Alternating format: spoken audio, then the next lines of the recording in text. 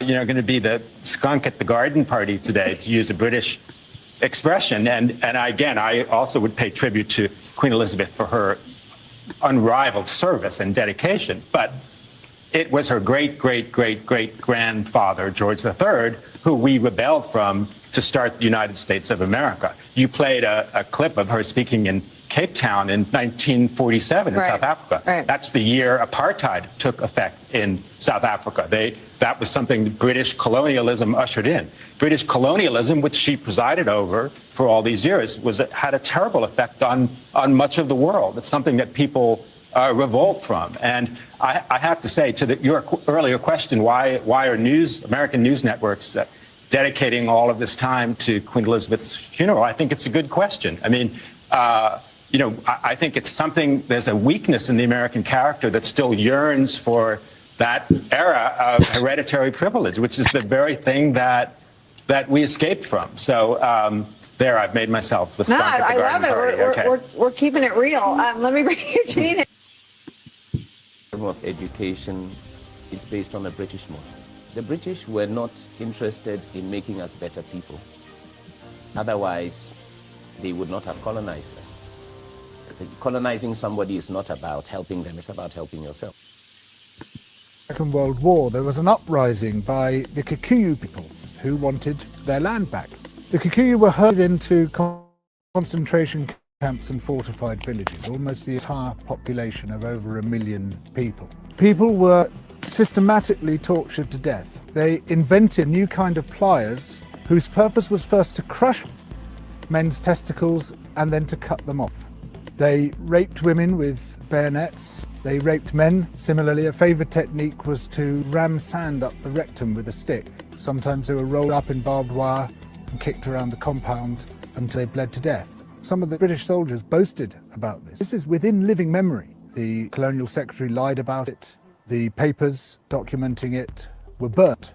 The impact of the rich and powerful nations has been so phenomenally murderous and destructive that it has been completely airbrushed from our national consciousness. In order to justify the land-grabbing colonial projects, you had to create an ideology. We, the Europeans or the Americans, have come to rescue the rest of the world from its depravity and backwardness. But in order to do that, you have to be able to demonstrate that the rest of the world is depraved and backward. From this arose the racism that is still with us today. It was a necessary component of the colonial project. Some people might claim, well, okay, we broke a few eggs to make this omelette, as if all those human beings were eggs. But look at the omelette, isn't it fantastic? Look, we've made this fantastic omelette. Forget about all that unpleasant stuff and let's just celebrate where we are. Where we are is a continuation of the project. We commodified people's land and people's labour and turned it into our property. We're also destroying the rest of the living world alongside it. We don't have to be like this. We are the same human beings as anybody else. We're all part of the same big human family. We just have to recognise that, accept that. And of course, within Western countries, there are plenty of brilliant people resisting colonisation, both internal colonisation within our own countries and external colonisation of other people's countries.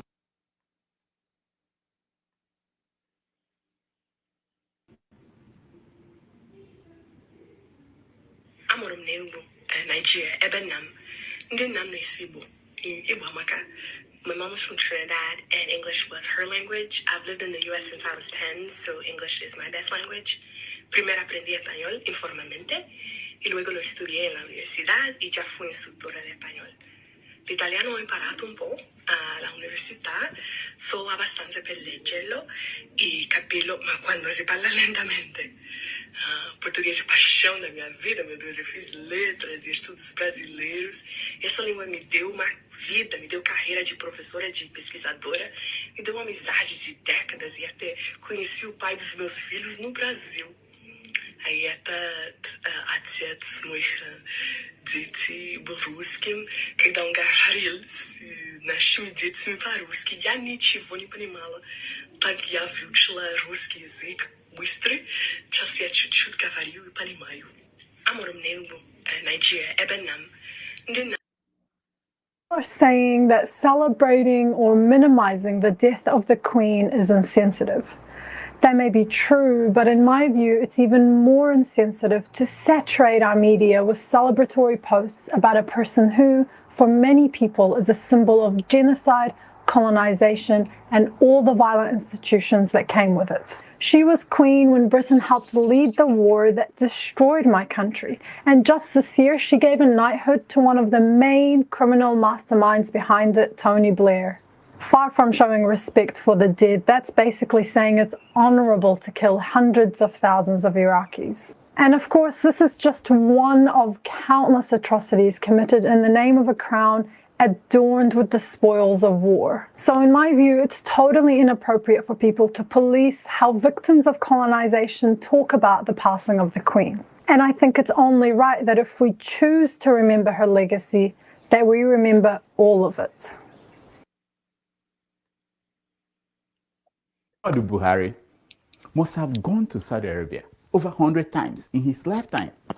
I tried to count over 100 times in his lifetime. Since he became Nigeria's petroleum minister in 1977, he must have visited Saudi Arabia over 24 times. What am I saying? By the way, he's still Nigeria's oil minister, just in case you forgot. More than 40 years after he was first named to that position. But when you see him in Saudi Arabia, have you seen him? When you see him in Saudi Arabia, usually you see him like this. First to be undertaken was Tawaf, the circumambulation of Kaaba, in line with the Sunnah of Prophet Muhammad. Yes! That was Buhari going to pray to God to make things better for Nigeria. Isn't that wonderful? He goes to the lesser Hajj, to the higher Hajj, while things continue to be worse in Nigeria. Now, Buhari's prayers used to be for God to help NNPC to find more of the sweet Brent, oil, our own kind of oil, sweet Brent in the Niger Delta. Then he changed, find it in Chad Basin.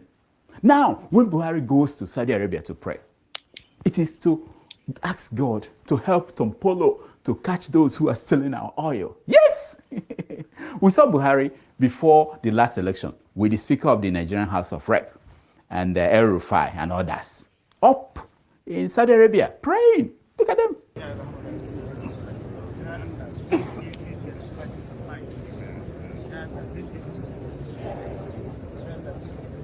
They were wearing white. Holy, holy, holy, holy. We have also seen our incoming president, Bola Tinubu, in Saudi Arabia. Show him.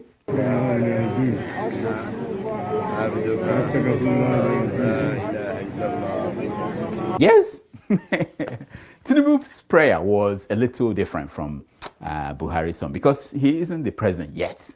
So his prayers were for his hands to stop shaking and his kidney to stop licking, that kind of thing. Licking, shaking, mimicking. And when I saw them, it reminded me of the famous video of former President Goodluck Jonathan praying in Jerusalem somewhere before he lost the 2015 election. Remember that? Remember that one where the pastor and his friends were knocking their heads on the ground, pounding the ground in intense prayer, like this one. I swear God to you that even 40 years from now, if we don't work, my Father hears us. Lead us to the path of righteousness. Anyway, back to President Muhammadu Buhari, who is also the Minister for Petroleum in Nigeria. And in Mecca, let's see him again in Mecca. So for Nigeria, dearly loved, cherished, and jealously managed by President Muhammadu Buhari. Yes! Now, why Buhari goes to Saudi Arabia to pray? I don't believe he had taken time off from praying to look at how Saudi Arabia monitors how their oil companies explore their crude oil reserve. Take a look. Every facility in the kingdom, every drop of oil that comes from the ground is monitored in real time. Yes! This is how serious people, serious countries, how they monitor their oil. Production, how many barrels are taken out every day, to what countries, and how much they made. Everything is monitored from one room. Every drop of oil, they said every drop. Play that again. Every facility in the kingdom, every drop of oil that comes from the ground is monitored in real time. In Nigeria, we don't know anything. We don't want to know. We just pray to God to come down from heaven to police our oil fields for us. And if God does not come down, we hire a militant, the same one that we declared wanted, to come and police our oil pipelines. Take a look at it, man. Saturday, Sunday, Monday, we are going to move into serious action where we will stop all the illegal activities in the Niger Delta region. No wonder. While in the last 6 months, Saudi Arabia's oil company declared a profit, no, what am I saying, of over 80 billion. Nigeria's NNPC declared zero profit. In fact, they spent more. In fact, NNPC spent billions of naira paying workers who did not refine a single drop of oil. Look at the headline. Just think about it. Look at it this way. It's like the Super Eagles of Nigeria flying our players off with the coaches, all going to Qatar, to the World Cup in Qatar, the venue of the World Cup, this year's World Cup. Is it this year or last year? Going to the World Cup, yeah, where we are not even qualified to play at the World Cup. That is what the NNPC has been doing for years, paying workers, sending them trainings, go to training abroad, when the refineries are not even running, and they cost us billions every year. Just to monitor the crude oil produced by other companies in Nigeria, the Minister of Petroleum could not. Here is what the NNPC's general manager is saying. Look at the headline. Yes, that elite criminals are stealing $14.6 billion worth of oil in Nigeria every year. And you are going to borrow every day. Yes, elite criminals. Instead of saying my friends. You know? Meanwhile, the vice president came to America and begging them to cancel our debts. Last week, Nigeria found a ship carrying over 2 million Nigerian stolen crude oil, 2 million barrels, off the shore of Equatorial Guinea. How did that happen? Where is the Nigerian Navy? So if a ship docks somewhere in Nigeria and is picking up Nigerians to be enslaved somewhere, nobody will notice. Thank God we have Tompolo. Bring the man. But we know trying to survive with bullfire is even destroying our environment more than what they are benefiting. So we are now working together with everybody to see that let's follow the right path. Yes, that is the great Tompolo speaking. From being the most wanted criminal in Nigeria, he has become Nigeria's own Jack Bauer. Hey, Jack, in 24 hours, you see what he will do. With a pipeline protection contract worth 4 billion naira a month, he will do the job, that the lazy Nigerian Navy won't do. Did I just call the Nigerian Navy lazy? Who wrote this crap? Sasha! It's unbelievable. 4 billion naira every month. What are you doing in America again? Oh, Kendibe.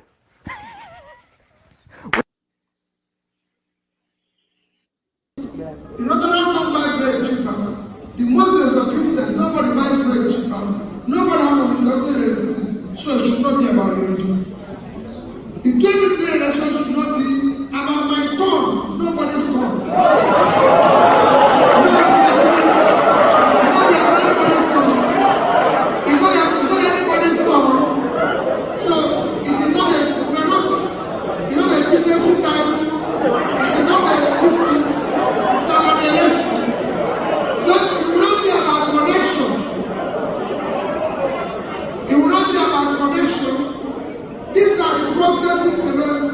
When people tell you that people doesn't have structure, let me tell you. No, the structure that I'm talking about is structure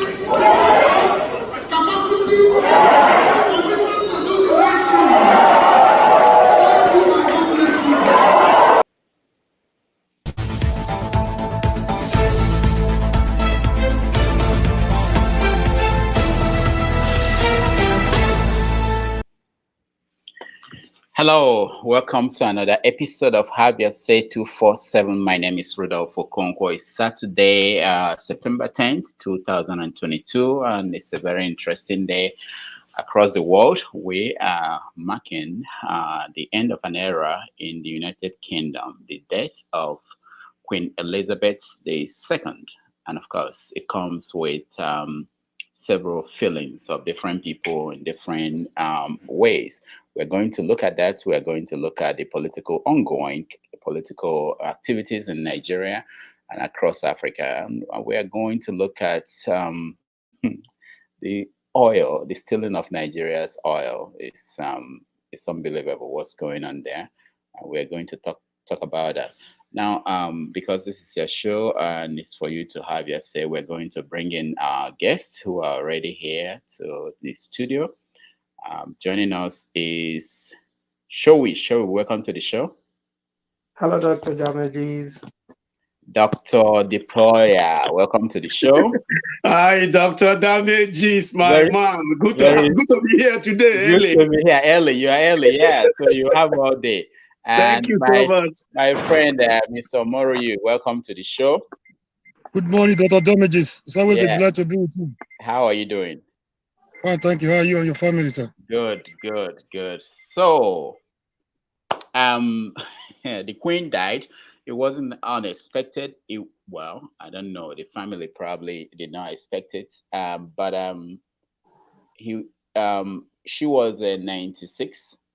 And it was going to be a celebration, but something else happened.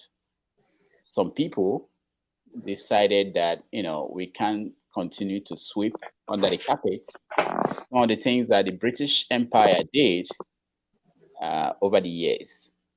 So that's where we are going to take the conversation to. But let's start by, talking to you guys what you feel about the Queen passing and King Charles taking over from the Queen. Showy, are you a friend or are you an admirer of the Queen and the British Empire? Yes, I am. I am an admirer of the Queen. Okay. Where are you? Ooh. Showy, where are you? I am in the UK. Oh, okay. You better say that if you're in the UK. No. Not because of that. Not because of that. It is what it is. All right. So what do you like about the Queen? Basically, she's got this gentle touch towards things. The monarch is a system in the British Empire, anyways. So whether we like it or not, it is what it is. It is their way of life. So, but she actually had this unique touch, which somebody has described as soft.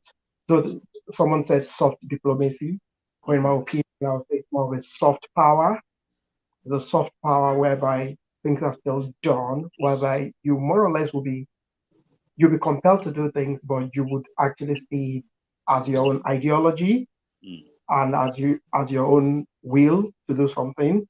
So she had that kind of soft power of doing things and carried the Commonwealth nations all along after serving, I call it a duty of service for 70 years, which is more or less like a selfless service.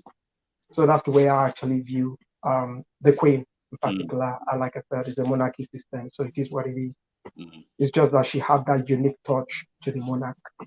What about Charles? Are you excited that Charles is now King Charles III? Okay, in as much as I am tempted not to air some opinion, I'm actually more objective, and I would say I'm objective in the sense that most people would actually view it differently based on a lot of sentiments that is in the air having to do with Princess Diana, and for him actually normally hearing his views and opinions, which most people don't like. But for me, it is what it is. The Queen is gone, and he is next to the throne. And well, was next to the throne because he's currently the King Charles III. And yes, it will be a case of long live the King. It is what it is. All right, thank you. Stand by. Yeah. We'll come back to you. Dr. Deployer, how are you doing? I'm good, sir. So we're starting with the Queen, just like every network everywhere in the world. Everybody's talking about the Queen. Yeah. What's the impression of what's going on? Yeah, actually, death is death. As a person, I feel bad. I feel touched for her demise. And just like when Diana died, is it 97 or what? Some years ago, I was shedding tears, as a matter of fact. I was shedding tears when that accident happened in Paris. So we are all humans. We've got red blood running in our system, even if those of them that are in part of the monarch are seen as people with blue blood. You know what I mean? But when you cut off their skin or anyone's skin, you don't see blue. What you see is red. So for that reason, I feel bad that she's gone. But on the other side, we have to leave sentiment by the side. We still have to, as human, all these days that I grew up seeing the British monarch and the Queen following, being in love with everything about how monarch is being protected in Western world, especially in the UK, and then compare it to our monarchs back home in where we come from. The politicians and the military dictators took advantage and destroyed our monarch system in each local government. So I give it to them, but we should equally be able to speak through to power.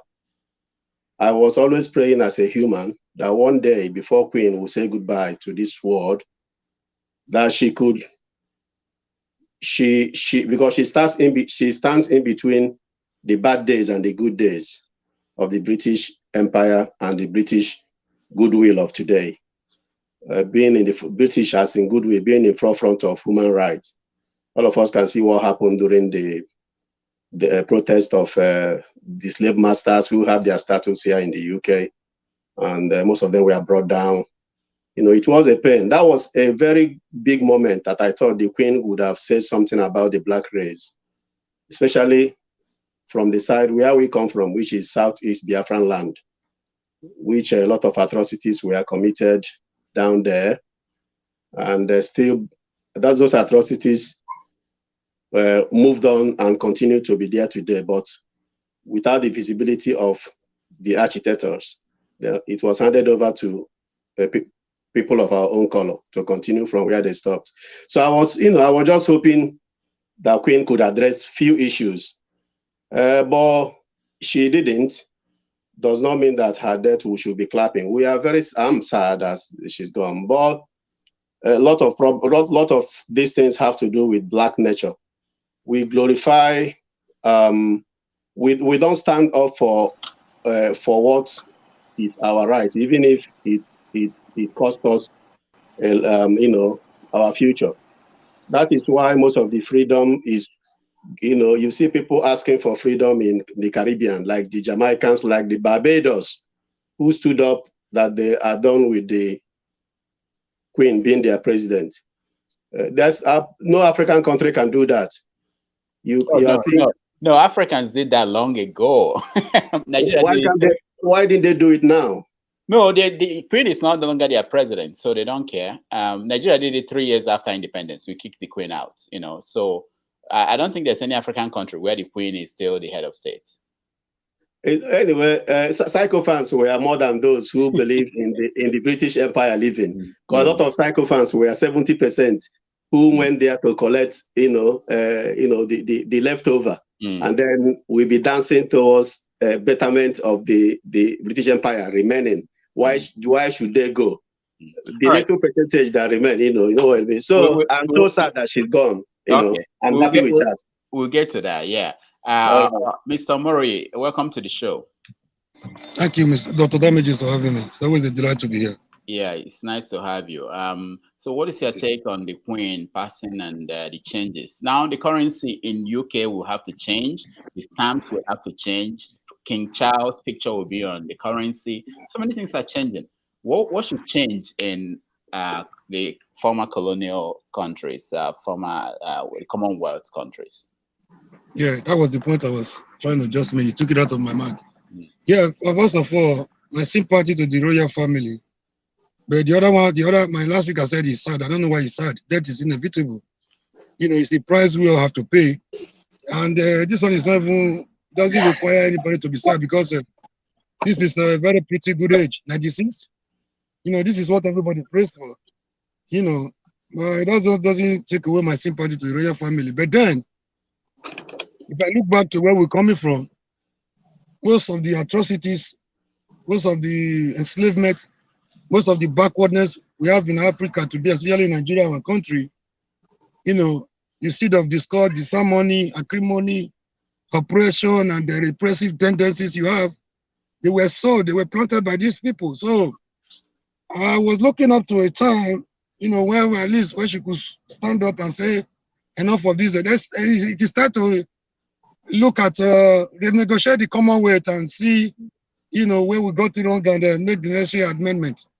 You know, most of the things we are passing through today, but that is not to say our politicians are helping matters though. If they left since 1960 and we had our Republican Constitution in 1963, we have not been able to do anything from then till now. We start still blaming the colonial slave masters. I think there's something basically wrong with us. But that too does not take away the fact that they sow the seed of acrimony, disharmony, hatred, bitterness among brothers and sisters. They make them see themselves as enemies. You know, the principle of divide and rule, they never came for us. They came for their selfish economic interests and political convenience.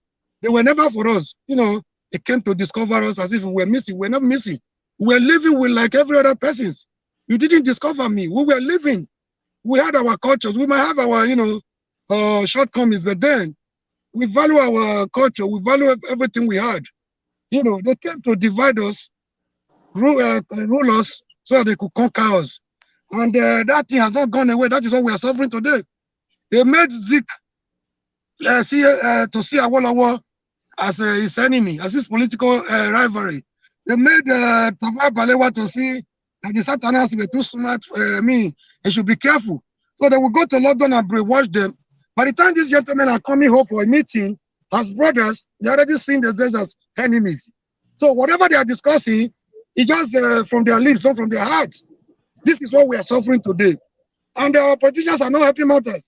If there's anything our politicians were able to copy from that divide, rule, and conquer tactics, was this thing, whether they have gone to school or not, no matter how intellectually hollow or morally bankrupt they are, they know how to use that one fully well to their advantage.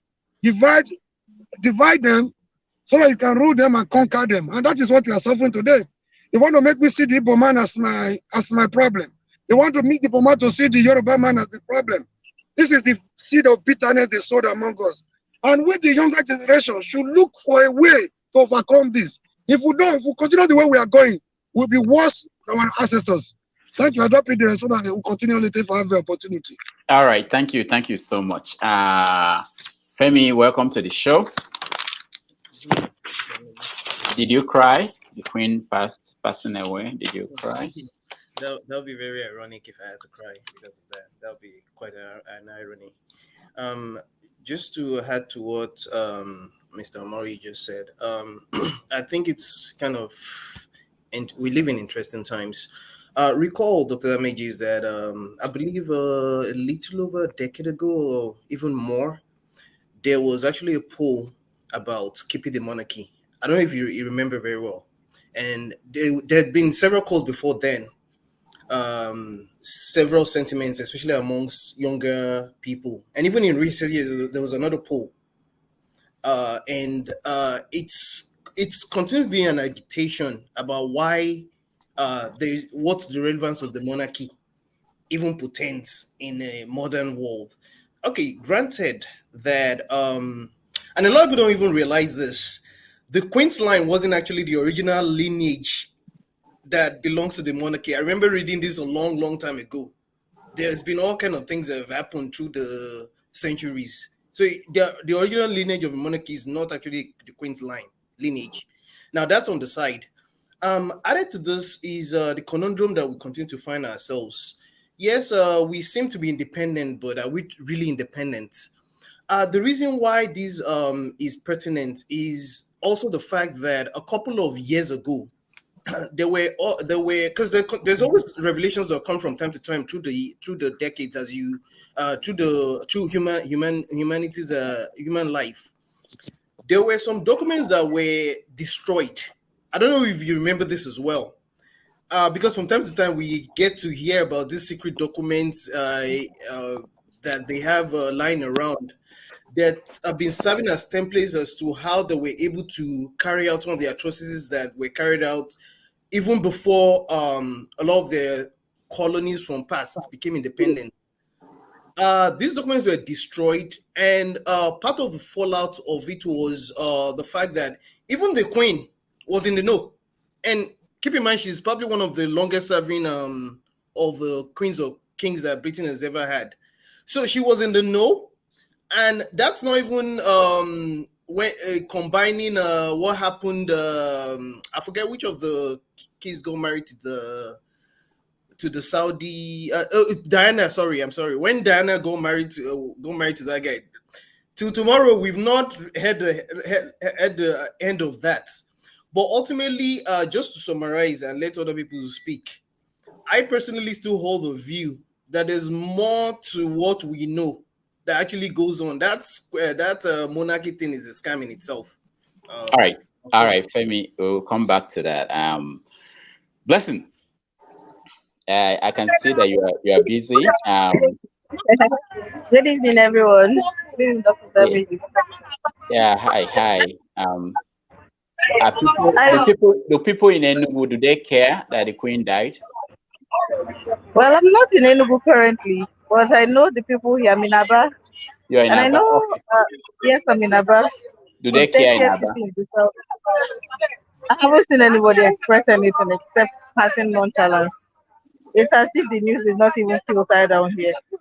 The only time I heard it mentioned was in passing. Somebody was passing by, was like, that was it. Everybody's going about their normal business. Okay. And talking about it in passing, it has no relation to whatever they are doing. Her death has no bearing to them. They can't even relate. But what do you think? Well, personally, I share the same sentiment. I couldn't care if she was alive or if she was dead. Personally, I have a lot of grudges against the royal family of Britain. What did she do to you? Plenty things. For starters, I know she is the queen. Some will say she was the ceremonial head and stuff, and she was just a figurehead in an institution that dates centuries back. But if she was really the kind of person that did not want the kind of atrocities that happened under her to happen, she had a choice. She could have left the truth if she was a prisoner of conscience, but she wasn't. So she being a figurehead does not even absolve her of any blame. She sat through it, she supervised it. Whether or not she gave the order is irrelevant to this. She sat through it. So whatever people are feeling about her death, they have every right to.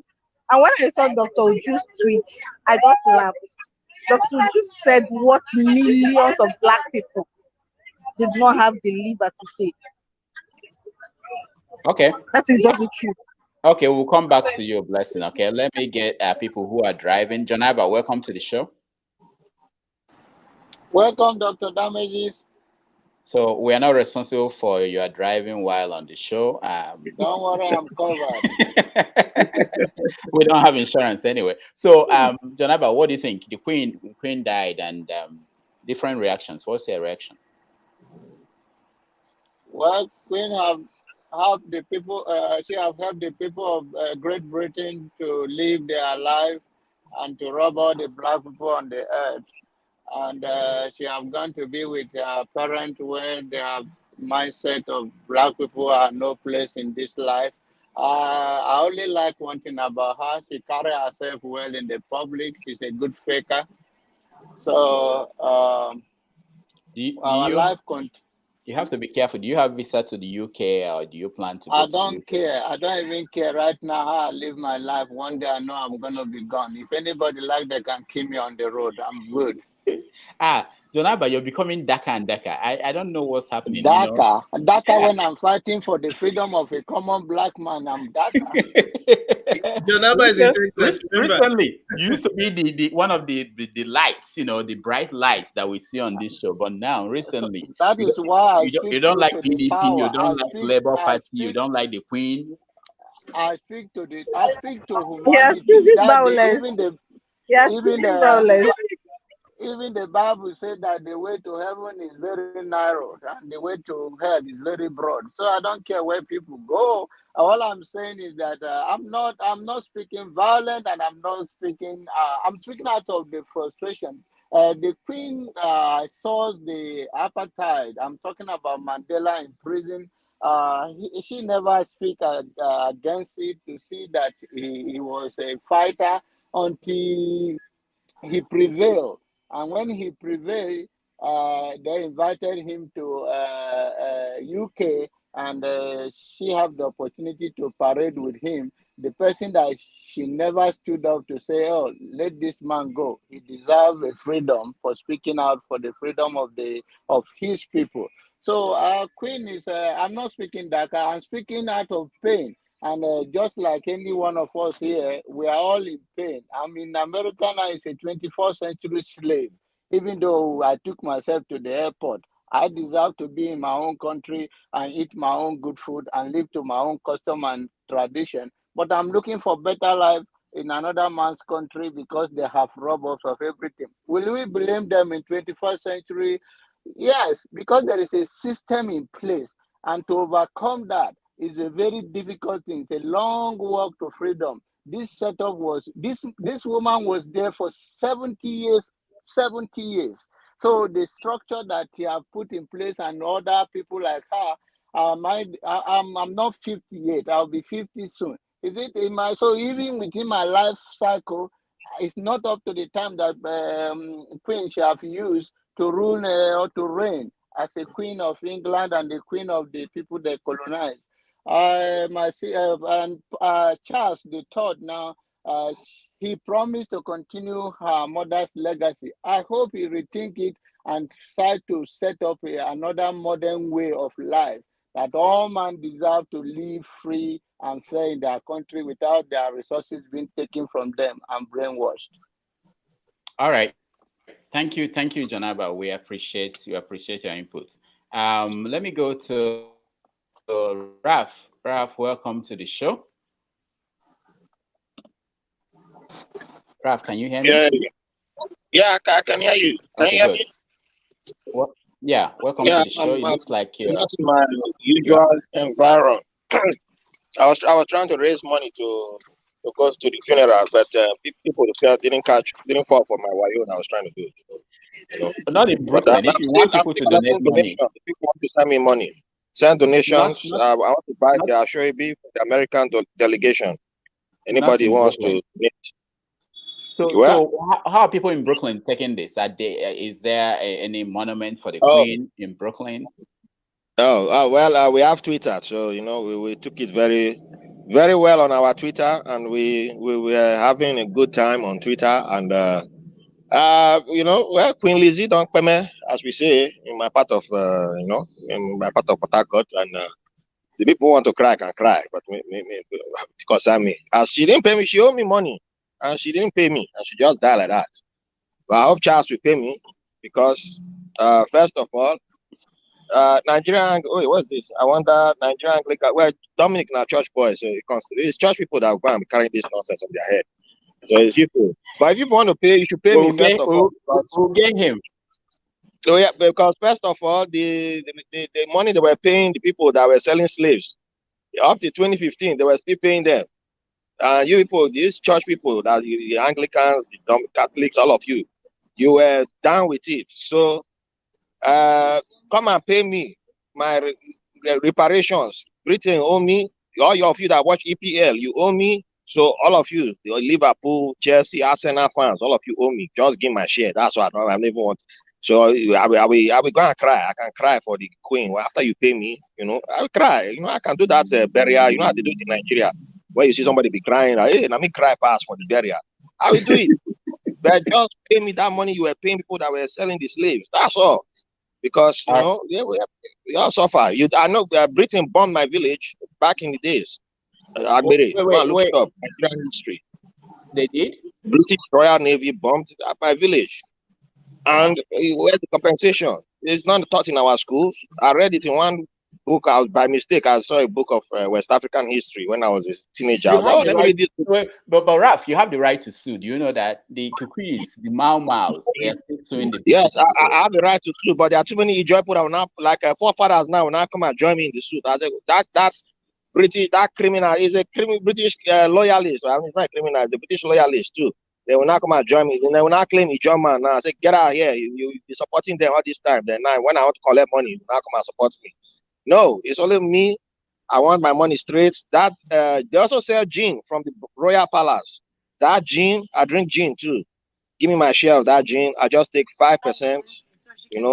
I'll collect my 5%, all that. But I don't care that Prince Charles came to Nigeria recently, not long ago. He always say, well, slavery was a bad thing that happened, and it should have never happened in human history. All the royal people were shaking their head like, And then did they officially apologize? No. The crown on her head, the biggest crown is from South Africa. The biggest diamond from Africa. The other one is from India. How did they get it? So what are you people crying? The people are crying. My mother was crying this morning. Oh, I just heard. She was lonely. I say, lonely how? You can't even wipe your hand, chef. You go shit. They will come and wipe it for you. You this, that. When Zulu King died, how many Africans were crying?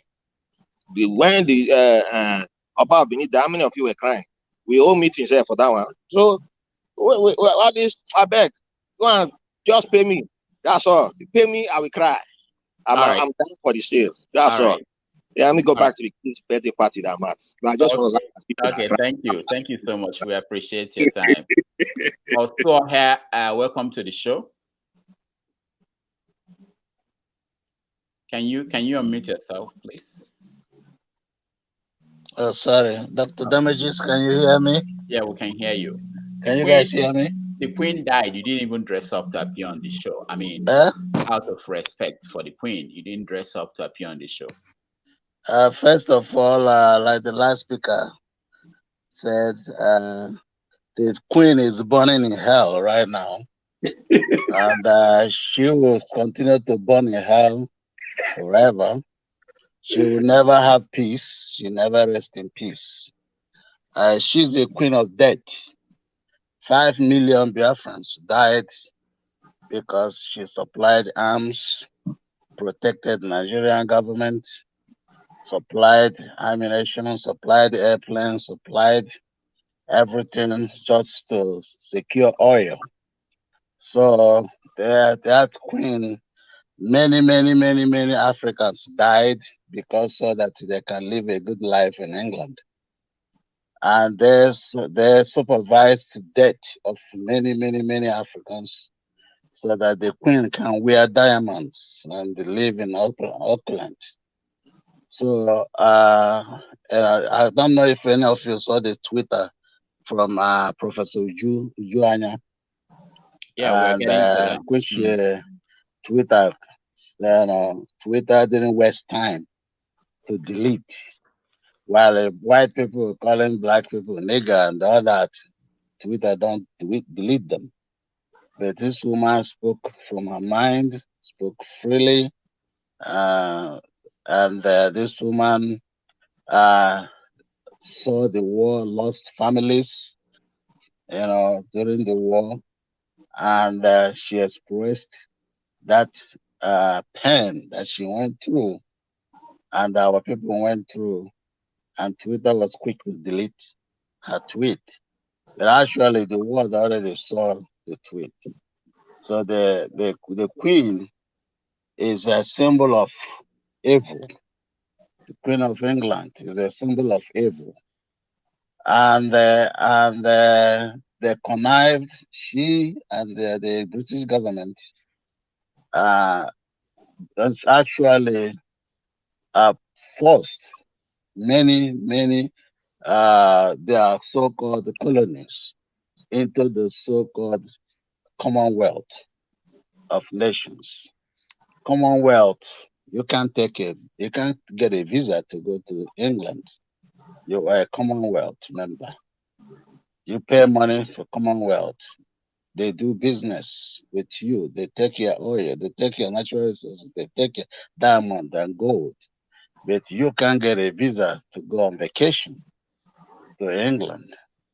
So these are, I saw some people shaking heads that these are the people that are selling out Africans. These are the fools that we have that sell out Africans everywhere. It will be These better. are It will be better you Queen desist from insults, is a gentlemen. symbol of evil. Okay, It's And better the you Queen desist from insults. Okay. will never rest in peace. Also here. So that's what we're talking about, and that's my contribution to this. Dr. That Damages, the can I say Queen something quickly, please? is a symbol of you what will. happened to Africans Okay. over the 70 years of her reign. Okay, also All here. she Thank brought you was pain, so much.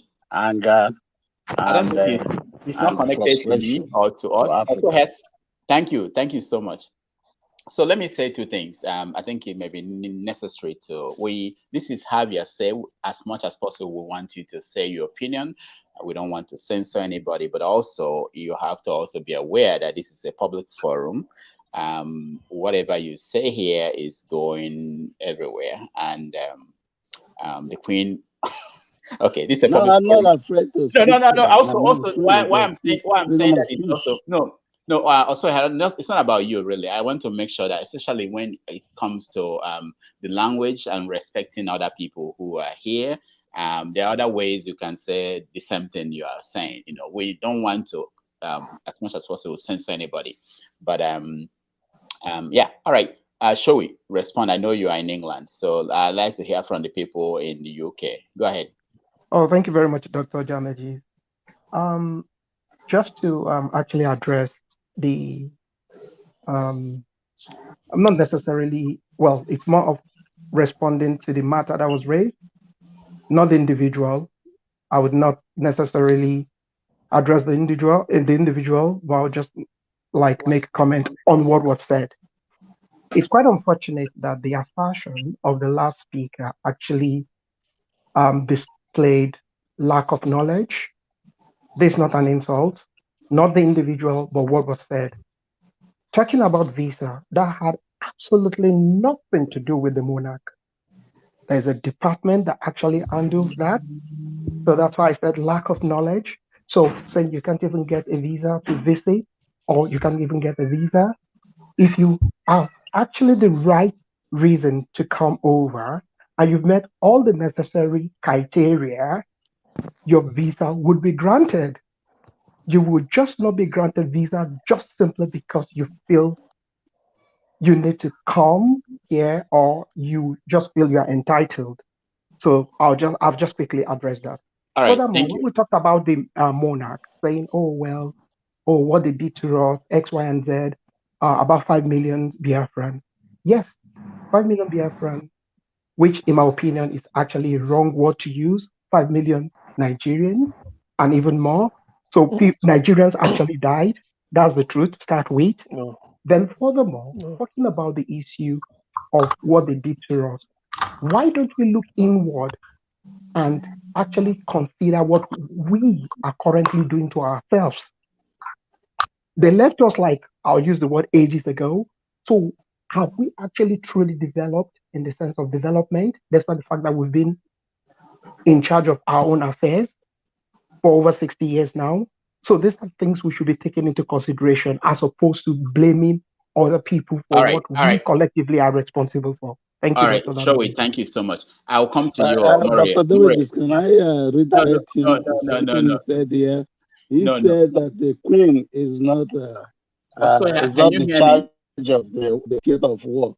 The Queen is the head of government, the head of British government. Ceremonial head. It's not Ceremonial. nothing like It is ceremonial. ceremonial. No, you don't, it's because you don't know. It's because you lack She that is in knowledge. control of the It's not government. correct. No, it's not She correct. is No, even after the prime minister. that's not correct. The Queen That's is not the correct. head of the Ceremonial. government. Ceremonial. She is the head of government. No, she's not. Okay, hold on, She's guys. She Hold on, guys. supervised the war in Hold on. Nigeria. She supervised the Instead of you to genocide listen and of learn, you're still Biafrans. arguing. You're still displaying that ignorance. Okay, Ceremonial. guys.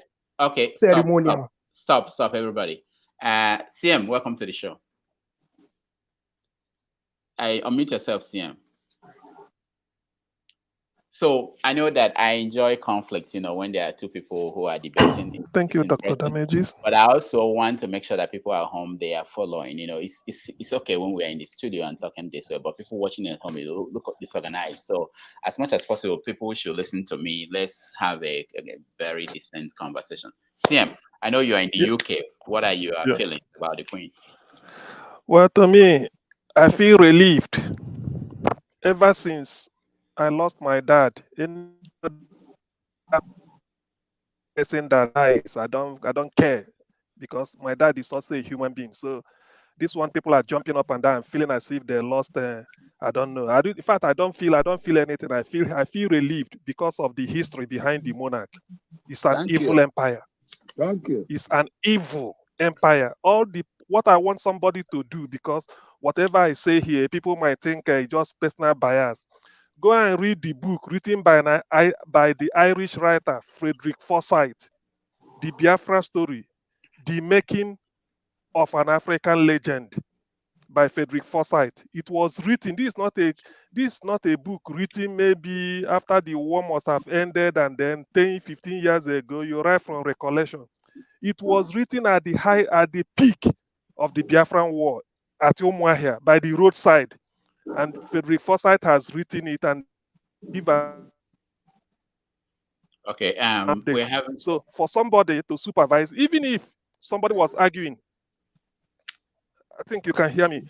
Even if the logic is she is a ceremonial head, is she not the person that opens parliament? The way it works in Britain is the Queen. They say this when they want to open parliament, all the program or what policies the government will execute. They say my government will. When the Queen will open, it said my government will do this. My government will do this. Now that Liz Truss is in, probably by next year, April, whenever it happens, I want people to watch it. This is an evil empire that a lot of countries now will be free. This is what I mean by being free. So many Commonwealth countries are saying that the moment this current monarch dies, they will have their own president. They won't allow her to become, being the head of government in Jamaica, Trinidad and Tobago, Canada, maybe Australia, all these things. They are saying it. So many people are getting their freedom. It is because, and I believe Nigeria will have her own freedom now, because the influence is like I wrote it somewhere that the imperial lantern has quenched out. All chains have been broken. If you know the evil of this empire, this British monarch, I don't think people will be celebrating. It's only that I don't know, because I'm in UK and the area I am, there are not much blacks. I would have made a party straight, because it's like I'm having an independence. This woman is an epitome of evil. So she didn't even die in time, 96. She should have died since. The people that died during 50 years late. When they are talking of genocide, they are not talking of genocide against Nigerians. Please, let's get it.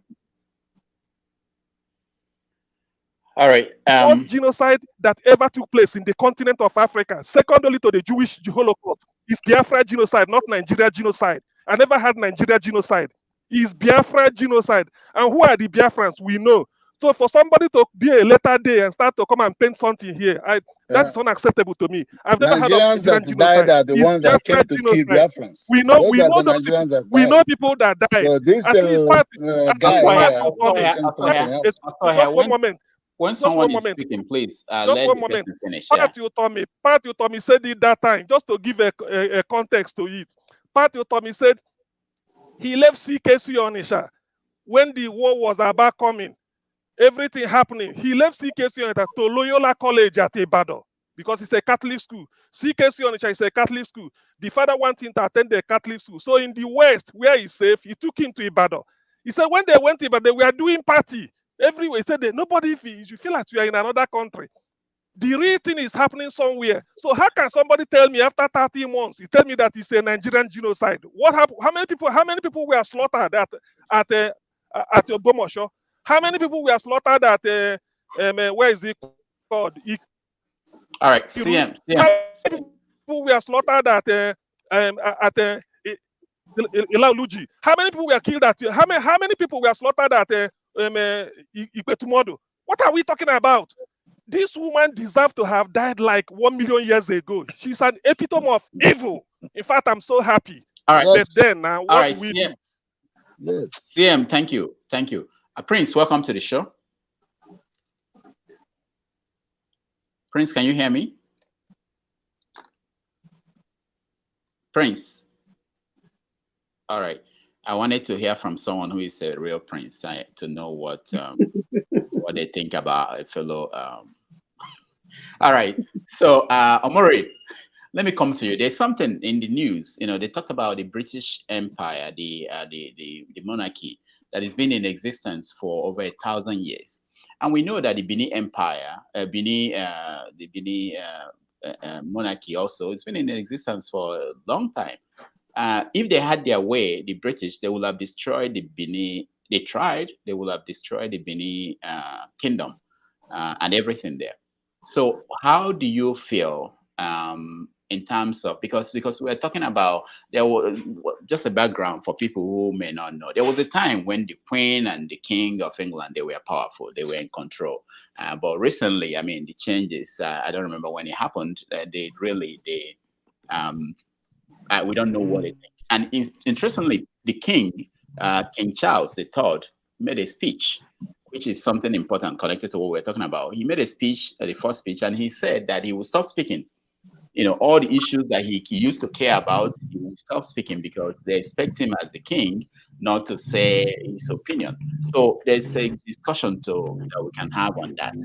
But Omori, I want to hear your viewpoint in terms of there's it's not debatable that the empire, the British Empire, headed by the monarchy, whether it was 600 years ago or 500 years ago, did terrible things and continues to. So the question is, what are we going to do now? How do we move forward? Go ahead, Omori. Yeah, thank you once again. I wanted to I was raising up my mind just to make a good response to Slowy. If you're talking about the Commonwealth, I wanted to find out if all you have said, if the wealth is still available and where is the wealth, how common is it to the nation? That is by the wayside.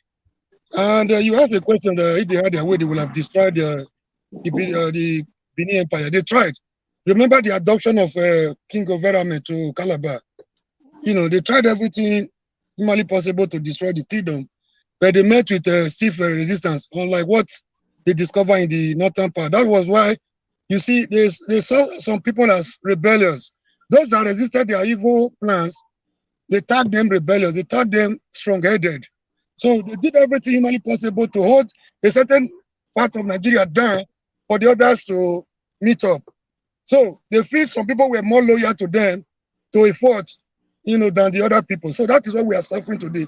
That was what my foundation, where I started from. They laid the foundation of the current evil Nigeria we have.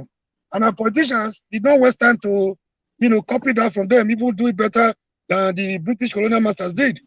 Now, like I said before, we have to be very careful. Each time I come here, I try to preach one thing: unity, love. If we come together, nobody can come in between us. If there's anything our government know how to use to the advantage, it's how to divide us, either on religious, political, or ethnicity.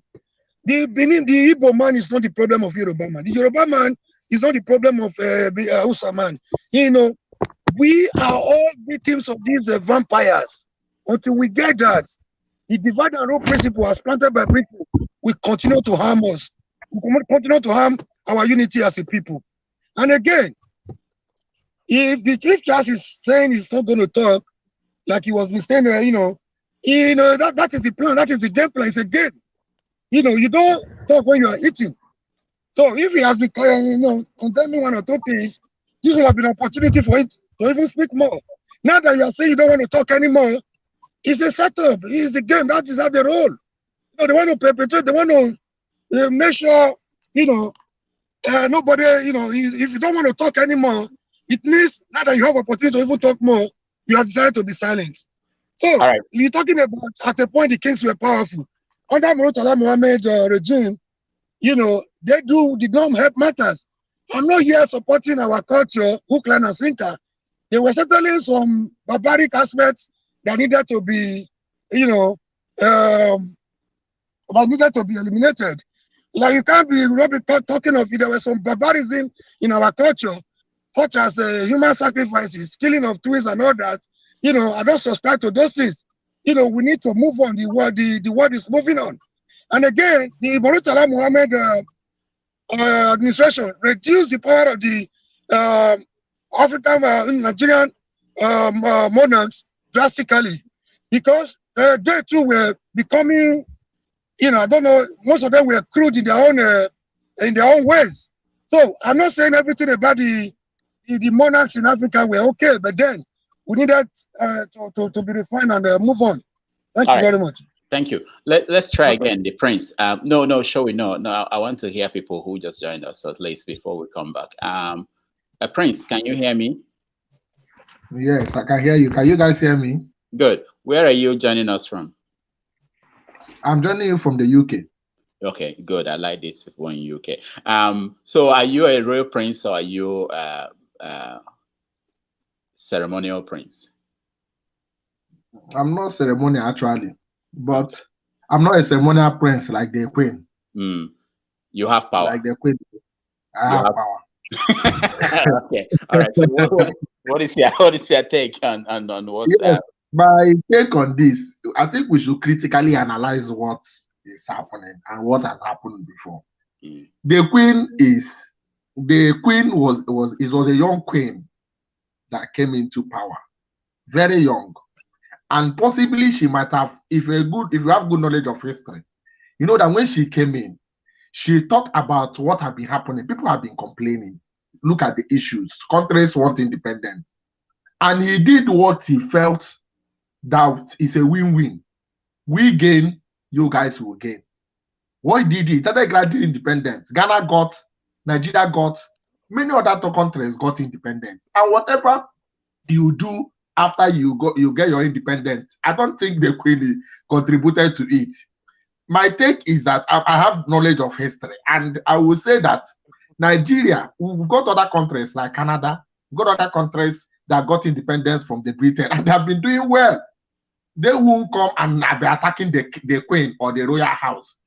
See, the royal house is the culture, is the history of Britain, and they do everything possible to keep it, give it that image, give it that image in the world. Because if you got a tourist attraction, you give it that image, media hype, everything to make sure that people regard that as the highest echelon of authority. But it's not actually like the highest echelon of authority. In the UK here, I'm currently staying in Wales. We've got Wales. I'm in Wales. And in Wales, they are not complaining. They are not complaining. I try to sample opinion. I try to initiate discussions. And I found out that the Welsh, they're happy being in the UK. They're happy being in the UK. If the Queen is that bad, we might say the ancestors, the fathers, before the Queen, they are bad. It is their policy. They wanted to gain from the world. They wanted to gain from the world. They are not Nigeria that we negotiate with the Niger Republic, we don't get anything. We negotiate with other people, we don't get anything. They wanted, it's a win-win. What will you now say about Roman Empire? What will you not know as other empires that benefited from the world? Those ones too benefited when they did, but it's just that they were not smart about it. But they pretend they reach themselves with it. That's my take. All right, thank you. Stand by, Prince, because we have more questions for you. But let me go to forefathers. Who wants to say something? I want to say something, please, Dr. No, No. Okay. Because once you say something, someone that I will come to you. Just stand by. Forefathers. This is your forte. The Queen is dead. They said it's a win-win. Prince said it's a win-win for us. Forefathers, you're in the UK, I think. Yeah. Yep. Okay. Yep. So let me hear from you. Her Majesty's passing, obviously, for her people. I like the way you called her, Her Majesty. Her Majesty's passing for her people is maybe sad. Obviously, she served her people well, didn't she? She beat our people and did whatever they see.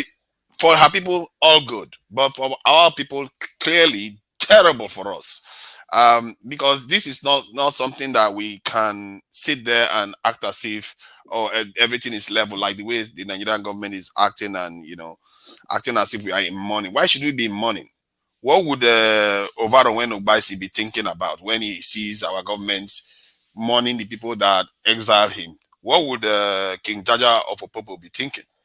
Some of the things our people do, they need to be asking themselves, because I don't think foreign people will do this. If they know that these people have done so and so to them, that they will be praising mourning them, and we put our flag in half mast for what? For what reason? If anything, we should be minding our own business, trying to sort ourselves out. There are so many aspects to this, and it informs the way our leaders behave. Just how many months ago, I think just last month or so, they went to London for a meeting, and it tells you, our leaders went to London now for a meeting, including all the political leaders. They were having a meeting there. It tells you the influence they still have over these our leaders. It's not benign. If it was like something past, I can say, okay, I forgot. It's forgotten, and we are in charge of everything now. But what is going on? Shell, if I'm to even put it down to my own areas like south of Nigeria, look at the decimation that is going on there with the oil companies from the western countries. The so-called oil theft we are hearing, the majority of them, 80% of them, where do you think the oil is going to? It's to them. All these things, the damage that they are doing to our people is just incalculable, really. And our leaders cannot just act as if, everything is okay, playing it all nice. I don't know what kind of logic that is. Whether they want to play all nice until they fall dead and they take over, I don't know. Because they are not going to fall dead. They've got a king to replace him, and they are going to carry on the business of the family. It's for us to do our own bit. And I don't blame them. If that lady was our leader right now, would you be mourning? We will not be mourning, because she did her job. That is the problem. Our own people are not doing their job. Instead, they are going to foreign people to go and bow down and kowtow to whatever they demand of us. If it's a LGBT right, climate change, we are talking about climate change, we're talking about energy transition when we don't even have power. All these things is where we need to be getting ourselves back. And to be fair, I'm quite in a way, the way the panelists have spoken, most of them were really, really like against her in so many ways, and how evil it is. Personally, I don't know what I would call whatever they did really, really evil, because it happened to us. That's why we are calling it evil. If we were in power, we would do the same thing to them. As a matter of fact, no. I'm telling you, the Moorish empire that went to Europe was not that kind. They did stuff to them too. And so, in short, the point is that empires do nasty things. That is what empires do. And it's for us to know our place in this world and figure ourselves out. See, CM, you can say people are evil as if you are in the Bible, like people are evil and all the rest of it. Even Jesus himself told you that he has not come here to bring peace. He came with a sword. These people, they spread their religion with a sword, and they killed a lot of people. They even killed their own people because of it. The way I look at it is that this is how the world works. And until we are in charge of the world, we can decide what morality we want to impose in the world. Right now, we are not in charge. So they have done well for themselves. They have fed their own people. Look at them. They don't even have much natural resources. And look at how well they are living. We have all the resources, and look at how we are living. It's up to us. We, the men here, we are the ones that shape our societies. What have we done to do that? You can curse her all you want. It's not going to matter. Because if she was our queen, we will be praising her for being a great queen, and that's what they are doing. All right. Thank you, forefathers. Let me hear reactions from, I'll come to you, CM. I know you want to say something. Dr. Deployer, you first, and then Showe, I'll come to you. Yeah, thank you, gentlemen. Thank you, Dr. Damages, for giving me a second chance. I've been listening to people who are against and people who are for. The thing is, like I said earlier, she's a human. She died, and because every human is a human, I personally feel the pain that we lost her as a person, no matter how bad the empire was. But nevertheless, let us, those of us who claim to know history, let us not confuse those of us who have time to Google, who have time to study, who have time to look into the past, because history was taken away from Nigerian school curriculum because of this very today that we are discussing about. It's part of reasons why history were hidden away from Nigerian school, because some people there who are the political elites do these damages, and they don't know these damages is causing this kind of misunderstanding that we have within ourselves. Because if somebody was comparing, somebody said he stays in Wales, and Wales are okay, they don't lament about what they like staying in the UK and whatever. The way they handle your color is different from the way they handle those of their color. It's very, very simple. How many times is Scotland going for a referendum? How many times is it going for referendum? Have they not been hearing of referendum in Africa? Which one has been supported? You can't ask yourself such a question. And mind you that Nigeria was amalgamated. There was no name like Nigeria before. So if the best thing should come for that Nigeria as a country, which is the giant of Africa, and then group together to hold the black nation down, because we can never move forward except the revolution that could come from anywhere, the way it's showing now. That's the only thing that can save us. I cannot see a country in this world without a referendum. So, I just want to learn now. Now, we are sad that I am sad that she died, as a matter of fact. But there are three things that is holding us down. Indigenous people, we are living very, very well. Before somebody came to say, I discovered River Niger. River Niger was there. Our forefathers were swimming nakedly. Whether they like to wear pants or don't wear pants, it was there. Okay, I have been in Birmingham. I discovered Birmingham. Would they put it in the record book that I discovered Birmingham? Nobody will put it for me. But they came and told me that they discovered River Niger for me. River Niger has been there before my great-grandfathers were born. So we should know our problem and know that mistakes were done. If they want us to move forward, let us be the way we were before 1914. Let us be the way we were. We were not clean ourselves. We didn't hate, Yoruba didn't hate Igbo. Igbo didn't hate Yoruba. Hausa didn't hate Igbo. Igbo didn't hate Hausa. It was only when we amalgamated, putting people together who is just like putting electricity together, negative and negative together. And this is the problem. We do hope that this problem will come to an end as soon as possible. I don't have any grudges about the British Empire. The damage has been done, but it's somebody to speak up. Charles, like you said, have told us that he will not speak from this moment that he has been crowned. Of course, that is part of the crown. When once you wear it, you no longer air your opinion. You keep it to yourself. If you are here supporting that, you said that they killed 5 million Nigerians. Why are you saying that? People in the other side of Nigeria were enjoying everything. There was no war in Nigeria. There was war in Southeast.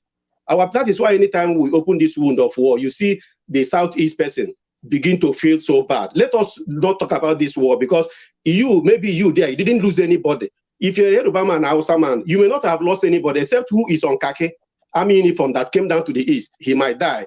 But in our own place, in our own town, our mothers were cooking, bombs were hitting on them.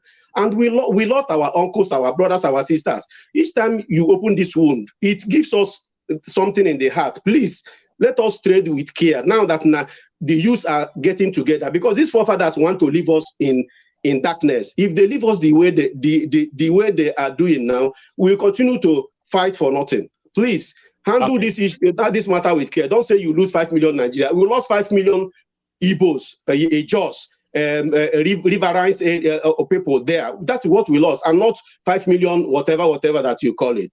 Thank you, Mr. Damage. Thank you. Okay, thank you so much. Showi, you're next. Yeah, thank you very much, Dr. Damage. I would start by saluting the wealth of knowledge that Prince actually displayed. concerning the monarch, I think we are confusing two things here. There is a bit of the crown, which is the institution, and then Queen Elizabeth II, which just passed on. So there are two different things.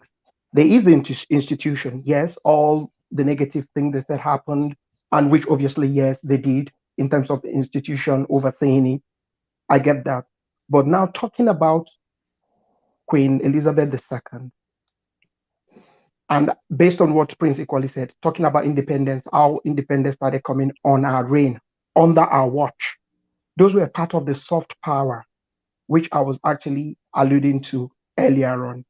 So let's get that right. It's different between the institution and the individual.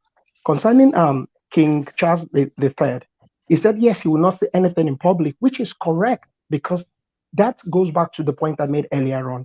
It is a figurehead. It is ceremonial. As the monarch, as in once you become the king or queen, you are not allowed to actually air an opinion in the public. You're not allowed to do that. That is what it is. And that's actually still buttresses the point which I was making of being just ceremonial head. So that's what it is. All right. And then for Scotland, okay. Yeah, just hold on. Unless we have a lot of people joining us, and we want to get to everybody. CM, briefly, what's your comment? You see, my comment. First of all, let me put this out there. The credit for rapid decolonization of Africa. By this, I mean granting independence, something like Ghana in 1957, and then from there on, Uganda 62, and all those things. Britain cannot take the credit. The credit belongs to United States under the presidency of Dwight Eisenhower. The reason being that the invasion, the catastrophe, or whatever, the disaster called the Suez Canal invasion of Egypt between France, Britain, and Israel, because they didn't include America was against it, and the thing failed. So America has to block International Monetary Fund from advancing loan to Britain and tell Britain that they should escalate immediately the decolonization of Africa, and they should get out of the Suez. So if not for American intervention, I don't think most of all the Nigerian independent talks, like West African countries and African countries, should have come the time they did. So the credit rather should go to United States for instructing IMF and then ordering Britain out of Suez Canal, and they should stay out of Africa. Now, when we're talking of the crown and then the government of the majesty, the government is, when the queen wants to speak, he say my government. But because of the prime minister is the person that carries out the policy. That's what we're saying. You cannot, the extent, I mean, you can't compare the crown with what Nnamdi Azikiwe was compared to Tafawa Balewa when Zik was a ceremonial head. That was purely ceremonial. Zik has no influence. Zik cannot put, as part of the policy of the government, deciding of maybe still comping somewhere or put it somewhere. No, it's purely the prime minister that we do that. But he is the ceremonial just to welcome heads of states and other things. But in this case, the majesty is the head of government and it's not changed. You can't change it. Ceremonial Zik head. in his own case can be changed. Zik can be changed. We know this. If Nigeria has been such that when Zik dies, Zik's first son will take over, and then in that way, he could have, if you are comparing, then one can see the reasons. It's not like that. So this queen is what I'm saying.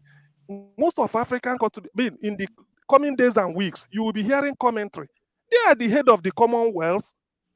They are sitting on Africa as a continent. They help to draw the map of African nation states. And that is where most of the confusion in Africa is coming from.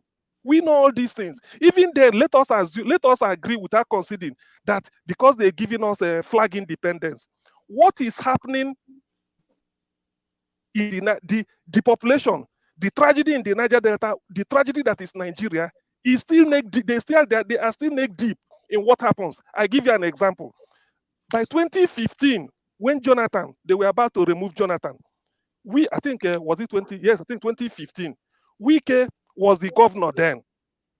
Yes, after that, Wike was, by 29, Wike was the governor.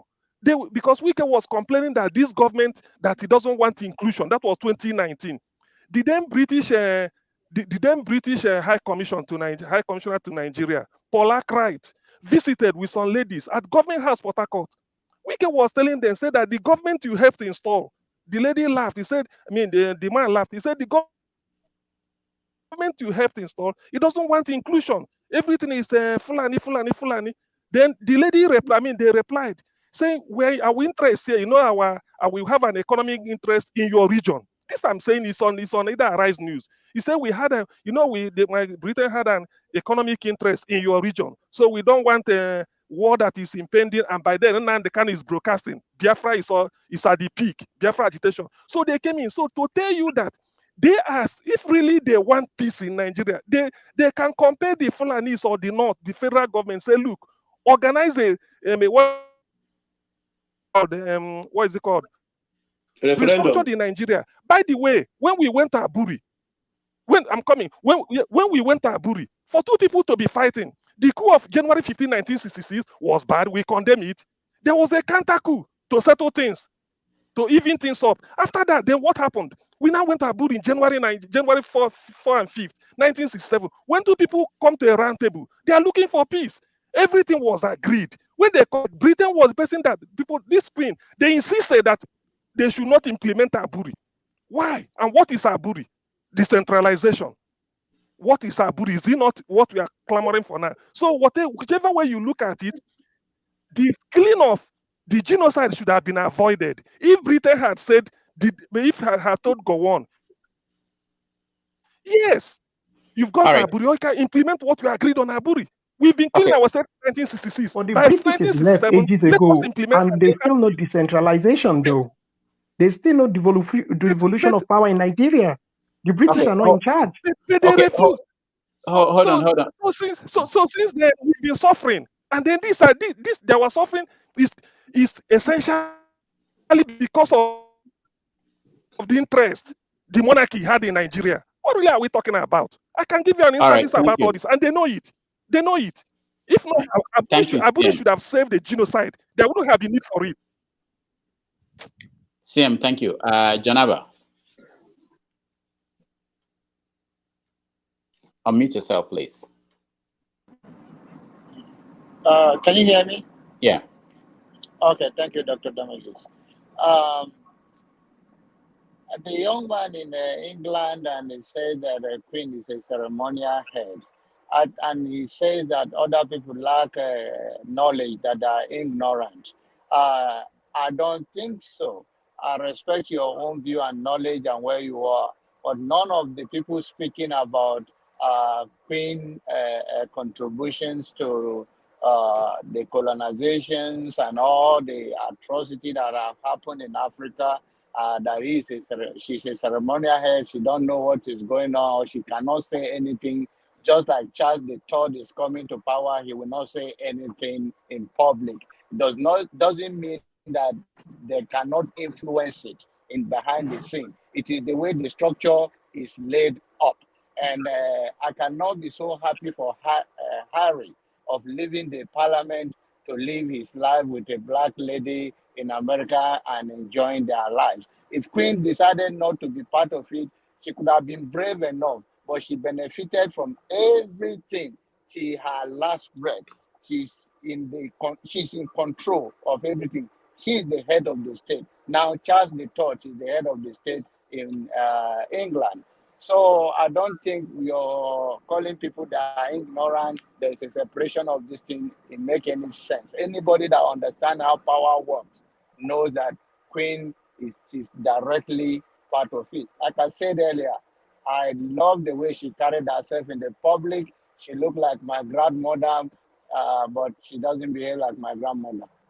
All right. Thank you, Janaba. Alexi, welcome to the show. Unmute yourself, Alexi.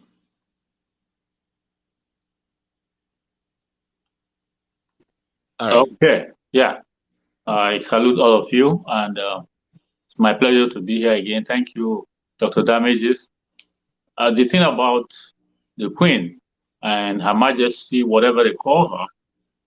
Again, it reminds me of the story of the blind man who went to see the elephant, and each of them went to one part of the elephant or the other. The other one says the horse looks like a snake. So for him, the elephant is like a snake. The one that stood by the foot touched it, and it was like a pillar. He said, oh, the elephant is like a pillar. And the one by the side or the stomach area says it's like a wall.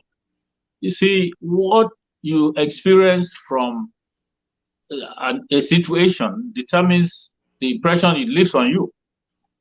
Do not exonerate the Queen from decisions made, especially on international circles. Please.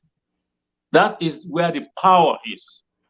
She's not going to come out to start talking about that thing. Just like somebody said, when you have the power, you don't speak like that. The Queen is responsible for most, if not all, that we have experienced in Nigeria.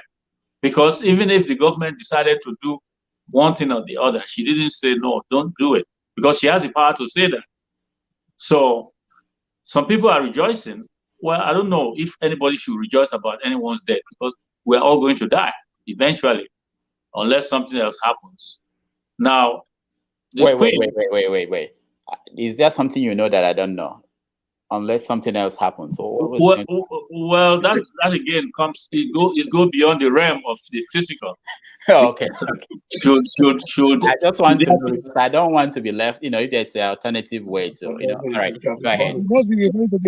If you guys can allow me, I can share with you something mysterious that I experienced within the last 2 weeks that has come to be fulfilled by the death of the Queen. Oh, hold on. This is not the place for it. No, hold on. Is that something that will give us a way out of this situation? Well, since you were asking me about what I was implying by unless something else happened, I know things happen anyway. 2 minutes. You have 2 minutes. Share with us. What is it? Well, I had a dream. Okay. I didn't realize I was dreaming until I woke up from that dream. An eagle swooped from the air and picked up a lion by its hind leg and went into the air. An eagle carrying a whole adult lion and went into the air. What are the other aspects of this dream? Before that eagle came down, a lion had just entered our gate. The setting was my home village, my father's house. I was at the balcony on the second floor, and I was looking down on children playing.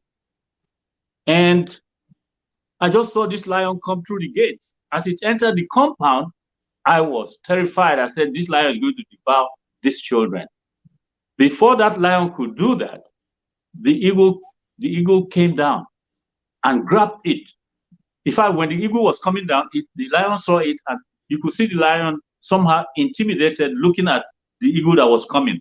And that same eagle grabbed it from its right hind leg and up again into the air and took it away like a prey. So now what I see in that is that the predator is now being preyed upon by the prey. I was terrified. I woke up and I prayed. I believe in prayer. And I went back to sleep. So what's your interpretation of the dream? My interpretation of it is that the strong man is going to be humiliated by its victim. The empire, the empire, the British Empire has always intimidated other nations of the world. You know what they did when they were all over the place. I didn't know the Queen was going to die, but when the Queen died, I remembered my dream. The power of the British Empire at this time has to be reconstituted. They will have to readjust many things because there's trouble all over the place, including our own country. They have to think, since she was not willing to change anything and everything continued to happen, people are being killed every day and nothing. Instead, the British kept quiet and all these things kept happening. Now that she's gone, her son will have to rethink some of these things. If he doesn't, well, we will see where it will lead them and us too. People are being killed by who? So I believe that the Queen stood strong behind all the atrocities that the British agents performed in other places. They used to write her, your Majesty, so and so is in so and so place. We have discovered this. We have discovered that. We are doing this. We are doing that. And then when they go back, they will crown them Lord.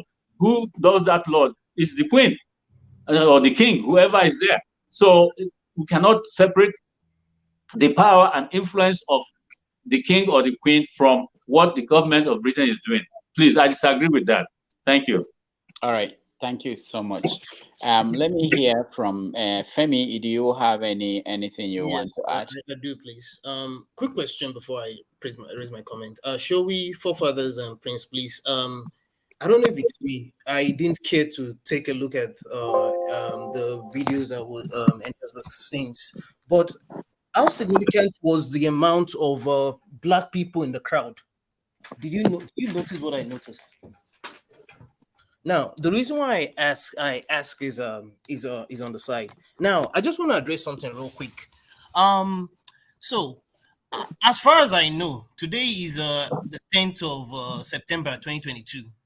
The former, the then Queen, late Queen, and the King still assents to Parliament laws. Correct me if I'm wrong. As far as I know. Now, the reason why I bring this up is that you could call it, it's when they want to lie to us, they start speaking English. Ceremonial. Let me tell you, my brother. History has a way of always repeating itself.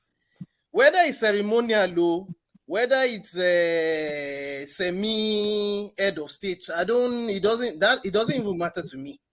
The fact is that I know I heard something about the institution being different from the individual, but see, let's not play with semantics here. When an individual takes on is in place under an institution, you're part and parcel of the institution until someone else takes over. The institution is always going to be there. It's just the individuals that are going to change. Now, there was something significant that I did notice from the speech of King Charles, which Dr. Damages did allude to earlier, where he mentioned subtly about Prince Harry and Meghan. I'm thankful that this kind of things are playing in our time and age. Because when I was younger, we didn't know better. When we were younger, we were so enamored by all this royalty and all that. But as you grow older and you try to think deep and try to put dots, because there's also something with history and how it's called a story. It depends on who's telling that history to you and who's trying to sugarcoat it to you. As much as I believe that we are still our own greatest problems, I'm not also going to lie to myself that the Britons, for example, in this case, have not been at the BS of all of the things that historically and even up until now have continued to hamper us. But that's another story in itself. But all I just wanted to summarize with is let nobody be fooled. When someone tells you, sometimes when people say things, they don't realize the depths to which it could go. People can think. When someone tells you, from now I'm going to keep quiet. So you were able to talk before. Now you're going to keep quiet. I understand there's all this thing about institution and whatever. After all, Prince Harry, when he felt that he wasn't into all of what this reality was with, irrespective, because there was more to it than just the fact that girl was black. There was a lot to do with that girl that she got married to was black. He left. So I mean, abdication is still an option. He can leave if he doesn't agree with something. So let's not fool ourselves, please. All right, thank you. Dr. Damages, can I speak? Can I just add one more thing? I think the terms can I just say this quickly? Let's hear from forefathers first. Okay, go ahead. Yeah, I think the term I don't know what Showy is looking for is the royal prerogative, and if I'm clear from what I'm observing is that it does have power over even the British government, even if they don't exercise it. The army swears their allegiance to the royal majesty. The country is basically owned by them, but they are not exercising it because of the conflicts they've had before. So to say that they don't exercise, they actually do exercise it. Like in the case of the Checos Island, They actually overruled the court order that says that they should allow black people that they evicted from those islands to return back. They use the royal prerogative to overrule it. So whenever they don't like something, then the royal prerogative will just come, slap it down, and that's the end of it. This, to pretend as if a powerful monarch that even politicians shiver when they talk about on the news, in the UK that is supposed to be free, you hardly hear politicians criticize her directly or criticize the monarchy directly.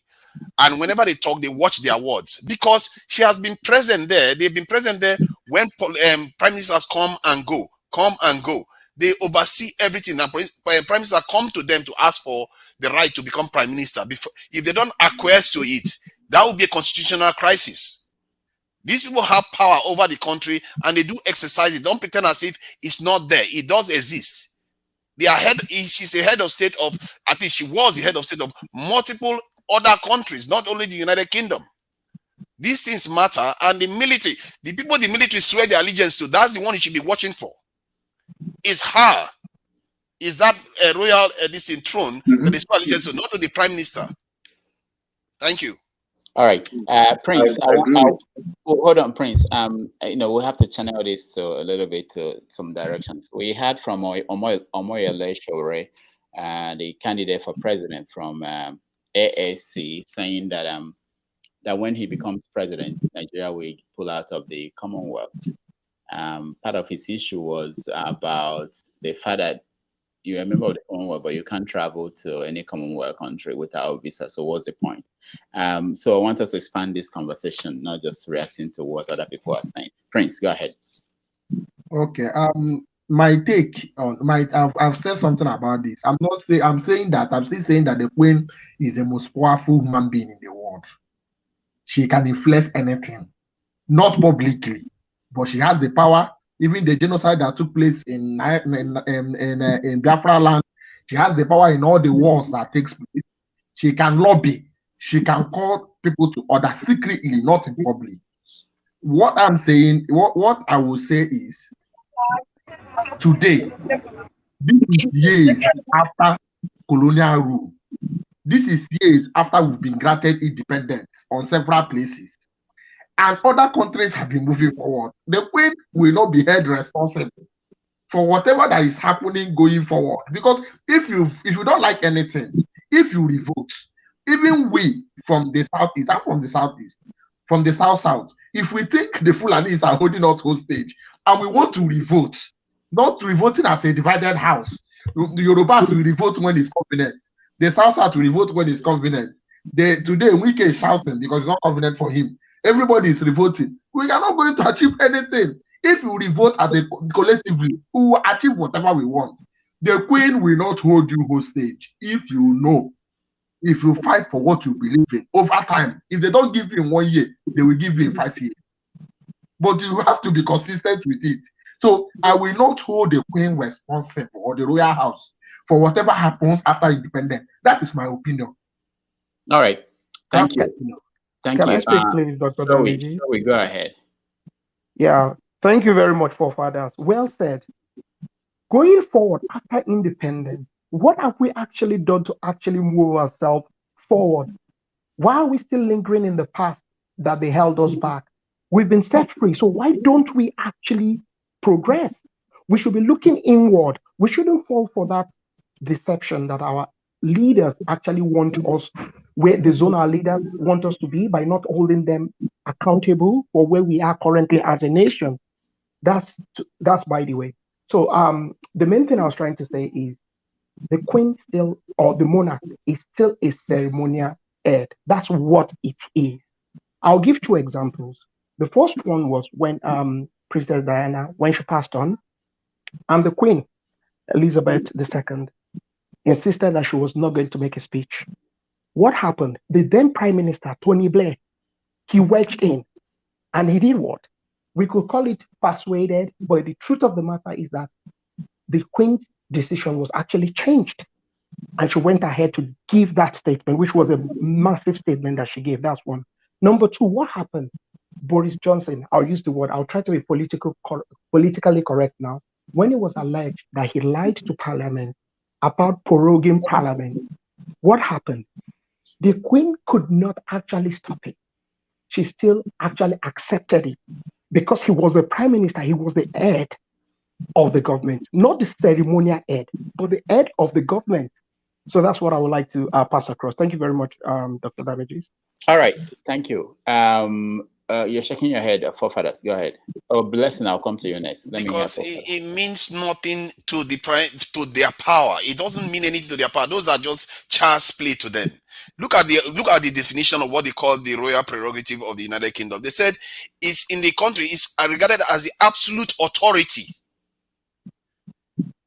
To them, the prime minister, they can play with their toys all they want, but when it comes to it, it's Her Royal Majesty that the military swears their allegiance to. The currency is her name, is her face that is on all the currencies, and she's about the only leader that has her face in all the currencies of the country. That this woman is this position is so powerful that she's the head of state of multiple countries from her country. Come on, you can't even, no prime minister can compare to her power. Even here in the UK, you can see it in the face of politicians. They know fully well where they rank in terms of power. Even the people know she is in charge. They might say, okay, when it comes to policy, tax, and all the rest, but in terms of the people of England, the people they are loyal to, they are not loyal to their prime minister. They are loyal to the Queen or the monarchy. That's the people that the English people are loyal to. Maybe not Scottish, maybe not Irish, but the English are loyal to that throne. All right. Thank you. Lesson. Dr. Damage is just a quick question. It's a question, please. Okay, go ahead. In Australia and in Canada, the Queen is still the head in both Australia and Canada. Okay. So why have they made that much progress relative to Nigeria, whereby she isn't the head? Are you seeing where I'm going with that? Okay, but they are white countries. How is that confusing? They are white countries. No, they're the same people now. Show. That's a different question, and I think people can answer it. Yeah. They're the same people. That's straightforward. Okay. So- Okay. Let's go to Lesson. Go ahead. Am I audible now? Yeah. Can anyone? I think this issue of whether or not the Queen's position is ceremonial and its impact is overflowed.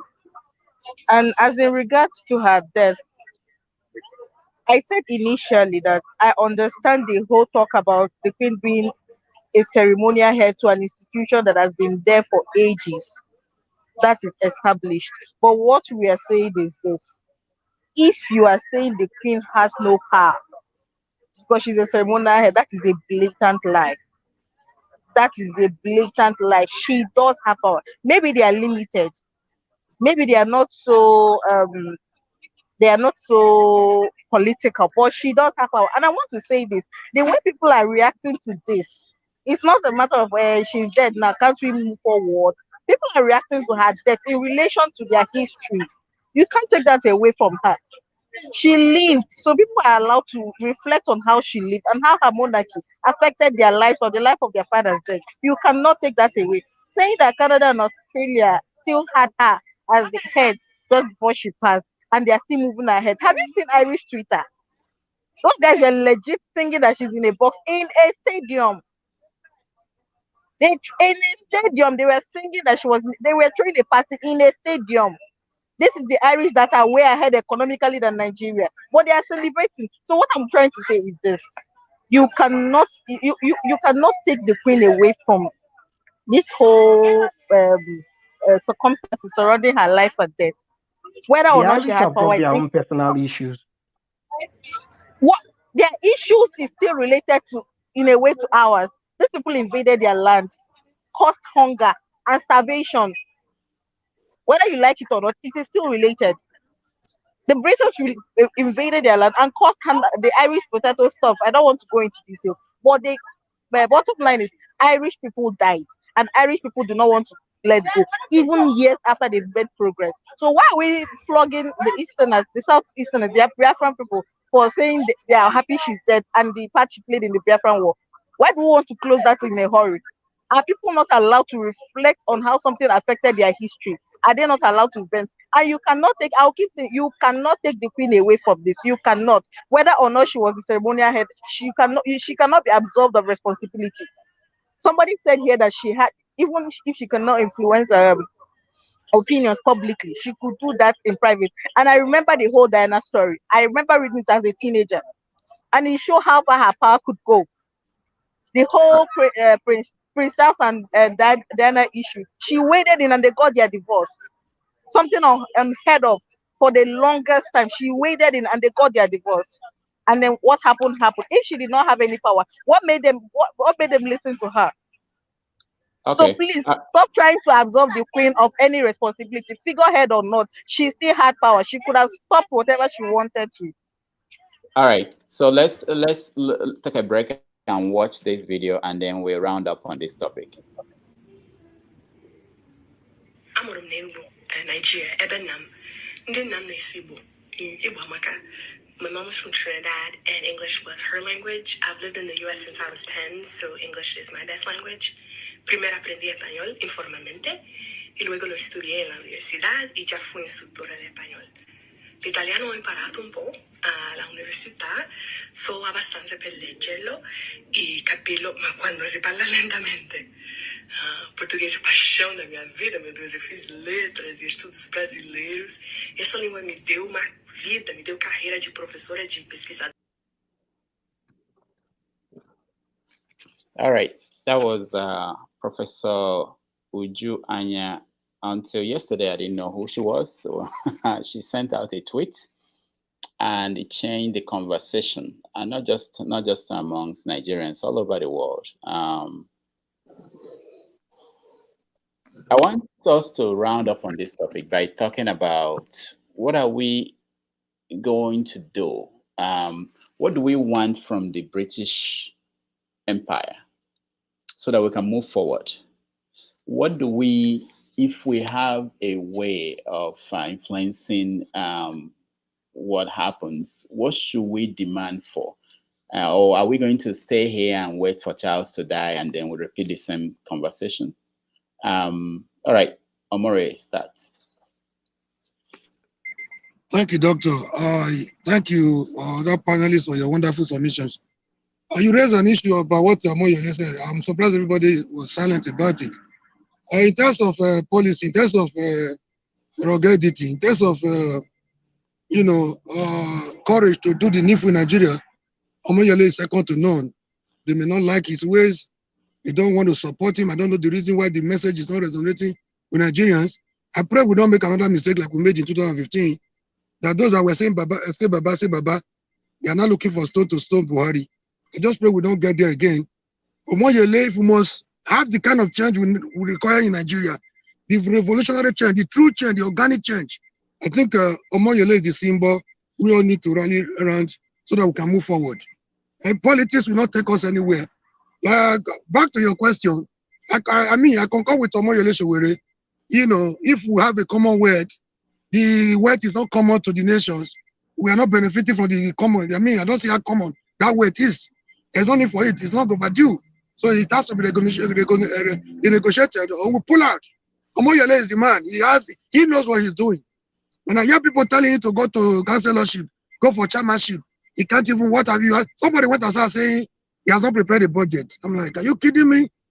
So we continue to relegate that guy, look at him as if they accuse him of being jealous, of being jealous of somebody, of being selfish. We are the people that are selfish. We never identify with the likes of Nigerians. Never fight for those that fight for them. That is the problem we have. We always move by emotions and sentiment, and it will not take us anywhere. Back to your question, if we must move forward, I know there were mistakes that were made by British. Foundations were laid. Whatever that we make it to correct it, we must have to come together as a people. If we are waiting for America, Britain to solve our problem, we will wait in vain. We have to come together as a people, know what we want. Remove ethnic and religious sentiment, stand for the truth, speak truth to power. If we are united, we can get what we want. If we continue to divide ourselves along religious, ethnicity, and what have you, we will remain divided and they will continue to conquer us. Thank you, Doctor. All right, thank you. Moving forward, I don't want to go through everybody, because if you have something you want to say, let me indicate. Okay. What's going on with Lexi? His camera is just gone. Like I know. He must have said something about the Queen that's some. A blessing. Go ahead. I'll come to you. CM next. Sorry, let me just say this so that I'll run off. People have issues with me making my hair on. I'm sorry about that. It was not deliberate. Don't mind them. It's not. I apologize. So let me say this now. What do I personally want from the British? For starters, I want them to admit what they did. Yes, I want them to take responsibility for the atrocities they committed for once. And I want them to tender an unreserved apology. It won't bring back those that died, but it's the least they can do. I mean, you cannot come and do all these things to people and then sit on your high horse and think you owe them no apology. They owe every colony an unreserved apology. And part of those, they owe an apology. Then the most important one, I want every single artifact they stole. If they say they did not steal it, it is not their own. So how did it get there? I want every single artifact they took from us returned. If they cannot return it, they should pay the equivalent in any currency. That is what I want for the Brits. And the most important one, I want them to quit meddling. They are a meddlesome bunch. I want them to quit meddling.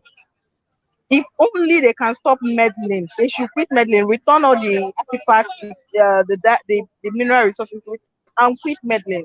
That is the most important thing I want from them. If they can do that, I will have no grounds with them anymore. All right, thank you.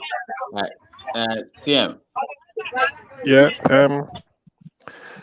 I will also like to make my own submission in line with Blessing, but I will add one, in terms of Commonwealth, I do not see the benefit of Commonwealth. Like Showore said, I stand by. I think that's a very wise proposal.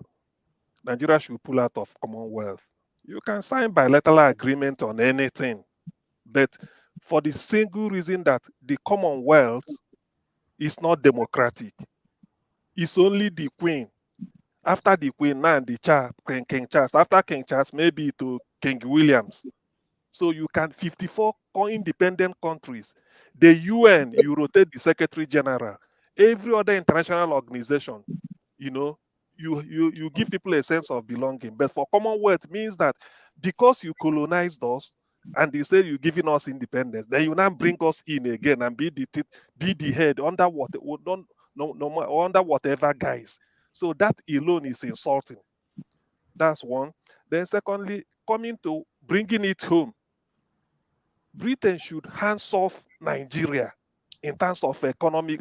They should stop seeing Nigeria as their plantation, African plantation. They are feeding on us. They should remove their hand in it at all. That's what I want. Whether they agree to it or not, there are instances, when we go into details, we show them. There are instances. After the Civil War, 1970, Gowon has to sign off oil wells to them free of charge.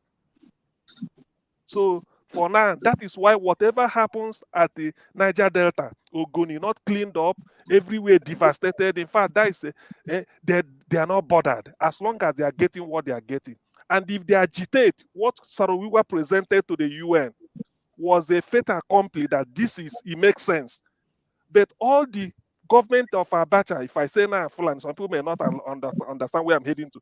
We now tell them they run to Britain and say, look, if we do this thing, you lose your economic interest and Britain will come back. It's as simple as that. So that game, I think you should stop with the Queen.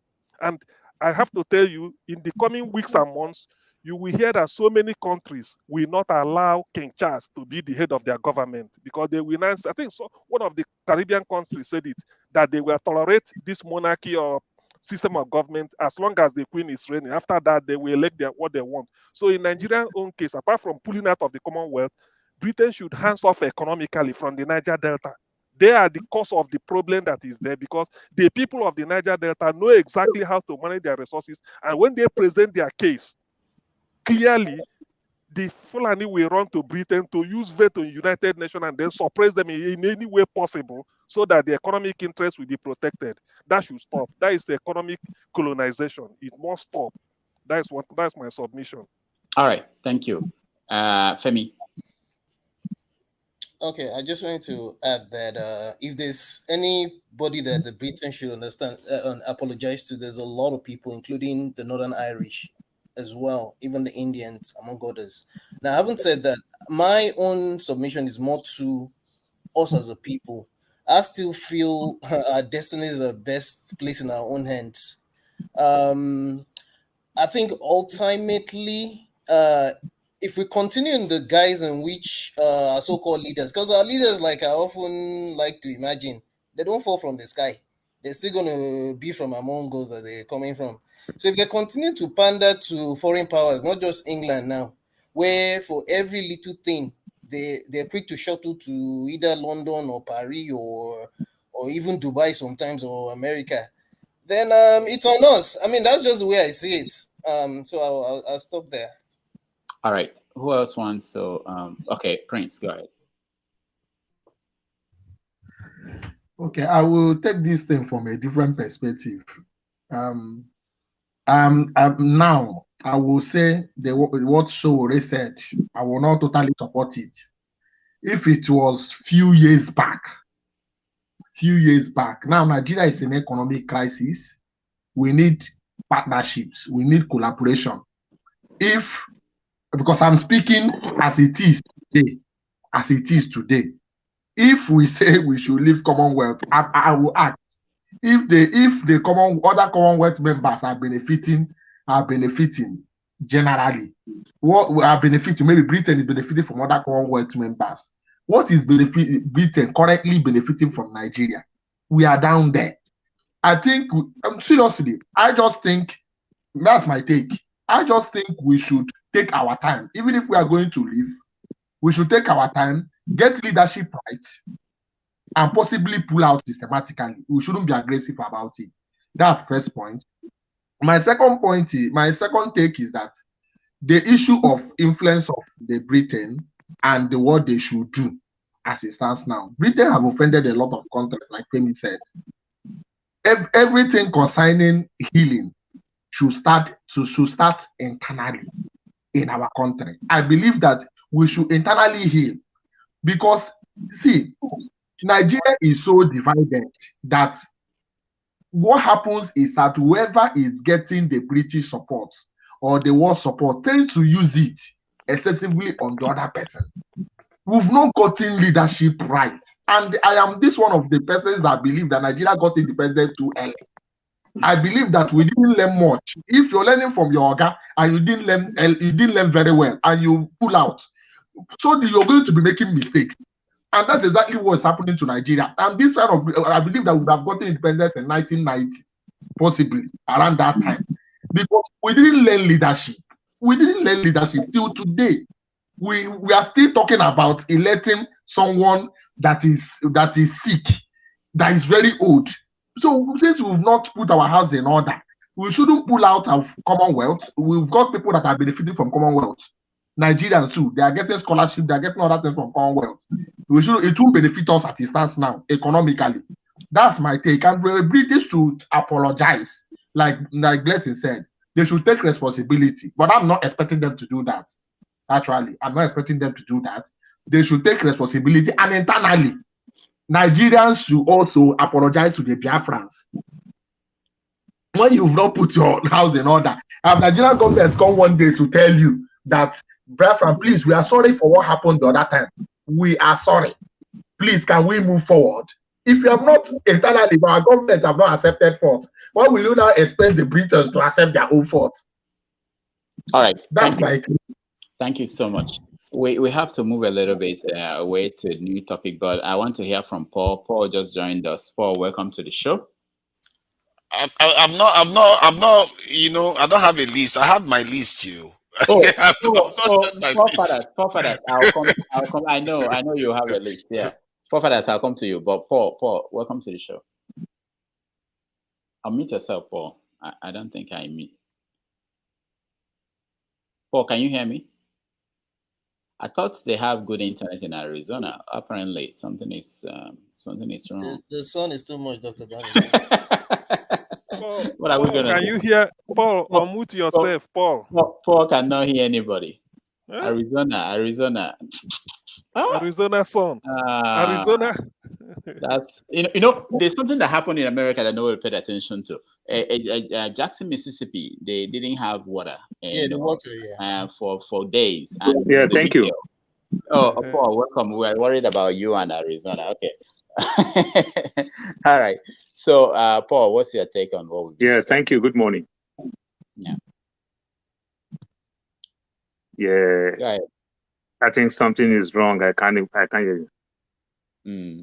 It's okay. We can hear you. Go ahead. Can you hear me? Yeah, I can. All right. You can. No. Yeah.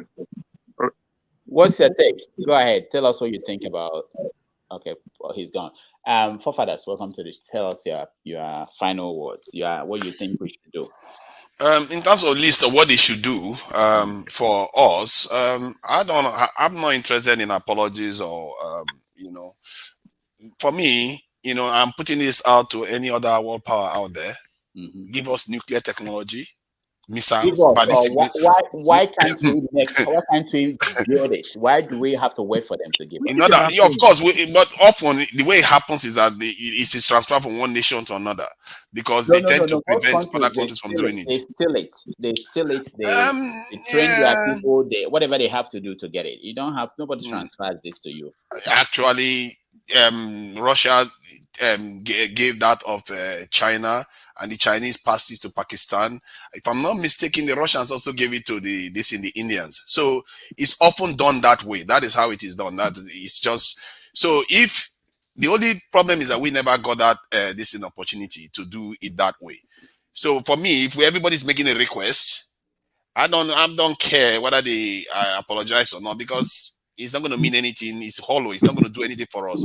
What is going to change the dynamics is that they are armed, I'm not armed. Give me my own nuclear weapon, and so that the rest can be settled. Now, if I say don't mess with the Niger Delta, you're not going to mess with it. If I say I want to join the UN Security Council as a permanent member, you're not going to be able to block me because I'm part of a continent that is very, very massive and that deserve a position. Okay, hold on, forefathers. I think we have to do something I've been pushing to do every week. I will make you my guest for 5 minutes. So let's have this debate because you are saying give us power, okay? And give you nuclear power. And now you're telling us what you're going to do without nuclear power. Why would they give it to you when you are going to have power by getting it from them? Why? Then why bother requesting apologies when you don't have power? There is no point. That is the whole point. That's what I'm saying. Because if you request apology, it's just flower. It's not going to mean anything. Because in the end, they will still screw you over. And because if you are flocking around with your own mates, if they regard you as equals, share it with me. After all, you guys gave them.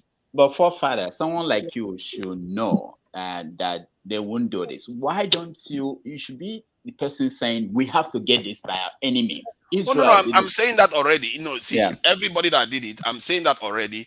But people do these things based on strategic reasons. Personally, I think there's a strategic reason for them to do it. In short, any nation in the world right now, if they assist African countries to acquire this technology, that nation is going to be, Africa is going to be a kind of linked to that nation for a very, very long time.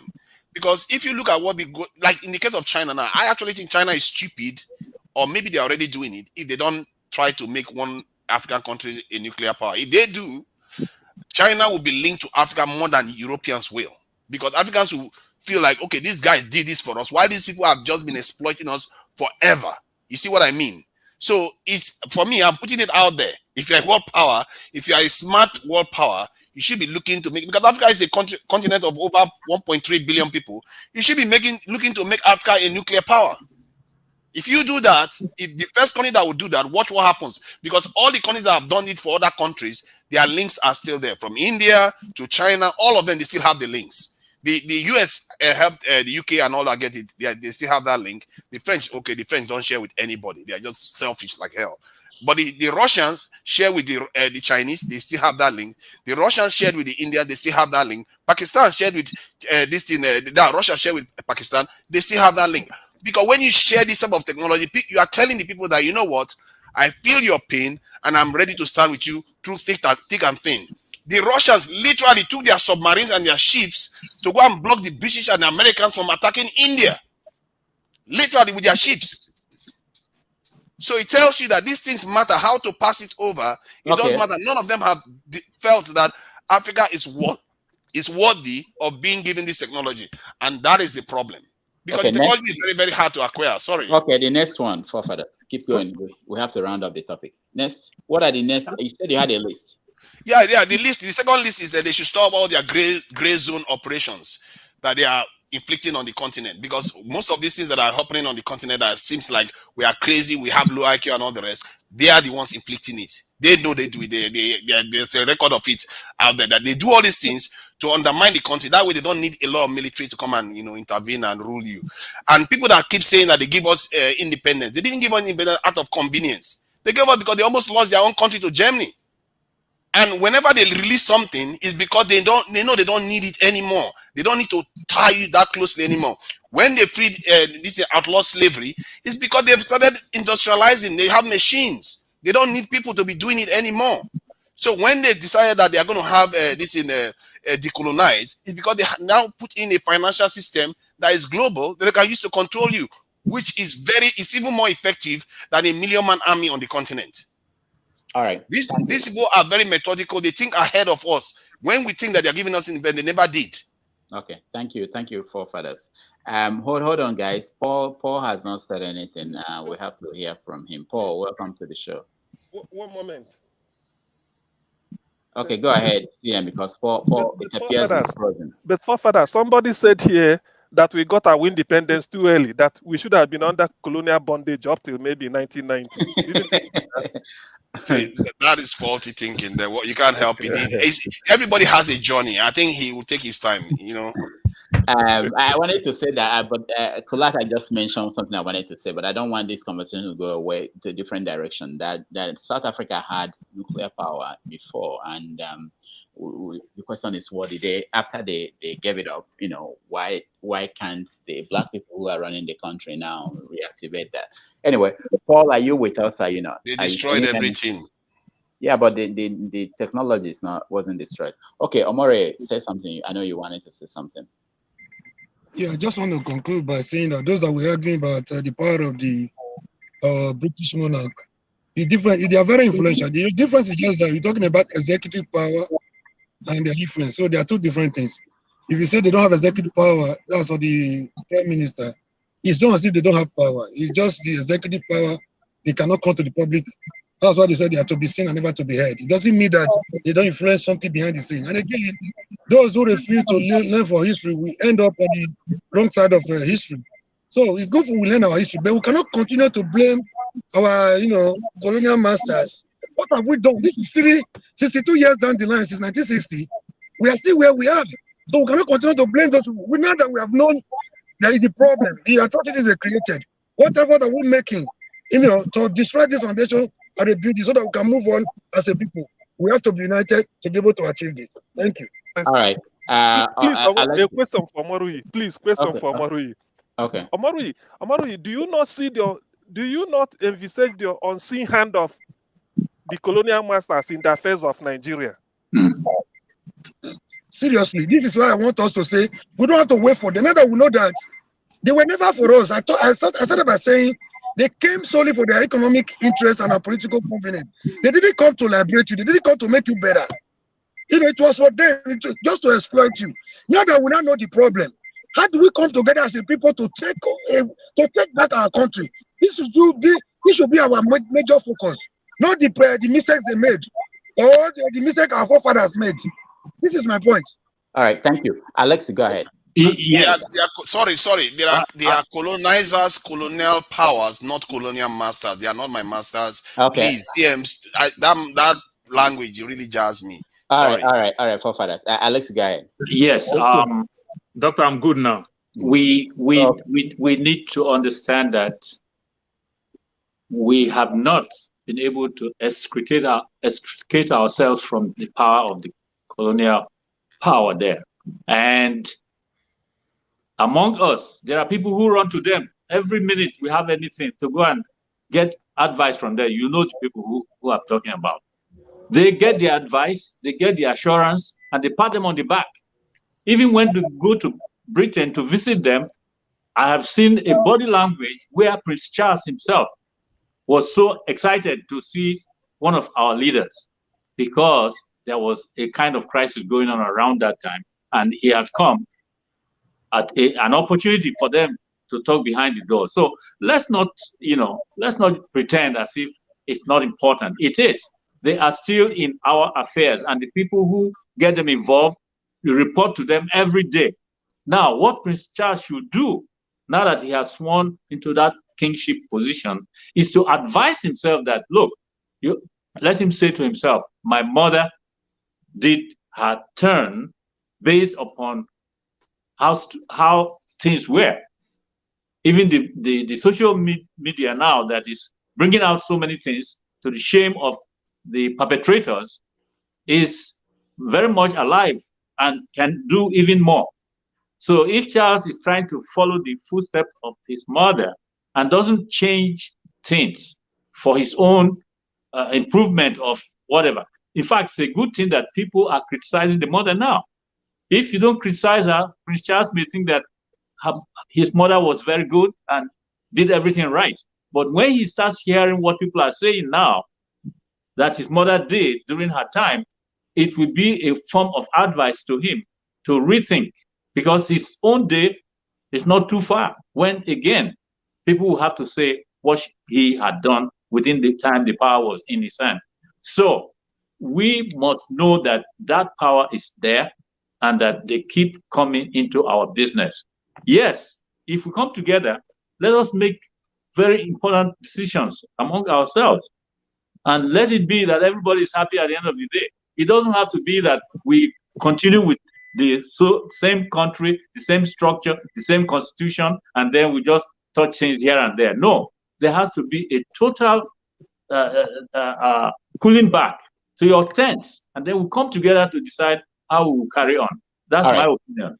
All right, thank you. We want to welcome Paul, who finally can hear us, and Chidi, I believe, who is joining us. Paul, welcome to the show. Let me just say, once we hear from Paul and Chidi, we then do the rant and then change topic. I want us to talk about the stealing of our crude oil in Nigeria. Nobody wanted to talk about Uju and Ujuanya, the professor, and what she tweeted. Okay, Paul, go ahead. Yeah, thank you. Good morning. Doctor, I think talking about the Queen, I think for the first time, Forefather really spoke my mind. He spoke very well. The Queen did very, very well, you understand, for his own people. But when it comes to us, the Queen really hurt us. In fact, Nigeria, if you want to put it another way around, like somebody said, I was sad. Nigeria, if assuming the Queen died so young, we would have celebrated the Queen like the way we celebrate the demise of late military head of state Abacha. Because the Queen hurt us. Look, take the story of Mandela. The Queen was there before Mandela was in prison for 27 years, and she quick to welcome Mandela. You understand? And the thing Forefather keeps saying some time past that I want to support, you know, this funny thing with religion that we Black, particularly like we in the US, we quick to forgive, forget whenever any other race did something to Black, we borrow our self-religion and we forgive. That's why people don't forgive. You understand? That's why they have the word called history. They have the word called precedent. They don't forgive.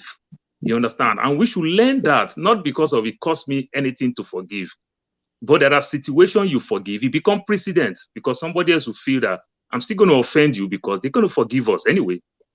You understand? And it happened like that. You see the cops, what they do with Black people over here. You understand? They say they fear for their life, but if we want to gather data, they kill more people that they say they fear for their life without even seeing harm in them. So the Queen has wronged us for a very long time. Even in Britain, some people complain. Why did they complain? Why did they start using the word that ceremonial? Even when they use the word ceremonial offices and the likes, people say, how do you call this office the ceremonial? And at the same time, they budget 40 million pounds every year to run that throne. You understand? The queen is powerful. She is influential. She have power, everything. This is queen that I've seen 13 presidents in America. You can't even count prime minister.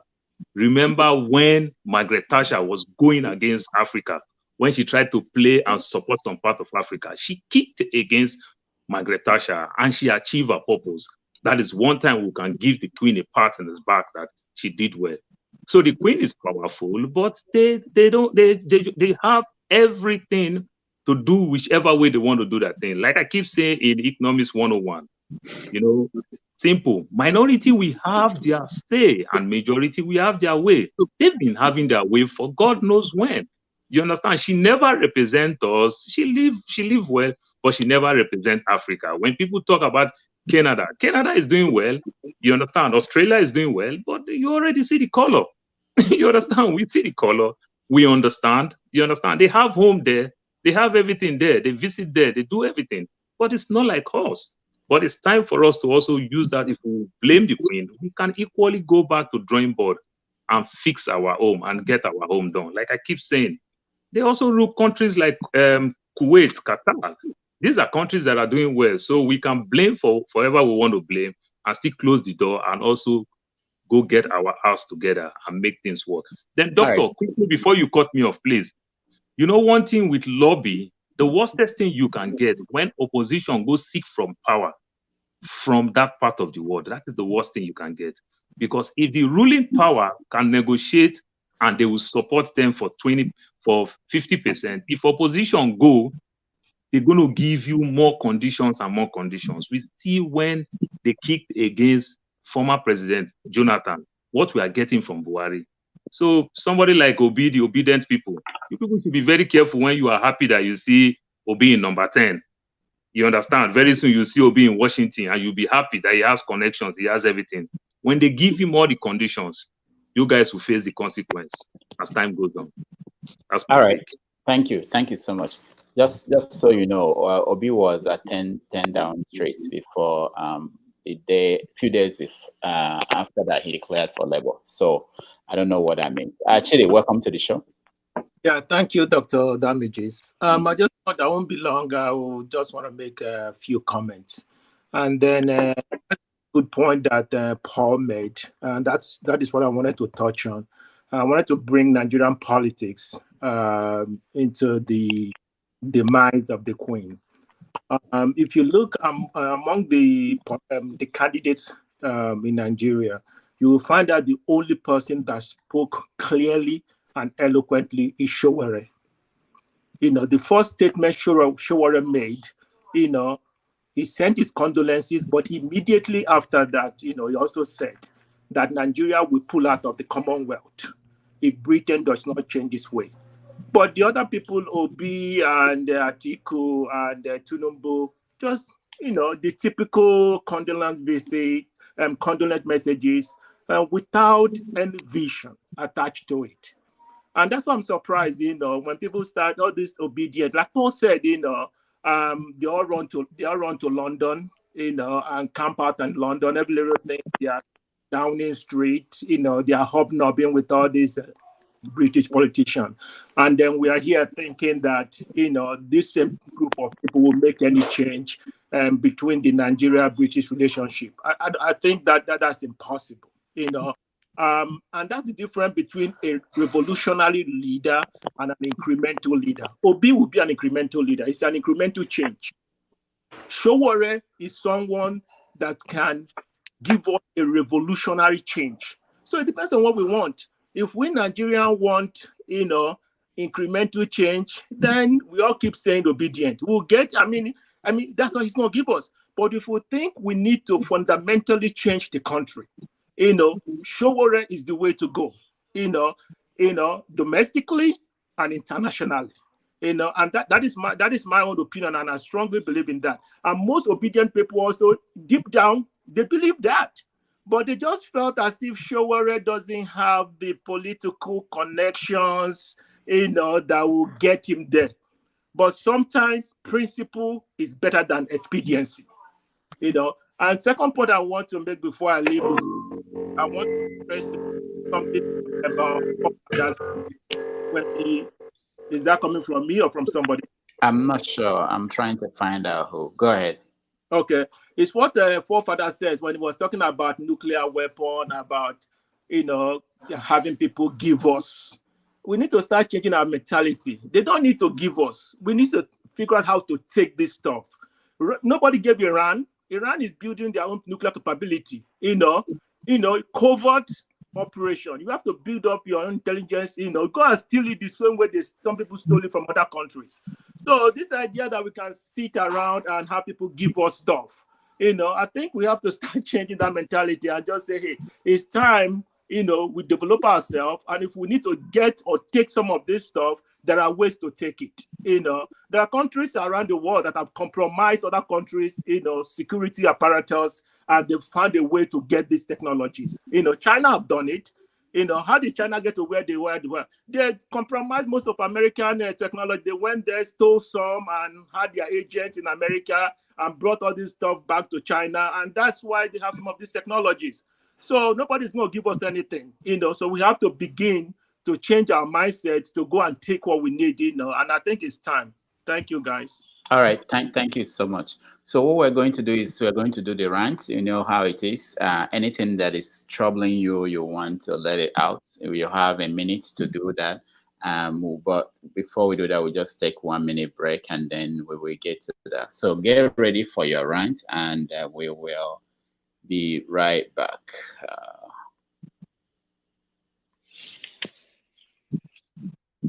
Moss is talking about constricting the journey from London to New York to 31 minutes.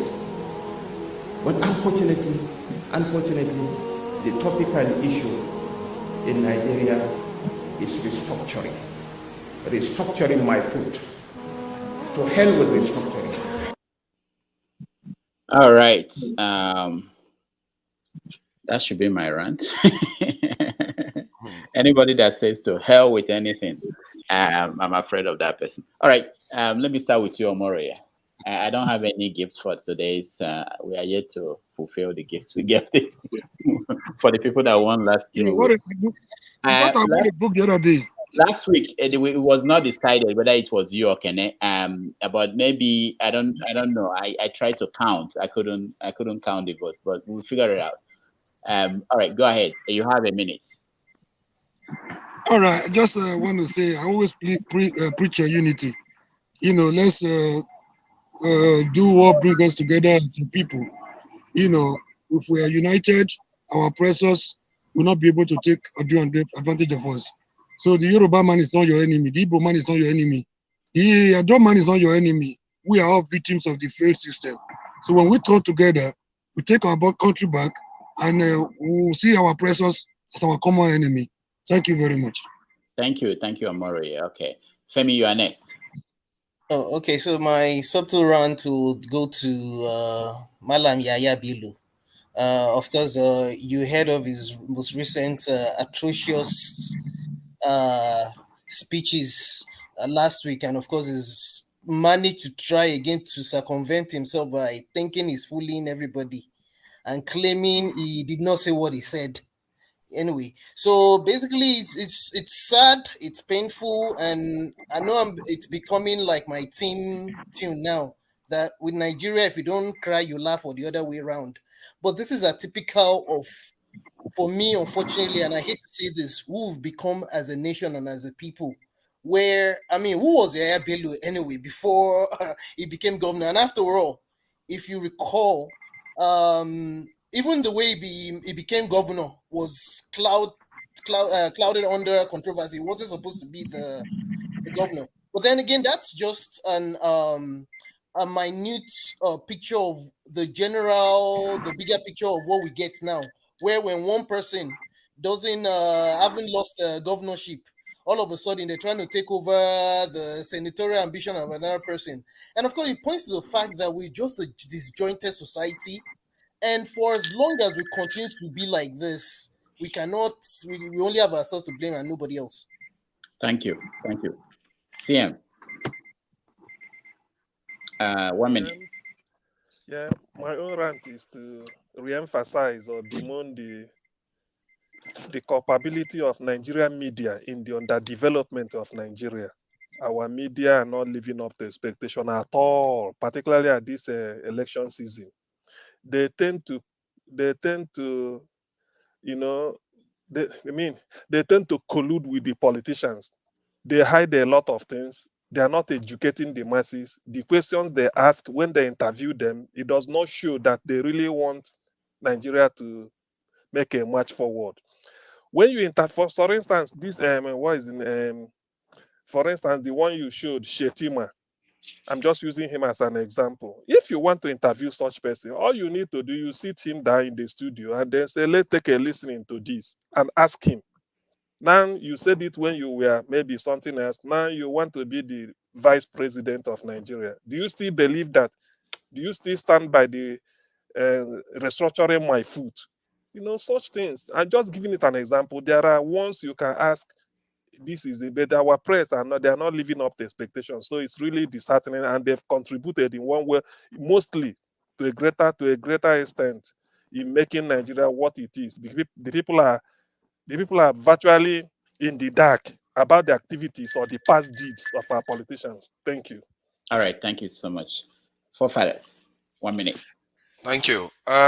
The technologies at the disposal of Nigeria today is actually more advanced than the Americans had when they built the first nuclear bomb, which means Nigeria technically can build it, but we just choose not to. We even had a nuclear reactor in Nigeria. We gave it up in 2018. And a rich uranium we gave it up because we said, oh, because Nigeria is not safe. This is the mentality of our leaders going to the West to seek permission for everything. How can you give up your potential source of freedom? But it tells you that the reason why they even allowed us to have that was because they knew that they were already in control of our leaders. And also, my issue with this Ishowore is because when everything he says sounds good, but when it comes to security, he says he wants to hire foreigners. In other words, create jobs for foreigners to come and kill Nigerians. He wants to hire mercenaries. Whenever any leader tells you that, that's where you draw the line. We use 0.1% of our population to defend our country. When Israel uses 7%, this in Singapore uses almost 10%. We have not even done 10% of what we can to defend our territories. Our border posts, half of them are unmanned.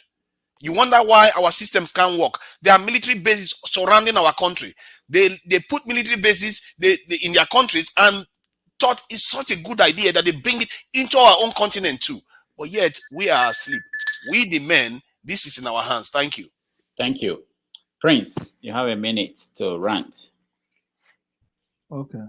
My rant is on the opposition candidate. I will single out Showore. My rant is that going to prison does not make you qualified for being a president. And all the solution he has been saying he will do this, he will do that. You have not been tested before. You don't expect the youth to warm up to you while you've not been tested. There's nothing you will tell. The only achievement I will say you've made is that you contributed to changing the government of Jonathan.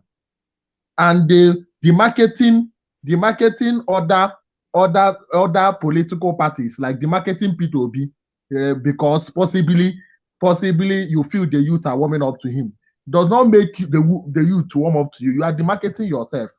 He's got future. My rant is that he should henceforth team up with the youth and bet a new government that will be good for this country, because the APC government are taking us down there. That's my rant. Thank you. Thank you. Thank you so much. Alexi, you have 1 minute.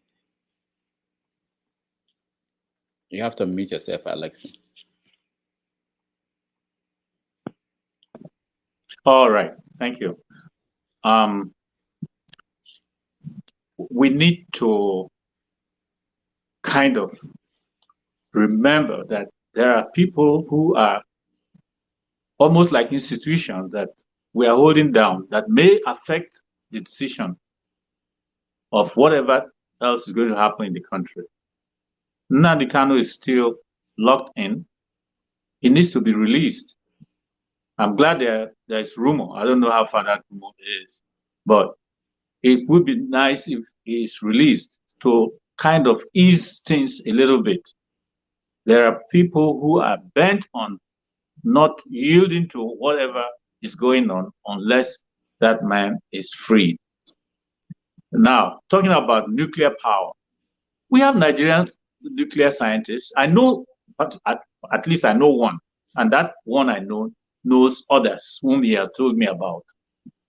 We can achieve anything, and I'm saying we, talking about a cooperative kind of interaction.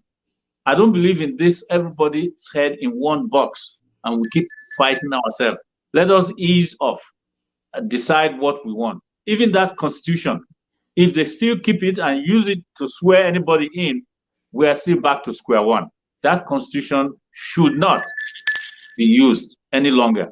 What will happen before it's needed, I don't know. All right, thank you. Thank you, Alexi. Chidi, 1 minute. Yeah, I have another round, but let me use my round to respond to Forefather and Prince. I'm not the campaign spokesman for Showere, but when it's talked about Showere hiring mercenaries, there's a reason for that. The Nigerian military is telling you that the military itself is compromised. That they can't produce. The reason why we have this security breach is because of the compromise in the military structure.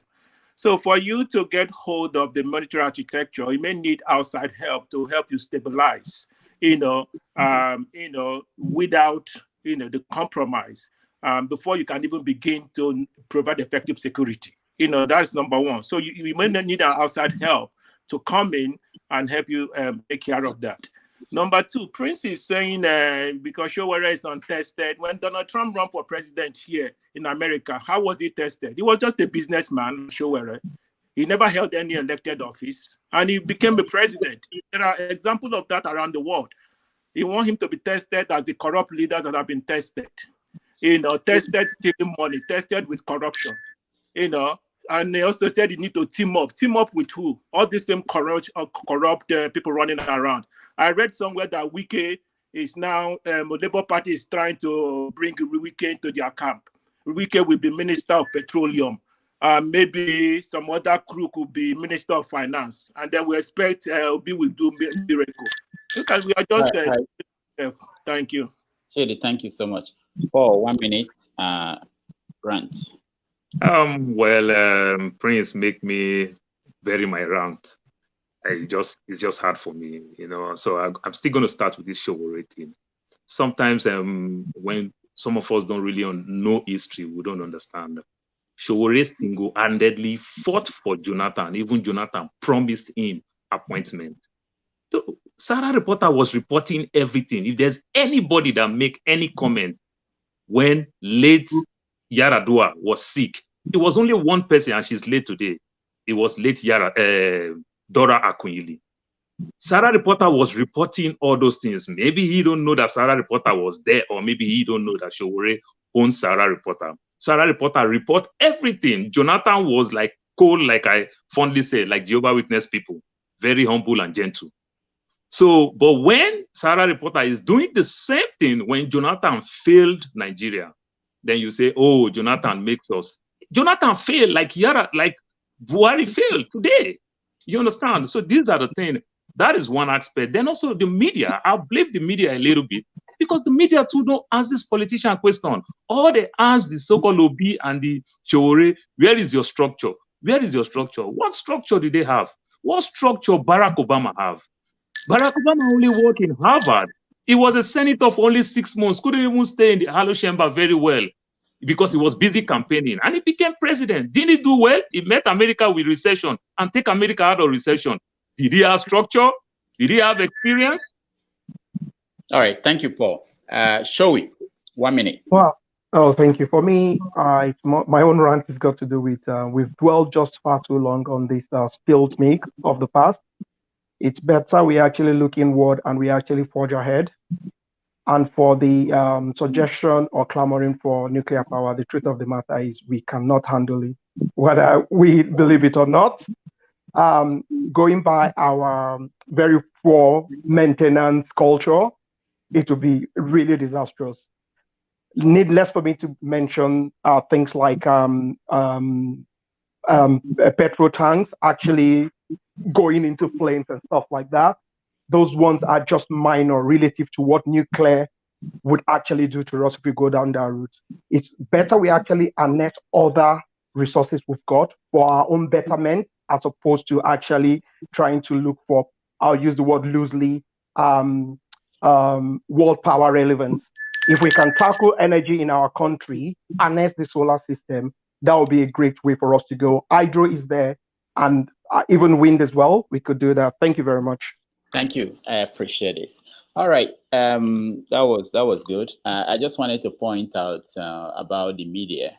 It comes up every now and then, you know, people blaming the media. I just want to throw it out there. I'm not defending the media. I'm just saying that anybody can start a media house, so that people know. CNN, the person that started CNN was not from the media, I know. So when you think about where to invest, and this is serious, and if you think about where to invest, it would be important to, you know, maybe you can think of investing in the media.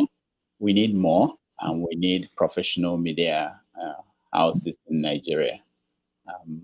Okay, so because until somebody has to fix it, you know, the way it is now, the people who own the media houses in Nigeria, so it's saying most of them are politicians, and you don't expect much to come out of that. All right, so we are going to change topic. We are going to talk about oil theft. Why is that important? People are running to be president of Nigeria, and we know that they will need money to be able to do anything. And recently we had Tompolo now in charge of oil pipelines. So I will ask, if you are not interested in this topic or you want to let other people to have room to weigh in, that's good. If you want to stay, you can stay. But we want to have that conversation around that, because it's very key to whatever will happen, whoever becomes the president of the country next year. And we have only how many months now left? 5 months. So we are going to have that conversation. I have somebody from the Niger Delta who wants to lead us in that conversation, but I can't see him around now. So we can start. Omori. I know. Yeah, thank you, Doctor. Yeah, thank you, Doctor. I think we had this topic about 2 weeks ago or so. Yeah. And yeah, you know, you see, it's as clear as the daylight. It is an organized crime going on in the Niger Delta. Let no one be fooled about what they are telling us. Oh yeah, you know, yes, Nigerian oil is being stolen on daily basis. I even had a report that they don't know the quantity they export. Whatever figure they want to write down there, they don't have a scale, they don't have a way of weighing the quantity we export. So after loading the crude, whatever figure they want to put down is what they put down. That is one side of the stealing. The gentleman you talked about, Tompolo, I said the other day, this guy in the books of the federal government, the books of Buhari government, has been declared wanted, only for me to hear about a few weeks or a few months later that he's not in charge of our security. Do you give your property to a thief to protect for you? And again, that is not even the major issue. It's also part of the divide and rule as I talked about earlier. Now, once Tompolo was mentioned, the other people are saying, no, what about us? Now, they live in the object, they are pursuing shadow. Instead of coming together to say, enough of this nonsense, these resources belong to us. Let's think of a better way to manage our resources for the betterment of the region, not for the few individual criminals, you know, all in the name of agitation. So this is a problem. They will always want to use one or two things. They cannot come with religion, with a tribe. They will come with money. They buy one of us out, you know, to break our ranks. This is what is going on. Even apart from the agitators, top government functionaries are involved. The ones you see going to Abuja to contest with article with dollars to try to match article with dollars. They are not exempted from this saga. You know, it's an organized thing. You know, the way I saw them moving from one creek to creek, few days to their primaries, I was just laughing. People were busy applauding that criminal, moving from creek to creek as if that thing just started few days to their primaries. Trying to arrest. Who are you trying to arrest? Maybe either, you know, fictitious name or your perceived political enemies. So it's an organized crime. They do it on daily basis. The reason why you're hearing the alarm now is that maybe it's getting out of proportion, or they're trying to play politics with it, or possibly because of what government is losing, because of the financial situation in the country. Our oil is being stolen on daily basis. So there's no, see, I have a lot of friends that live in the Niger Delta. They tell you what they do. You know, it's an industry for them, for those that are involved. Government functionaries are involved. Doctor, that is all I can say for now. If I have opportunity, I'll make more submission. Thank you. All right, thank you. Wayne Bassi, welcome to the show. Please unmute yourself. Oh, thank you, Rudy. Yeah. So I know you wanted to come in and talk about certain things, but start from the oil. I know. Do you have oil in your state? Oh yeah, you do. Of course, I do. So my name is Wayne Bassi, and I confess I'm not an elite criminal. Now that you said that, okay, go ahead. I will play a video. We'll talk about. Go ahead. Okay. I remember, I think about 2-3 weeks ago, when Peter Obi said that 80-something% of oil in Nigeria is stolen, and there was a Facebook attack on this man. And then via your Dr. Damage's show, I got a report on NNPC's confession of what is stolen. So I went, confirmed the story. And I was discussing with one of my patients last night, and I said it takes me back to the 90s, where we used to listen to BBC for the authentic Nigerian stories that the Nigerian government will deny and then admit 3 weeks later that that's true. I think we have every indication that Nigeria is a failed state.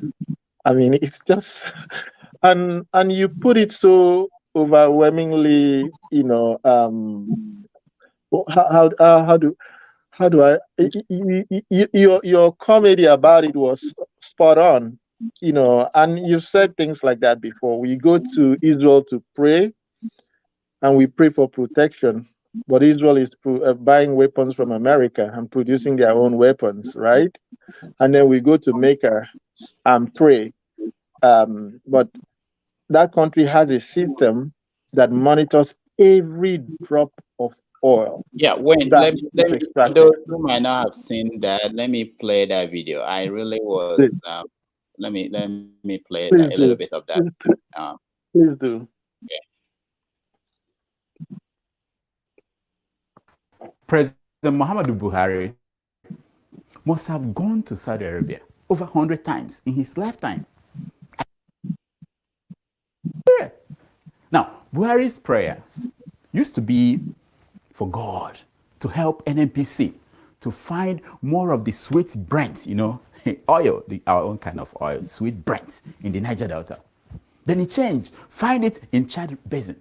Now, when Buhari goes to Saudi Arabia to pray, it is to ask God to help Tompolo to catch those who are stealing our oil. Yes!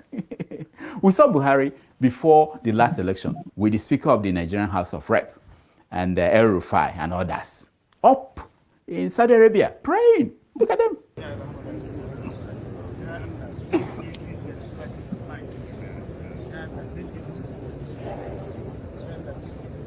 They were wearing white. Holy, holy, holy, holy.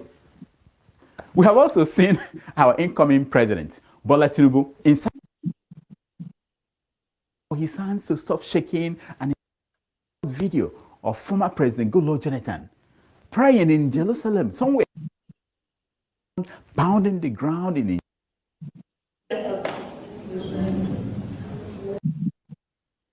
who is also the Minister for Petroleum in Nigeria. And in Mecca, let's see him again in Mecca. So for Nigeria, dearly loved, cherished, and jealously managed by President Muhammadu Buhari. Yes. Now, why Buhari goes to Saudi Arabia to pray?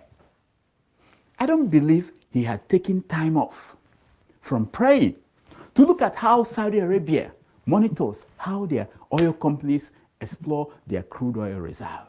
Take a look. Every facility in the kingdom, every drop of oil that comes from the ground is monitored in real time. Yes! This is how serious people, serious countries, how they monitor their oil production, how many barrels are taken out. All right, I just wanted to show that Saudi system. Thank you. Yes. Yeah. Let our leaders go and buy the software, the computer, whatever equipment that the Saudis are using. They should just purchase it. Why can't we do that? It's simple. So, I mean, you hit it spot on.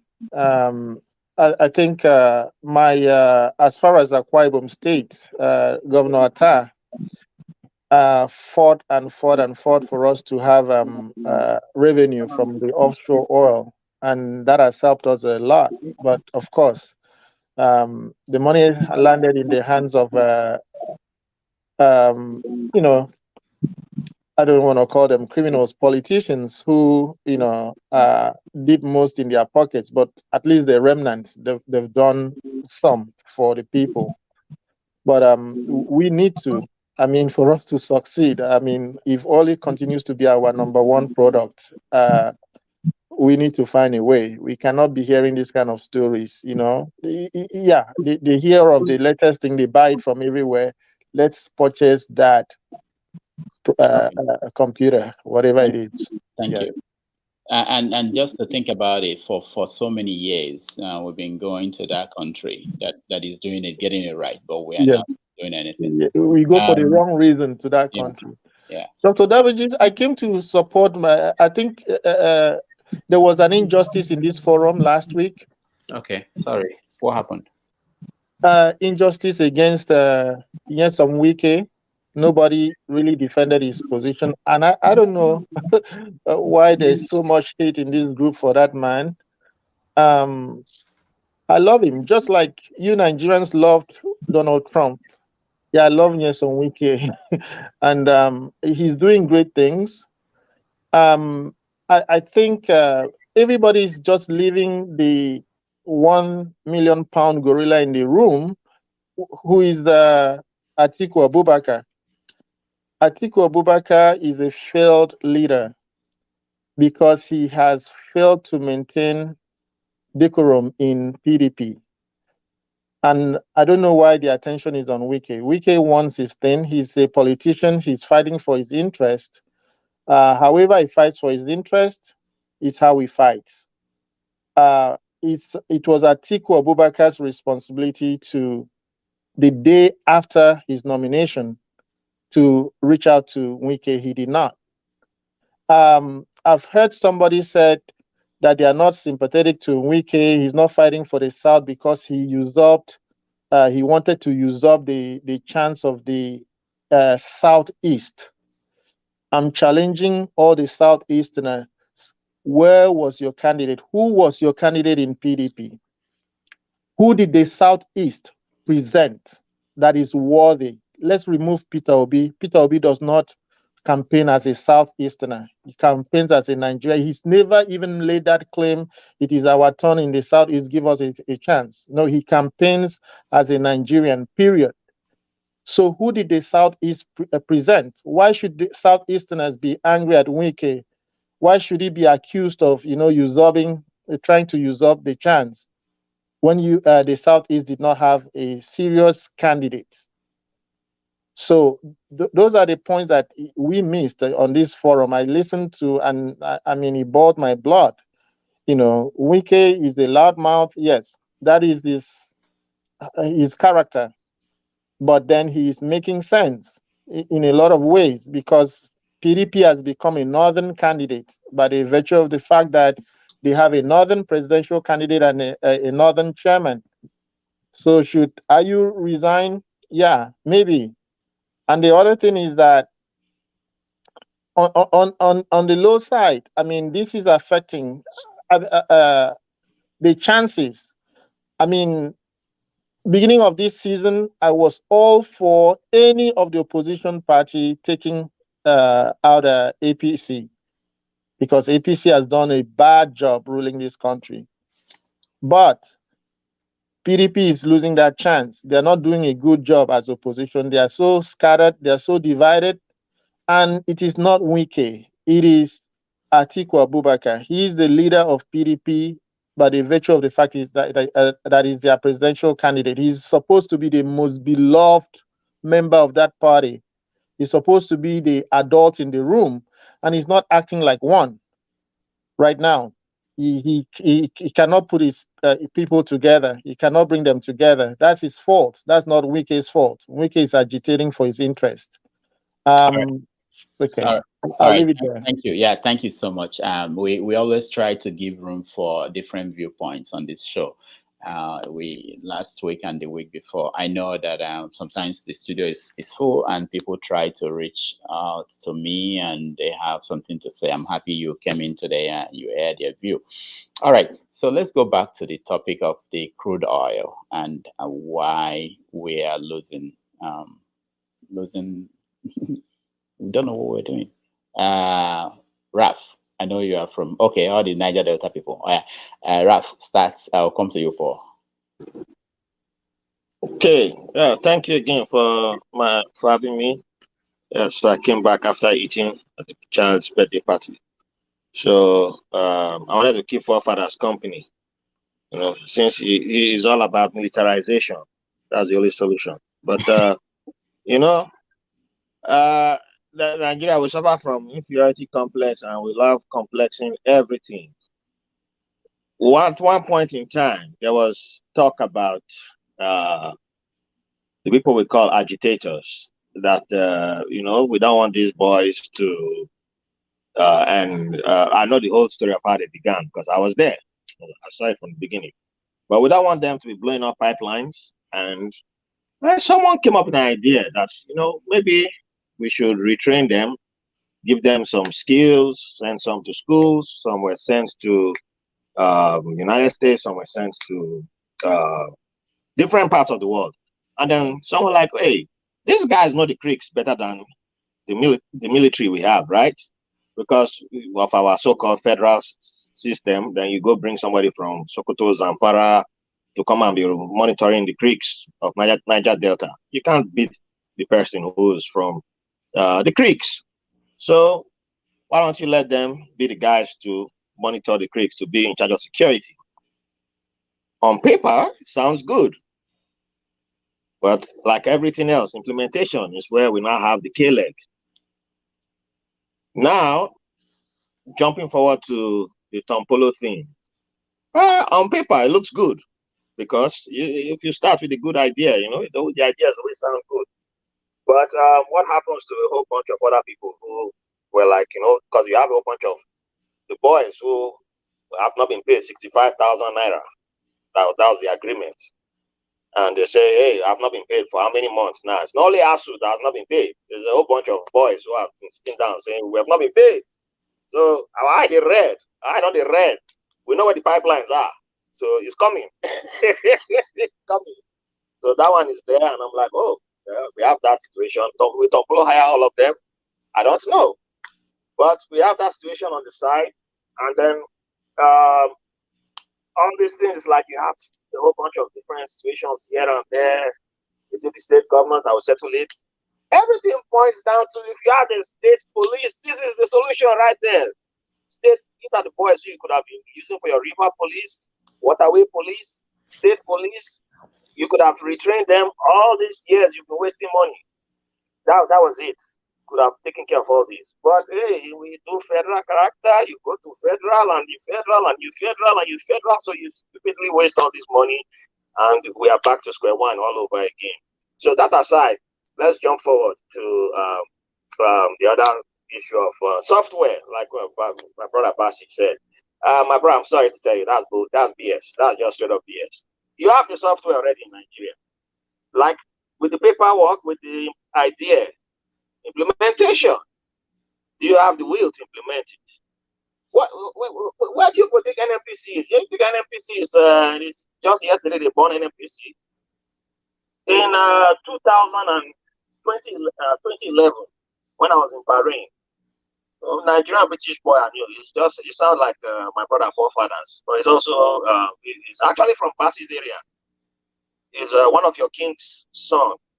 I won't say too much about that. I won't give his all information away.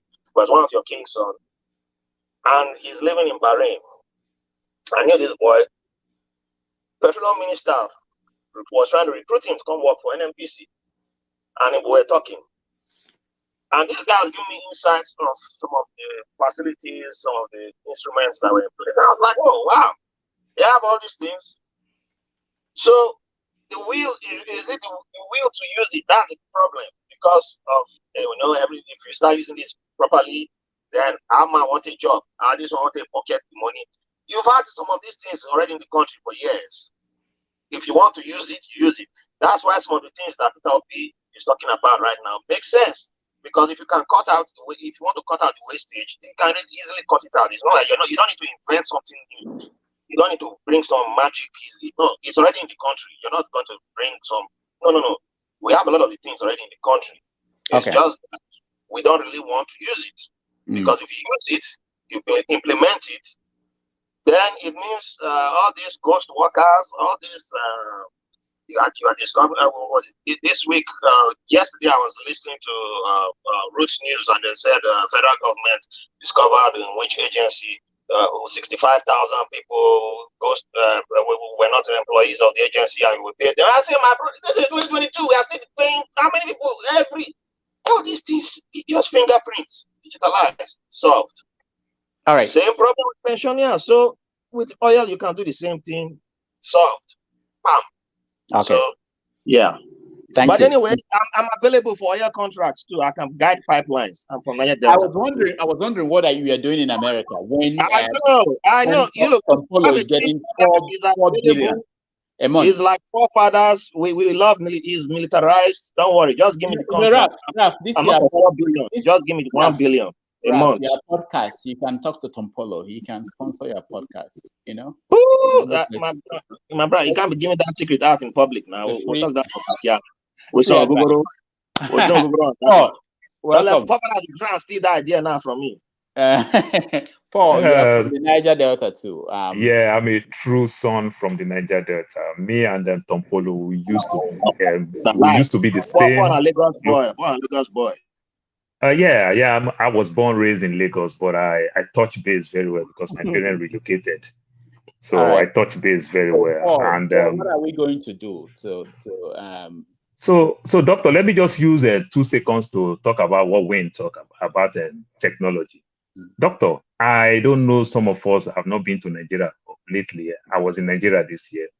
Do you know if you go to the bank and apply for ATM, they will encrypt your name on ATM, you take it on the spot. Even in America, they'll ship it after 3 days. They will encrypt your name. But if you... In Arizona, maybe, but in New York, you get it the same day. I know. Okay. Arizona. Yeah. Okay. So, okay. But doctor, do you know that if you apply for voter's card, it will take you 9 months, it will not come?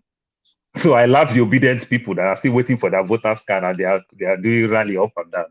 So let me stop with technology. Now, when you talk about the Niger Delta and oil theft, the oil theft is like Nigerian government. It is 3 tiers of government. Those that are in government have their own vessel that they take their own quota. Now, the military have their own vessels. Then the youth also have their own allocation that they work for the chiefs and themselves. So let me use a layman way so that some of us can understand very well. Now they will find out this pipe, the pipe that is not running, the pipe that is not running, they will cut those pipes, put a valve, just like the way you channel water from your front house to your back house in Nigeria. You just put a valve. You understand? So whenever they started pumping, you just get information they are pumping. You just lose your valve. So not like you are breaking anything. You just lose your valve. You start pumping. So it is neat. It is clear. It's just that the way they do their local refineries that affect the ozone layer and everything. But it's an organized way of doing things. So everybody benefit. That is one aspect of it. Then another aspect of it, like I said, I was born in Lagos. When I relocated, my father is very, very influential. He's those few people that were educated in his own time. So I have that influence. My father spoke for the king and the likes. Now, when I want to go get a job there, like the rest of my siblings, they say we are not part of the struggle. Simply means we are not born and raised in Delta. Now, what am I saying? You see people who go work in the offshore or go work in some of these vessels and everything. The type of money these guys make as they are coming back, I use the word and I'm using it clear. Doctor, the girls will rape these guys when they are coming back. They come with a lot of money. You go work offshore work for 6 months where they pay you like 300,000 a month. Then oil that they steal, that the captain, the boatsman will also sell, then they'll give you your own share. So you are coming back with stupendous money. These are guys that are not educated. These are guys that don't know anything how to manage their finance. They just come with too much money. That's why you see the Benin people make good amount of money selling cars in Delta, in Edo, in Rivers, because they make a lot of money. So it's an organized thing. So what will the government do when government themselves take allocation? See, doctor, when they say 2 million barrels is missing every day, my brother, not be cocaine, no, where they swallow food for belly. They need to hide and put for ampito. Now, vessel they carry them. Do you get my point? So it's an organized thing. So if Buhari is talking, they are just talking to a layman, tell them what they want to hear. Until they themselves will say, okay, let us do like the Piccadilly circles in London. Let's stop this stealing, or let's use stealing to do the right thing. Until they stop, that's where they can fight the people. So the military will not do anything. Do you know how much the military people make? Let me tell you the story of Jesse, if some of you will understand that fire outbreak in Jesse, if some of you know the history about Jesse. When government send military to Jesse, there is an army colonel in Jesse. Is the strongest man. You know, when you are a military to that level in Niger Delta, they respect you very well. You are like a king in your own area because you bring information and you protect the community. Do you know what this colonel did? He told the people, he told everybody, don't sell anything up to cigarette, ogogoro, don't sell to these military people. Don't sell anything. So these military people, as they change them and everything, they bring food all the way from Benin. Nobody, because Jesse is like a border to Edo State. Jesse, Ogara, where Ibori come from. They don't sell anything to them. Nothing. They don't have anything. These military people were so suffered. They warned their girls not to talk to them. The youth respect them. After some time, like 2 weeks, 3 weeks, 1 month, 2 months, guess what? You just see young boy just come say, officer, I get it, go. Officer, I get it. They love you very well. You give them small drink. Before you know, they say, Oga, after 2 months, they'll move you out of this place and they bring another person in. This is how we do it. We go pump one trip. When we pump one trip, okay, you don't want to go back. I need to say that the allowance where they give you 25,000, you go take buy golf. That was when golf and Benz 190 was raining. The military people were shocked. Okay, we will just pump and not need. The valve is already there. Everything is there. Nothing will leak. Nothing. These military guys were so shocked. And they pump this thing. When they pump this thing, they share money. They give them that money. All these military guys, they go back to base. They buy that 190. They buy their golf. The same military will beg him, no, let's do 2 trips. I still get 1 more week to go. They say, no, they need to do it like that. Now the military, they beg. Even the shopper up there, you understand, is getting his own allocation. It's an organized trade, doctor. That one. It's just like the way they organize gold in Zamfara. That's how they organize this thing. It's just few stubborn people that is not in the system that will make trouble, that will make some of you in the media not know what is going on. You understand? If they make trouble too much with some jazz, then they'll buy them over. If they don't buy them over, then you hear some noise. It's an organized trade. So it's 3 tiers of government. The government themselves, the military, and the youth plus the traditional rulers. Wow. So, All right. so it sounds like what you said. Sorry, I'm just going to make jest of it because Dr. Damages said it's like tithe. Tithe. The people who pay are not complaining. The people who pay are not complaining. Is the people who don't pay who complain. We are here complaining because we are not part of the system. It sounds like it, more or less. Perfect. You're right, completely. All right, forefathers. You understand now. Apart from getting more military, is there any other solution? Yeah, there's no other solution. Let me tell you that. I'm going to start with that because we just mentioned Saudi Arabia. I don't know. When we keep saying these things, we mentioned Saudi Arabia. Saudi Arabia has almost 500,000 soldiers for 30-something million people's population. That is why when you have such a system, the system is not going to secure the pipelines. Somebody needs to go and stop somebody from pumping the oil away. Even if you find out that somebody is stealing oil in the creeks, what are you going to do? Who are you going to send there when the people are very thin on the ground? The military is not going to be motivated to do their job anyway if they know that they are thin on the ground and they will be slaughtered if they go in the creeks and start competing against people that are actually on the ground. So the problem with this thing is that they could have chosen, let's just employ 50,000 soldiers from the local area or whatever you want to call them special units. You employ them and use them to protect that area. They will be loyal to the federal government at the same time, get the job done because they will be answering directly to a specific authority and they will monitor their performance. If oil is still missing, then there is a problem. Then they will have a complete assessment of what is going on there. You can put systems in place to monitor what is going on. In real time, actually, not even daily, in real time, because these things are not happening in the dark. Like someone said, they have badges or whatever they used to take the oil.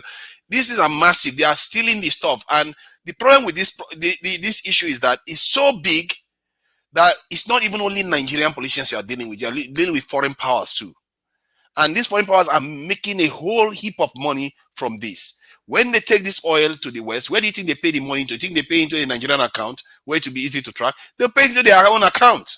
And our stupid leaders will give them the account details. They pay into their account as if the money is working for Nigeria. The money is not working for Nigeria anymore. It's working for them. So in other words, our oil is going to fund their economies. That's what our leaders are doing. All they are getting is a cut. And when they get a cut, the cut is not even in their hand.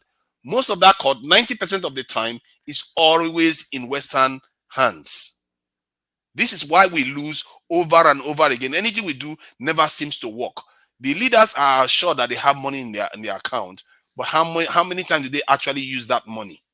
Maybe they used to pay for their a flat in London, get their children educated, and all the rest. Most of the money is in their accounts. Most of the so-called $500 million Dr. Wike is what right now? Do you think it's in a Nigerian account? No, it's not, because he knows they will ask you where he got that $500 million.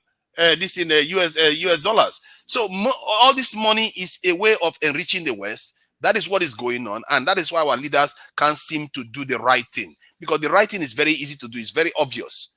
Instead of hiring Tompolo, you can recruit the people there, pay them more than what Tompolo is paying them, and they will secure the pipelines. This is a common sense thing. If you live in a house and a rat is coming to steal something from a cupboard, you find a way to plug it. But we choose not to plug it. We as Nigerians choose not to plug it. We just keep blaming the authorities. How are the people doing? How are the people not on the street saying, where's our oil going to? You need to account to us. And the problem with our people is that, somewhere in the white label says anybody that follows me will die. But you have to do these things. People are dying on the road because of bad roads, that oil money is not fixing the roads. 8,000 Nigerians are dying on the road for free of charge for poverty and bad maintenance of their roads. We have to do something. We have to lean forward and actually get things done. Our people don't come out. They don't complain. They just complain only in mouth only. Then in reality, they say, it's my brother that is making millions, so it's okay. As long as Wike is building flyovers in Port Harcourt, it's okay. Let him keep stealing money. As long as one guy in your town is able to get rich, it's okay. NDDC gets a lot of money every year, and what have they done? The whole riverine area is decimated. These our leaders. This is why I keep saying I'm focusing on the people. We have the ability to change them. If they refuse to change, we remove them. The foreign people can go and stock lemon if they like. If we in the country decide to change, how many of us can they bribe?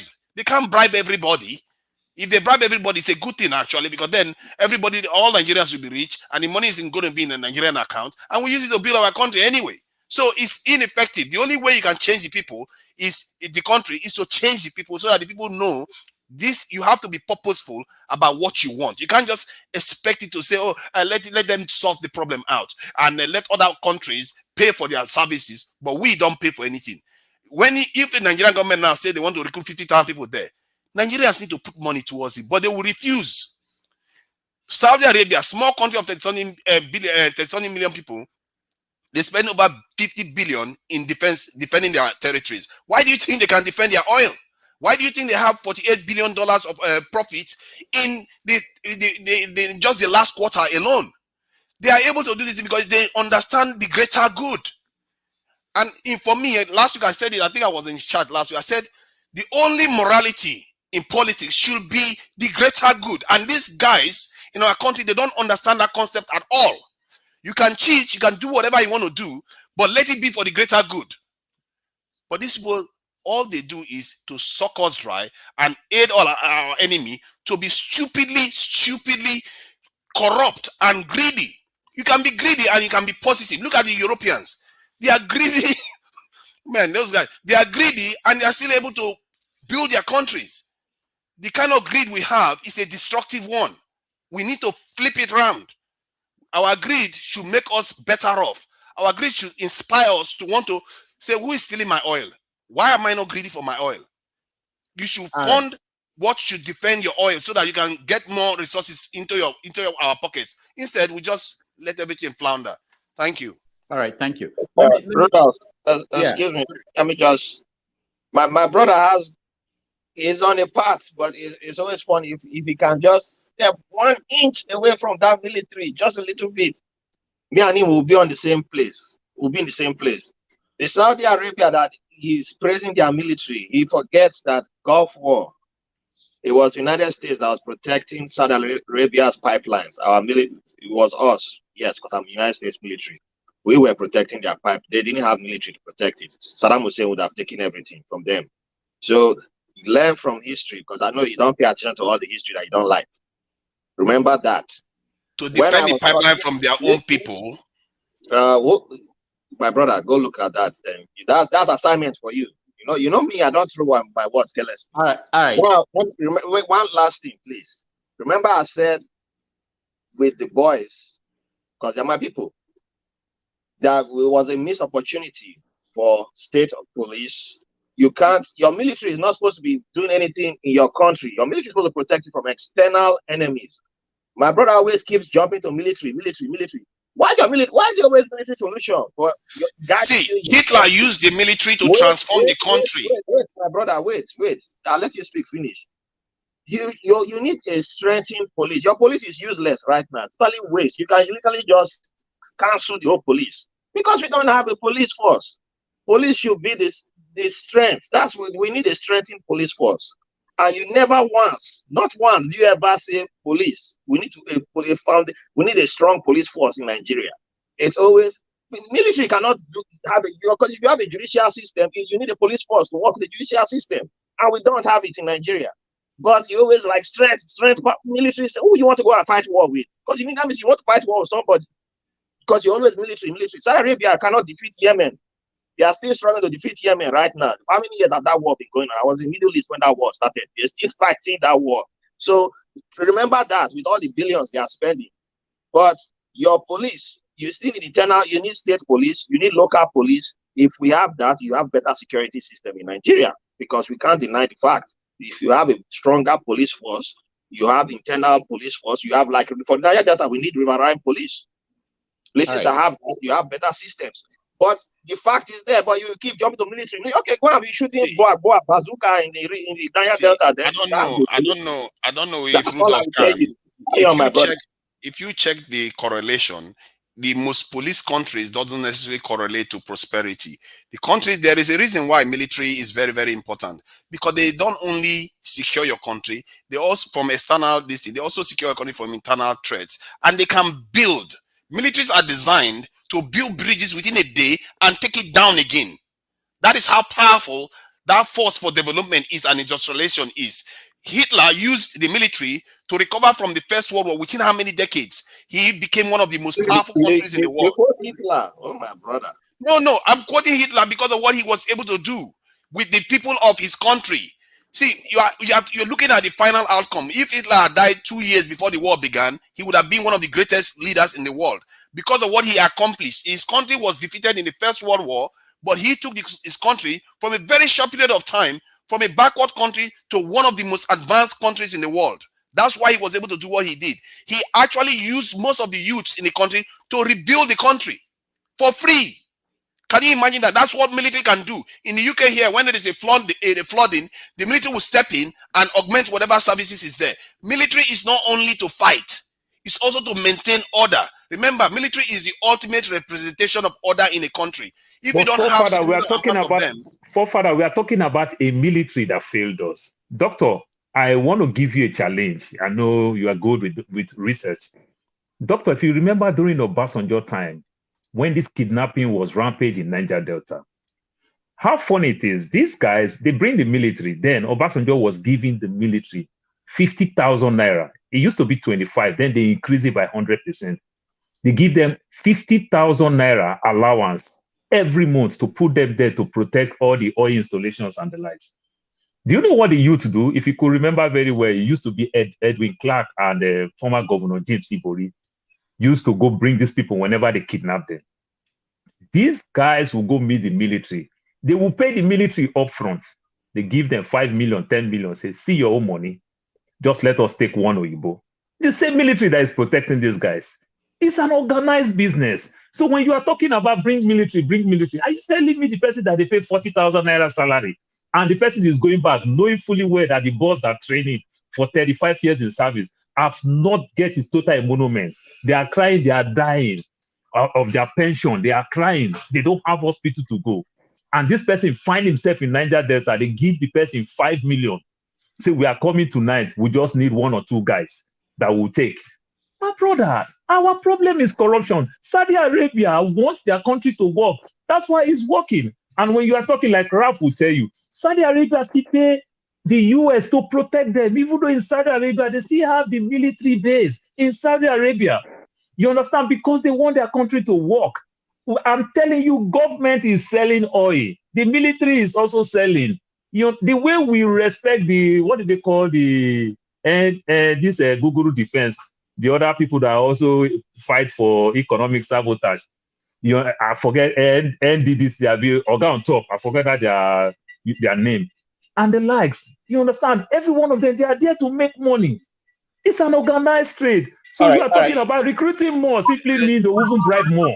No, they wouldn't. There is a threshold about these things. If you hire one security guard to secure ShopRite, that security guard is doing a futile job.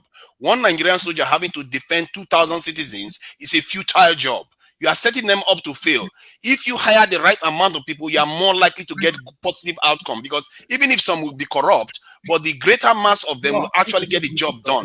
Okay, hold on, guys. Soldier's job to defend, to be protecting the whole citizens. That is police. You should be doing that with police. But last thing I will say is, you said the military brings law and order, or whatever way we phrased it as.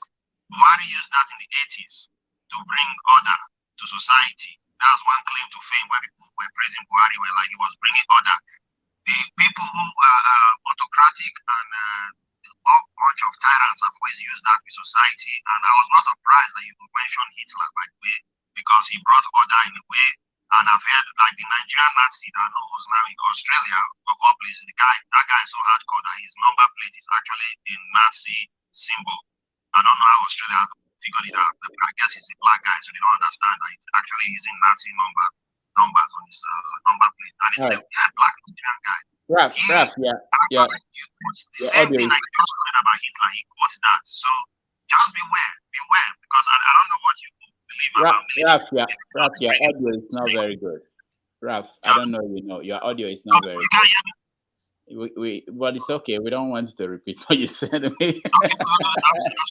So we had it, but it's not very good, Okija Nakija, I know you're here. Welcome to the show. All I'm saying is that look at the yeah, world. I'm here. Look at the world, Comrade, and you see the results. Hold on. Okija, hold on. Okay, let me just say this. Last weekend, I went to in the city to see P2B, and it was the first time I was out in public after so many months. And I was surprised. People were coming to me, and they were not talking about Dr. Damages. They were asking me about Ovie and people like forefathers. I say that just to point out that even though we have viewpoints that are different, in this thing we do here, more like a reality TV show, people pay attention. People watching outside, they pay attention to different viewpoints of everybody here. And it's also important that people who are in governments, they are also, they also see these things. So I think I don't want us to think that any viewpoint that is, even if it's persistent, it has its own point, it's valid, including the people who also do comment on the comment section. So I just wanted to let it out so that people will know that what we do here, it reaches, it goes far, and people pay attention to that. I was really surprised. We have not done this for up to 6 months, but I think it's making impact, and it's also another reason to, when people talk, to know that what they are saying is going to be associated with them, wherever they go. All right, I just wanted to say that in passing, and to say that I value the time everybody here put in when we come. Okija, welcome to the show. Oh, thank you. Yeah, I want to make a side point before I say anything. I think rich people, when they talk, differently. It seems like Dr. Damage has a bank, at home. So he said he prints his ATM card in one day. I mean, your bank, I'll tell you my bank. It's TD Bank. TD Bank. Yeah. They give it to you. They print it and give it to you. You go. Maybe because you have $1 million in the account. So I don't know. No, it's because it's a small bank. It's not. I didn't say Bank of America. I didn't say Chase or any of those. But it's a small bank. They give it to you. Even Net Wallet will tell you that it takes about 7 to 10 days, to get a bank, a bank card in US. Anyway, so I mean, you are trying to make where you bank. You know where you bank. So, I told you the bank already. Doctor, your bank no will get bank manager. Yeah. Maybe it's the manager that does everything. That's anyway, why. I wanted to jump in because of the comment they're making about the selling oil, and some people are calling for more military. I don't know do you know the military you are talking about? These people that go and beat up people that there's maybe car touched each other. A military man would jump out and kill, knock, take a civilian back to the barrack and they beat him to stupor or to death. That's what people you're talking about. These people that go in the southeast now shooting indiscriminately at people. The videos we saw. These people that kill people in OD in Bezaki, I don't know. Maybe you have to import a different military, but if it's Nigerian military, I don't think it's going to work. Even if you have 200 million of them, guiding the pipeline. But I want to make one point. This story, I wanted to come and tell this story to tell you about Nigeria. This is not a story someone told me. It's something I witnessed. Okay. During my my days in Nigeria, I was studying geology and mining, so I had to do my industrial training. Was it what they call in Nigeria co-op? I think is it industrial training or co-op? IT. Okay, whatever. So I worked in a water drilling company. So we were digging a borehole. I don't want to mention names. We were working and then because when you dig a borehole, you have screen that the screen is like it's perforated pipe, big pipe, with perforations. So that's where water, when you hit the water layer, that's where water comes into the system, and then you put the pump up there, will just pump out the water. But first of all, you have to put a sub, the one that has pointed, like a submarine sub. Sub prevents the sand from getting into the screen, which is the next layer. and most of the time you have to put 2 screens. That's the way they drill oil well. They put things. The bentonite and all those things. Anyway, so what they were doing, in one rig, what they were doing, they're supposed to put 2 screens. So they will put 1 screen and sell 1 screen. The screen was expensive. Then it was like about 120,000 naira, 240,000. I can't remember. It's been a long, that tell you how old I am. so they will sell 1 screen, and then they will put just 1. And what happens is that like because of pressure, 1 screen dealing with because you dig certain feet that will fit 2 screen, but now you have to put 1 screen where you put you're supposed to put 2 screens, and then the sand after some time sand will fill up the screen, and the whole way will go bad, just go. So the company found out they were selling one of the screens and they were putting only 1. So the first day they tried to take action. Before, when it was staged to put in screens, they came from office, they brought people from office, and they watched, and they lowered the screens. When you lower the screen, it's welding, because drilling consists of a whole lot of stuff. Welding, sometimes concrete, putting concrete, things like that. So because you have to weld the pipe. You put the sub and you put the screen, weld it so it doesn't weld it. Put until you go all the way, you come to the top. When you weld, you lower. Then you hold it with something, and then you weld again, you lower until you hit down. So the office came and they watch, and they will lower down every damn thing, and then cover like the thing. And the office went home, happy that we've defeated these guys. You know what happened? In the night, the crew woke up and they brought down the screen. They brought down lifted everything back. Lifted everything back. It took like about 6-8 hours to lift everything back just to steal 1 screen. That's Nigeria for you.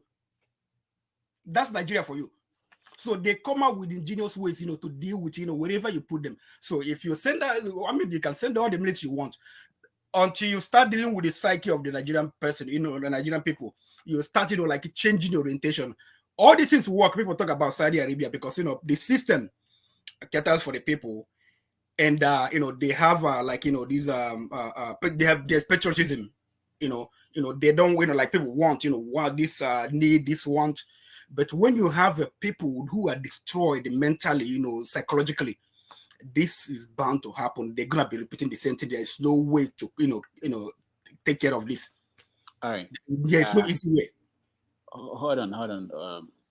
The Group Chief Executive Officer of the NNPC Limited, Mr. Milikiari, has joined the list of guests to anchor the ministerial weekly briefing. He addresses upfront the subject of theft of the nation's crude oil, which has continued to dominate conversations for years. He absolves no one of complicity. When a fire outbreak happened in one of our pipelines, now we discovered that some of the pipelines are actually connected into individuals' homes. And not only that, with all sensitivity to our religious beliefs, some of the pipelines and some of the products that we found are actually in churches and in mosques. That means that everybody is involved. There is no way you will take product, bring in trucks in populated neighborhood, load it and leave without everybody else knowing about it. That everybody includes members of the community, members of the religious leadership, and also, and most likely, government officials of all natures, including security agency personnel. They are everywhere. He agrees that the magnitude of theft and the impact on the nation's economy is undoubtedly substantial, but not up to 200 million barrels per day as reported.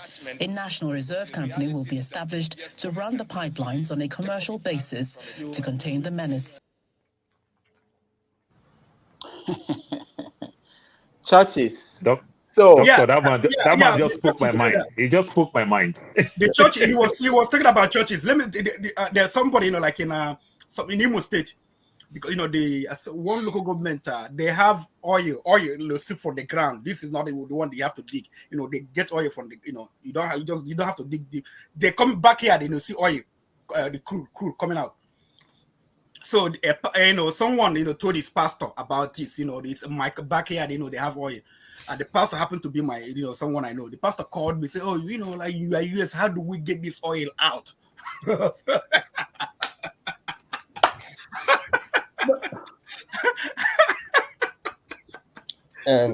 Femi, we're looking for solutions now. Femi, right. I was actually going to allude to what Kija just said, because as far back as way back when I was in Nigeria, around 99, 2000, even in Ekpe, they were already, because there's quite a number of a wide array of oil producing areas in Ekpe, and you can easily get oil from there. They were already doing that as far back as then. A lot of people don't realize this as well. But anyways, there was a couple of points that Paul made that already took care of a lot of what I was going to say about how vast this oil theft is, and the level of collusion between government officials and the military and what have you. As far as I'm even concerned, the amount that's being stolen by the local people is almost nothing compared with what people in government and this elite, if you will, elite and thief, the amount that they actually steal. Now, I want to go as far back as when the likes of when the military was in power, when the likes of General T.Y. Danjuma were getting oil blocks, if you remember. So not be today starts. They've been stealing long time. Not be today. Yeah. So, Femi, let me stop you because it's right. something that troubles me now. Somebody made a comment. He said, "This man is lying. Nothing like in church." Okay, so I think we have to start analyzing some of the things that our people, how we reason. So I don't know the GM of NNPC. Okay, I don't know whether he's saying the right thing or not. But he said churches and mosque, and I don't think that they did not see anything like that before he came out and said it. Even to mention mosque in the south, that's where the oil is. And I can see people, smart people in Nigeria, build a church on top of somewhere that the pipeline is nearby. I can see that happening. So for somebody to think it's important to defend the church, it's not like, so it's just sometimes I get.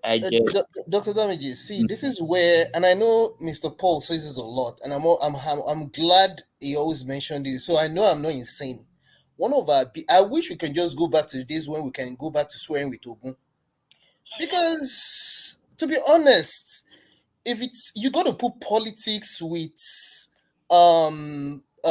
religion, in addition, as part of the general sensibility. Well, maybe it's true, as forefather would say, that we've been brainwashed, to be honest.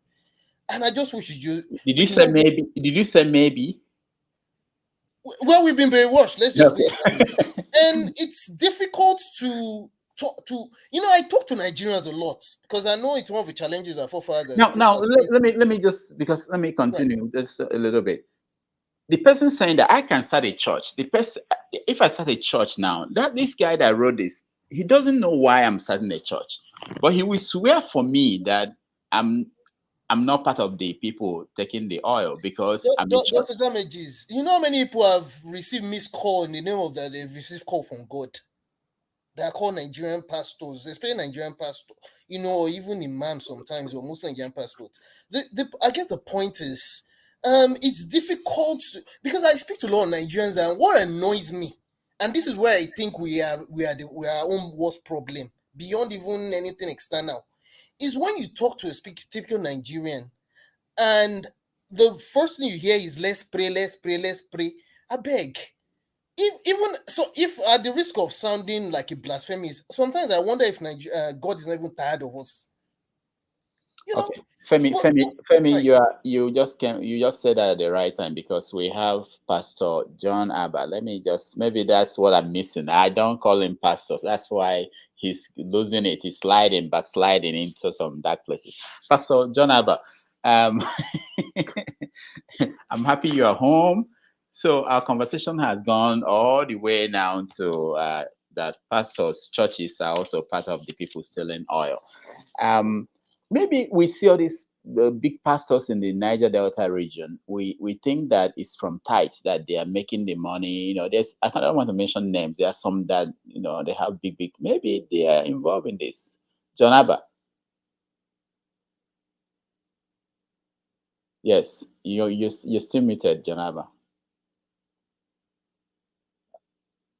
You can press it once, not twice. All right. Okay, there's something after you. All right, let's go to somebody else. Janaba has problems. Omori. Yeah, Yeah, Doctor, thank you. Churches and not You know, that was why I started for. I said it was an organized crime, but I didn't go deep by mentioning different people that were involved.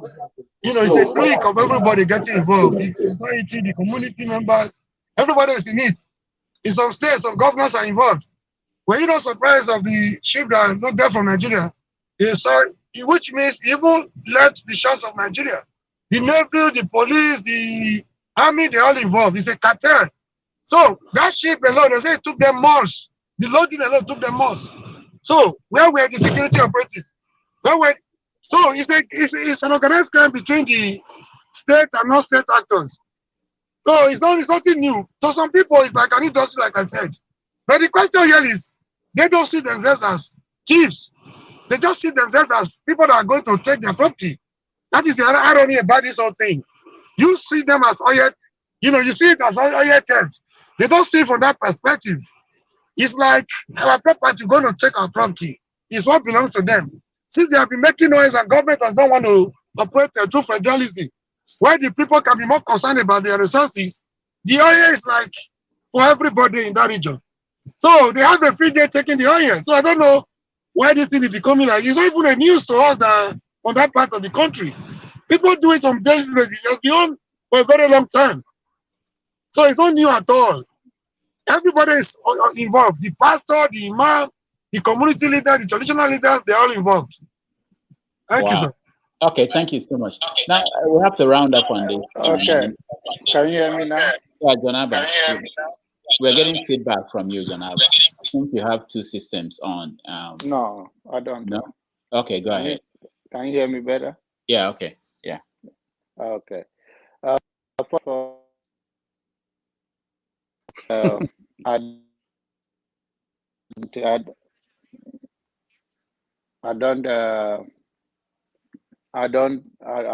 not from that region.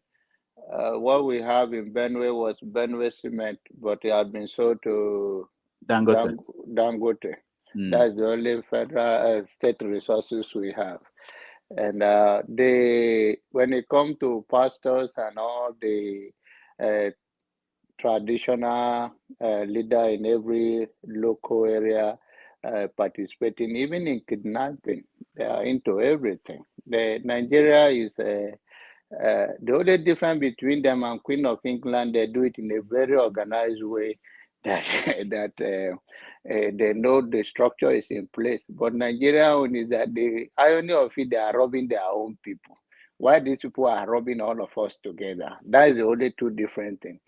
So I hope Nigerians and those local area wake up one day and say, okay, all this money we've been stealing, and all the oil bunkery, or you say in the name of Jesus, and you take tithe and offering. The God is so broke in heaven that they are taking that money to God. That's what the money they use to buy private jet and to oppress them, have organized a thug. And when you say something about them, they want to mobilize thug to attack you. They believe in Jesus that white man died for them to make a way for them. Why they live here, but that white man will not save them. It's a long way to freedom, Dr. Damages. We have to wake up and keep talking through and keep organizing ourselves until this generational brainwashed. At least people can be delivered from it. The way we are going, the way we, the black, are going about things, Nigeria and so many African countries, is very disturbing. I hope we wake up one day and say, okay, how do we empower our own people? Stealing this money that we buy private jet and pay cash. In this part of the world, you lease it. But our people have so much money that they paid for. I don't want to mention name of those pastors in that region, in Delta region. They have more girlfriends than even Paul. Although Paul is a married man, I don't think it's only Jesus that have two girlfriends. Oh my God. All right. We are rounding up now, but let's look at this video.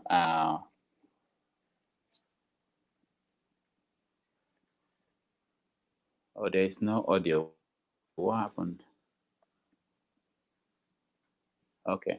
So as part of our round on the political arena, what has been going on, because it continues. It doesn't matter whether the Queen is dead or not.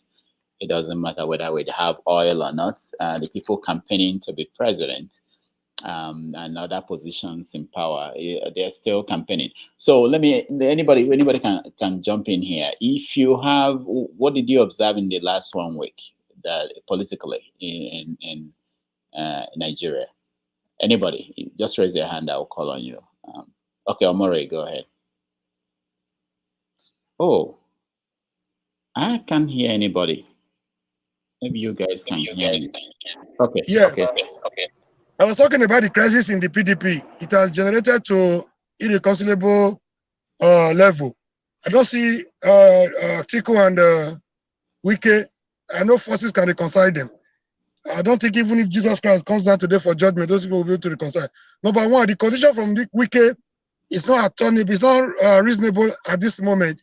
No party will want to risk changing. I know Wike has every right to complain about the injustice, about the anomalies, about the political maneuvering and innuendos, but then he himself is as guilty as Atiku morally. I stated that in the comment section. Whatever is accusing Atiku and you of doing, exactly what Wike is doing. Wike wanted to be smart by half, so he was outsmarted. So calling on Atiku now to change the national chairman few months to election is not doable. It will be counterproductive. It will cause more damage in the PDP than the Wike they try to, than the solution they try to, offer. Changing you now will cause more crisis in PDP. So no politician, no reasonable politician, no strategic politician want to risk that. So I don't think Wike reconciling with them. And Wike is going to bury it chargeously. If you must do something, you don't allow your enemies to predict you. It's becoming too predictable. It's becoming too noisy for my liking. I thought all the noise he made before the primaries that cost him the primaries, he must have learned. They said failure or mistake can be success. Only if we can learn from them. He hasn't learned anything. I think it's about to do more damages.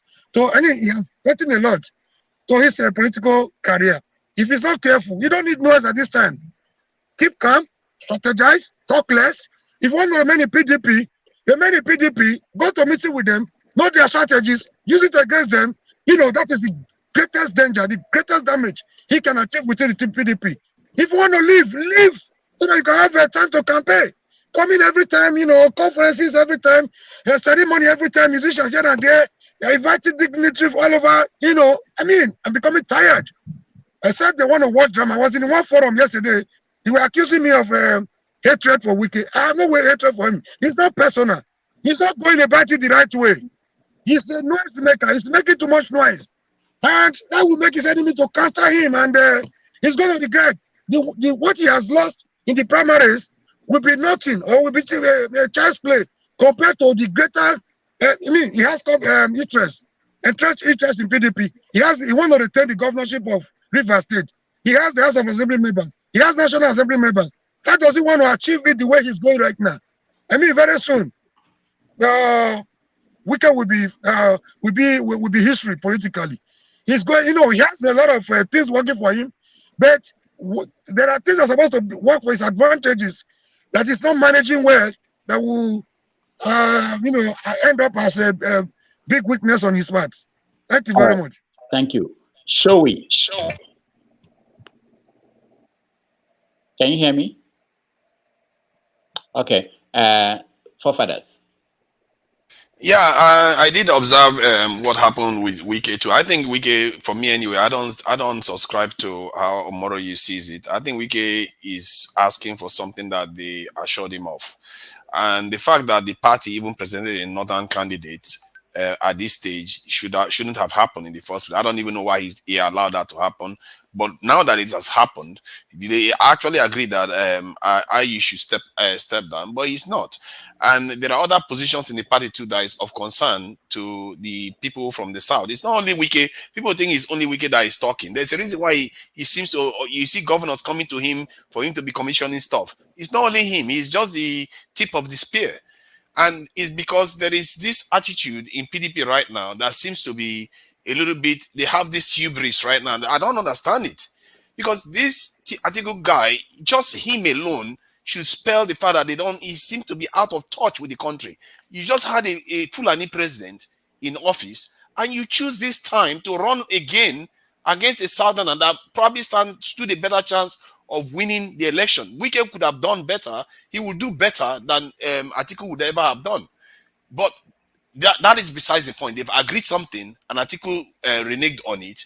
And how, if Atiku is so interested in peace, interested in winning the election, or that's something we seriously need to ask ourselves. Why is he not ready to sacrifice only a party chairman? He's not even ready to make that token gesture to say, you know what, you can't be a sole winner. You won, but you are the sole one. You can't even make a gracious gesture to say, I've beaten you, so let me just remove this guy from the way, since we talked about it. Even if maybe the nuances are not, are confusing a little bit, remove the guy in place, all this talk would have gone. It would have been totally Wike's fault right now if he carried on talking, if Atiku gave him what he wanted. So personally, I am worried that Atiku is deliberately doing what he's doing. He knows he's not going to win. At this stage, I don't think he thinks he's going to win that election against Tinubu or even Peter Obi right now, because he knows Peter Obi is going to sew up where most of his vote is going to come from, which is the south. This is southeast. Peter Obi is going to soak it up and soak up, including the south side, with all this nonsense he's doing with this in the Wike. So what is his strategy? Except he actually wants Peter Obi to win, because there is this, I don't know whether it's a theory or this, where they said, I think it was like, if somebody's going to come from the south, because he wasn't supposed to run, that it has to be from the southeast. But the Wike wing didn't like that. They said everybody from the south should compete. So there is that element that I feel seems to be happening, because the way Atiku is behaving, he's not behaving like somebody that really wants to win the election.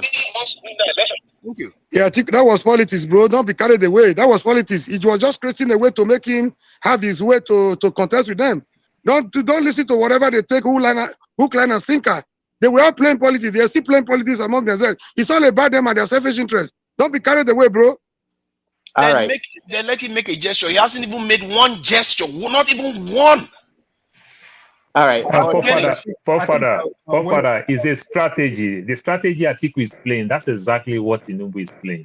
Atiku cannot come out in public and talk, because he knows no matter anything he says, they can always counter his point.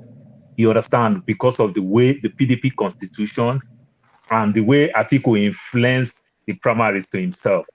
You understand? So Atiku knows this thing. That's why he's not talking. That's why, to some extent, they are using surrogate, to talk. That you will not see Tinubu grant any interview, because it's going to work against him after the interview. So they use surrogate to talk. They stay behind. It's just a strategy. Then for Wike, immediately Wike lost that primaries. That is the end of Wike, because it's like a shock. Wike is just trying to be able to do anything that he can achieve his success or death.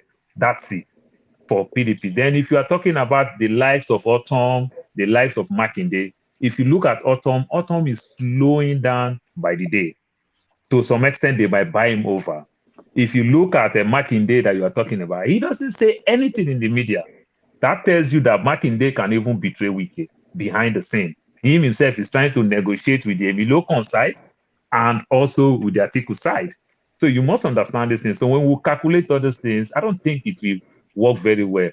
And also some people that are also giving Atiku, just leave Wike alone, just work on the rest, leave Wike alone, because they also know that the obedient people will take good chunk of vote from River State anyway. So they just say, work with Autumn, work with Ikwazu, Makinde and the likes, just leave Wike alone, But in media, you don't want to do things like that, because they are doing it behind the scene. That's why Atiku is not saying much. But I don't think he's sleeping over the issue that is going on. All right. Okay, the way I see it, okay. I think, two things. When the gods, want to kill a dog, they make it mad. So I think that's what's happening. PDP, like for maybe some reason, whatever, is bound to disintegrate, and they're going to lose. That's probably the way I see it. And then another angle is this: probably, Atiku didn't. But I don't think, I don't think Wike is negotiating in good faith. I don't think he ever wanted to support Atiku. I think they have seen that he doesn't want to support Atiku, so they don't want to yield ground to him, so that he will rub it in their face when he becomes, when he gives his support to someone else. So they don't want to we gave ground to him and then he did this to us. And Wike is, is trying to get that concession so that we rub it in their face. So that's the way I look at it. He will never support Atiku. Whatever. Let him give it to whoever we can support to be the party chairman or whatever. Wike would never support Atiku. That's the way I see it. Politicians are always a politician. The Wike factors is going to end up very soon. Nigerian politics does not run the way we see diaspora thing talking like he run like that. As far as the party of PDP and the way the Nigerian politics run, Atiku remain most relevant candidate in Nigeria politics until when Wike will go down like a wildfire, get quenched by heavy water. Otun already endorsed Atiku. So what are we talking about? Otun endorsed, and he called the statement in Benue State to endorse Atiku. So the politics of Wike is trying to be relevant. That he's a career politician. He's trying to remain relevant after his term is over. And if he make it this way, he's making it, he's hurting himself politically. End of the day, our government is already in River State. If you are running for national platform, so he's going to go down. It's not because of anybody. He himself know how he came this far. It's by running his mouth. All right, CM. Sorry, can I say something? You just said something that countered what you said. He got this far by running his mouth. The man is taking himself and the party down. And that's what PDP should be concerned about. That is on state level. The politics of today has gone beyond that. People like Wike cannot run for governorship now and win. The politics of 1999 and 2007 is different ballgame today. You can't see an Agbero like Wike winning a governorship election in Nigeria for today. The idea of gathering some boys, give them money and guns to go and snatch ballot boxes is over. People should get this right. We might not be where we hope to be. We are not where we used to be politically in terms of our elections. Thank you, sir. Wike will win handsomely in River State now. We win overwhelmingly. If he continues, exactly. I don't know what he's talking about. Wike is commissioning projects almost every 2 days, and you're here acting as if he's not accomplishing stuff. Fake old houses that if there was a president of the Niger Delta, Wike will win it today. Okay. Hold on, everybody. CM, I see you. You will talk next, but let's welcome Kulata to the show. He's been commenting on the comment section, and he wants to bring it up here. Kulata, welcome to the show. Thanks, Dr. Damages. So, forefathers, let's just try and address this. You kind of have like this. Should I call it mono solution to every problem like that's affecting Nigeria? Just kind of bring the military. Like you get the military there, and then we fix our revenue problems, we fix our insecurity problems. All of us kind of align on the same shared interests. We don't even have shared interests. So how? North Korea. How do you just militarize us to prosperity in a country where you have ethnic groups that don't even trust themselves? Like you have to hire. Where are you going to hire from? The north, the south, the north central. Where? Then which soldiers are you going to deploy to where? The soldiers that were entrusted to kind of even help us guide our pipelines, they're in collusion. We know a lot of Navy bosses are making money from the oil we're losing. And they give those people money to fund security. They steal those security. We can hardly like even arm the size we have, because a lot of that money is stolen. So first of all, you're going to hire a bunch of people. You don't have the revenue to pay for it. Are we going to give all of them agbado and cassava immediately? So, like, we can't just have this one track. I mean, our problems, we have a lot of human problems.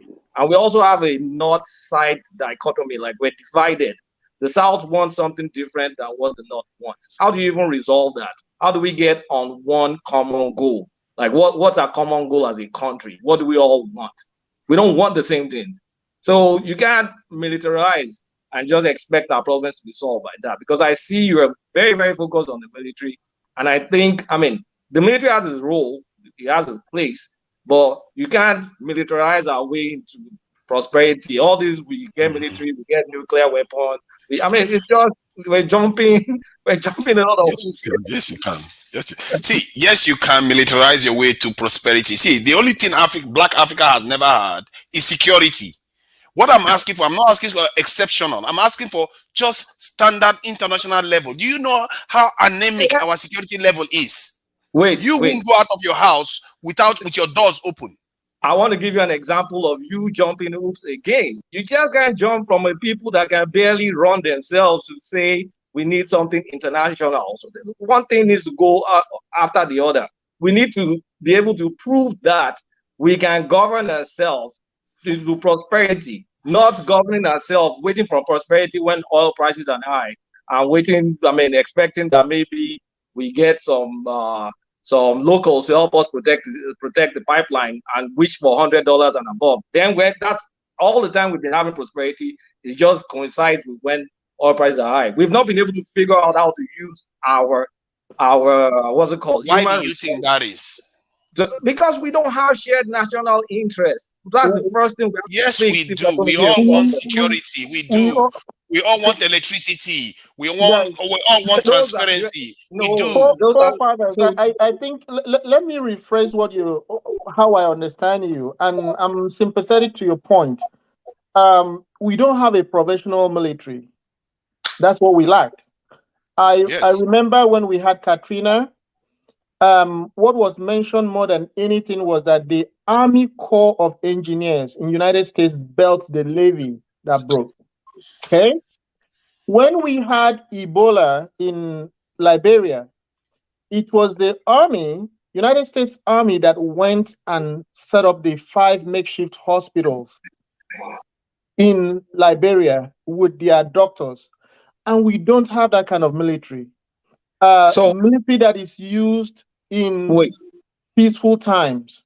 Yeah, but here you guys are making one fundamental mistake. You're jumping hoops. There's step by step by step. You just don't look at a place where you have to be able to crawl before you can jog. You're talking about jogging. I'm talking about getting us to even crawl effectively before we get to the point where we can jog. So what we're saying is that if we had a professional army, a professional military professional military will help a lot in pushing some indices of development forward. Exactly.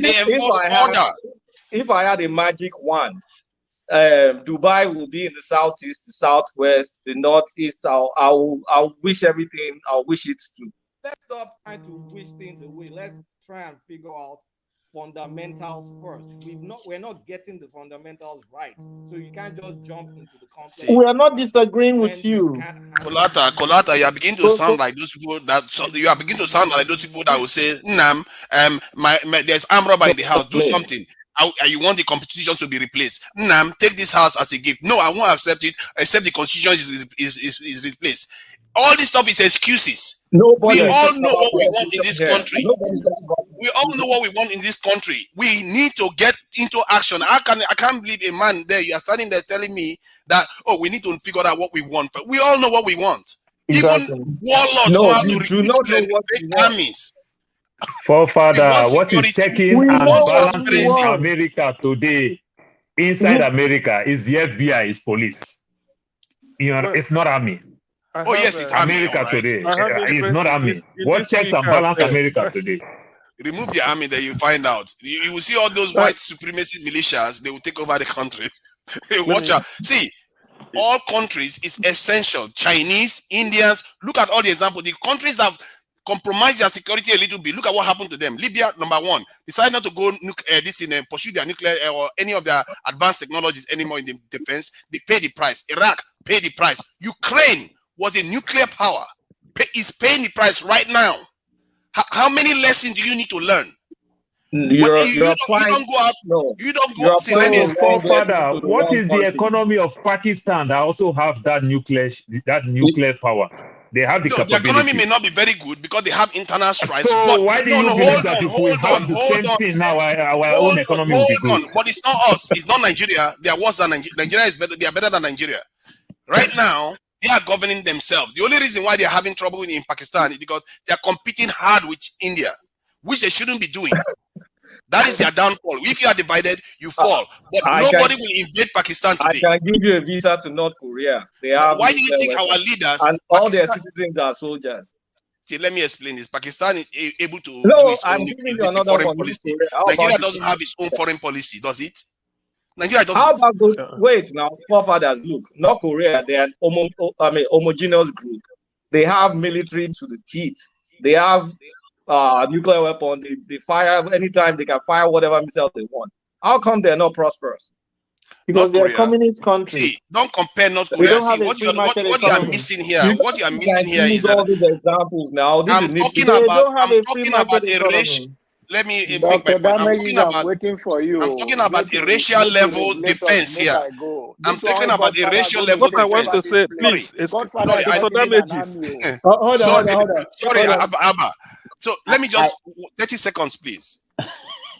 30 seconds. I'm going to shut up. Everybody will talk. All right, go ahead. 30 seconds. I'm talking about a racial level defense. Once a race gets their defense done, the others will benefit from it. They will have this umbrella from it. This is why Russia tried to reassure China that they're going to defend them. They're going to give them their nuclear umbrella because they want to be nice to the Americans. What did China do? Like China said, up yours. I'm going to go and develop my nuclear weapon. Go and do nice with Americans. Look at where China is today. When your race don't have any strategic military defense to fight the First World Wars, you are vulnerable. That is why black countries all over the world, black communities all over the world are suffering right now.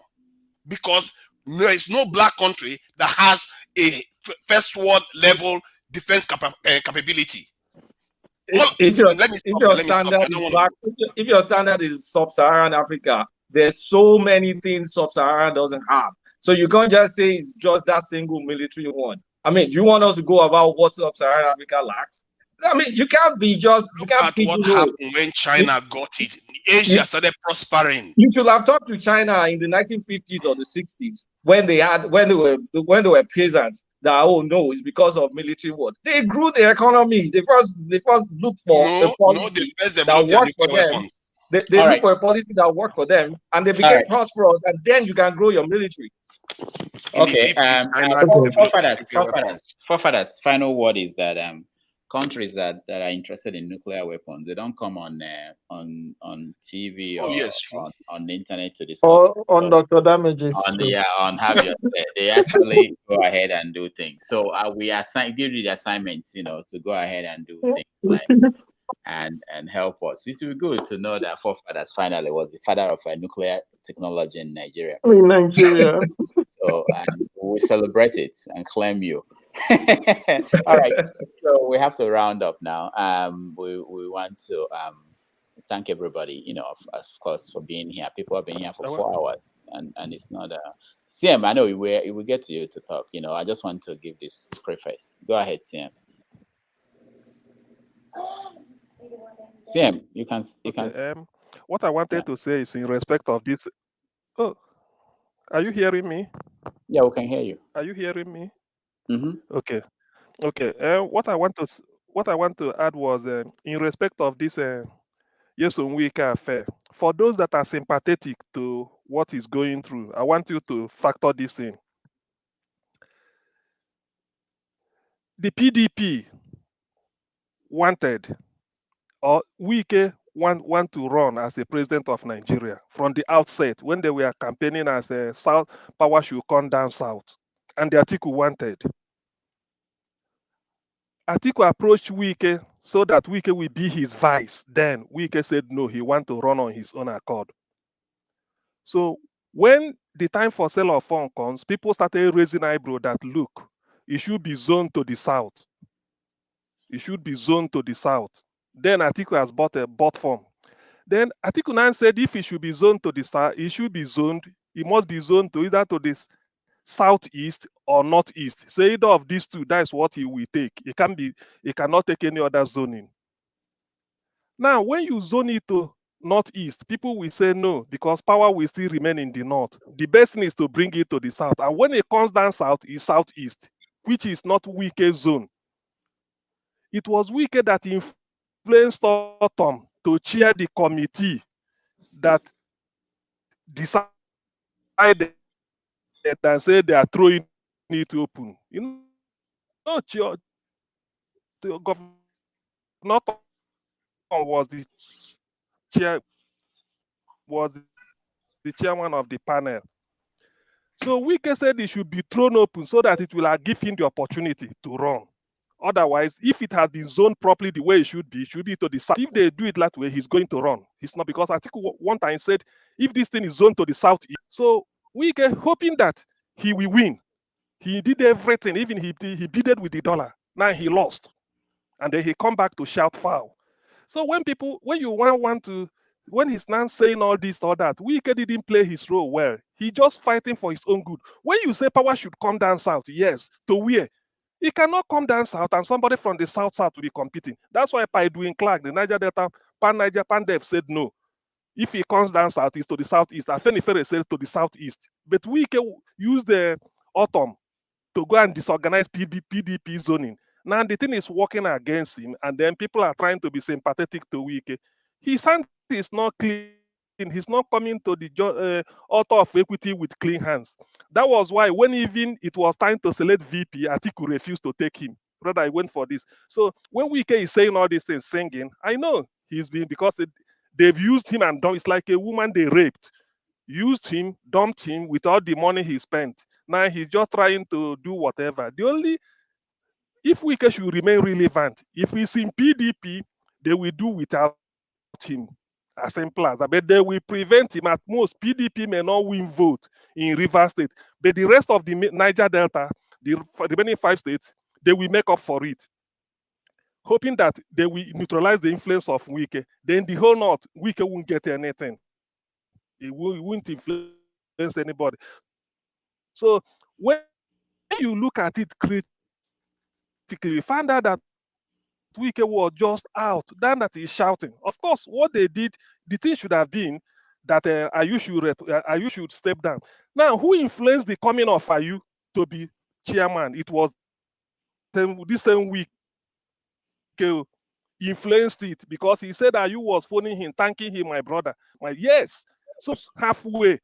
So that Secondus is from Rivers. The chairmanship should go to the north. Then he brought out Ayu so that when the power comes to the south, he feel that he's the emperor of PDP. And then to help him, they have to throw it open. So to me, I'm not really sympathetic to his cause, because what goes round comes round.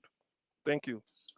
All right. Thank you so much. We have to round up with our usual question. What keeps you up at night? Let me start with you, Janaba. Thank you, Dr. Rudy. Here, CM talking truth for the first time, and making me loving him. What keeps you up at night? Let me start refresh your memory. What we're talking about. What keep me at night now? CM is a repented soul. You've been one poisoning me before. Oh God. It's been praying for you. The prayer work. The prayer work. I'm a pastor, regardless of our view of religious and all of that. I also am confused, and I'm also in anybody's shoes that we've been brainwashed for so long, and politically, religiously, we have lost everything. My prayer to the Almighty Creator is that we come to who we are before the white people invaded us. Now Queen died, and Charles is continue. Charles is Charles the Third is the son of Queen Elizabeth. So what changes might not may continue as far as our mentality of to recognize who we are, going back to how we functioned before we were robbed. Our culture, our value that we all enshrine the most doesn't matter anymore. That somehow even 21st century slave is okay just because we don't want to go back to where we are because the world have made progress. We should have grown in our own space. And I'm hoping, Dr. Rudolph, when I come to New York next time, you and White Label will have time because it's like New York, you guys never have time. When I was in New York, he said he was in another town and you were stuck in the traffic. That is keeping me up. I'm still awake waiting for you guys. All right. Thank you so much. We appreciate you, Janaba.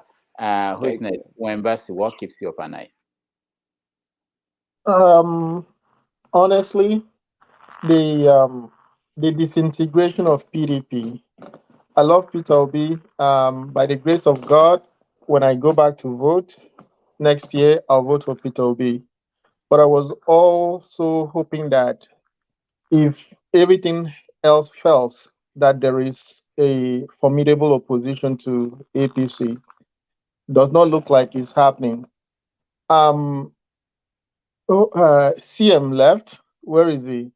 Yeah, he So, left. okay. Unfortunately, I think there was an issue of, was it Time Magazine? They were, they said the most influential people, is it under 40, something like that. And I remember seeing Kim Kardashian's name and I was upset. I was upset because of my moral lens. But is she influential? How many people go to her site? How has she been able to make millions? Every other day or almost every day, I go on to see what the caricature of Wike, he puts on a show. It's not just me.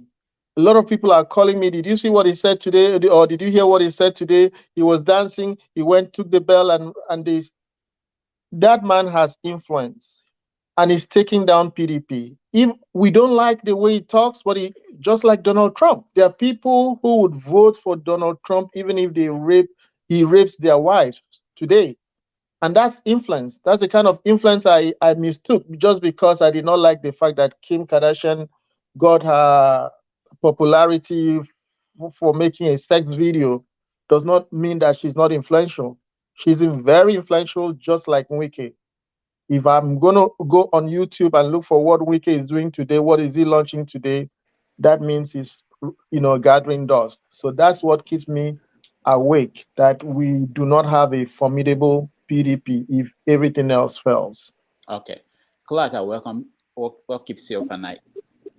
For me, what keeps me up at night is the fact that there's a lot of black countries have not been able to figure out how to govern themselves.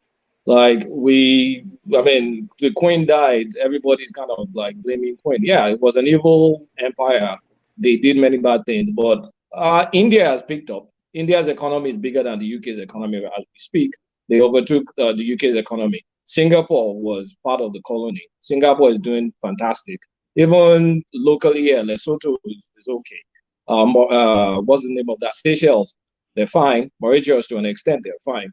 So us, with the biggest human resource that we can turn, imagine we have a lot of our technology graduates doing what India does, like outsourcing our brains.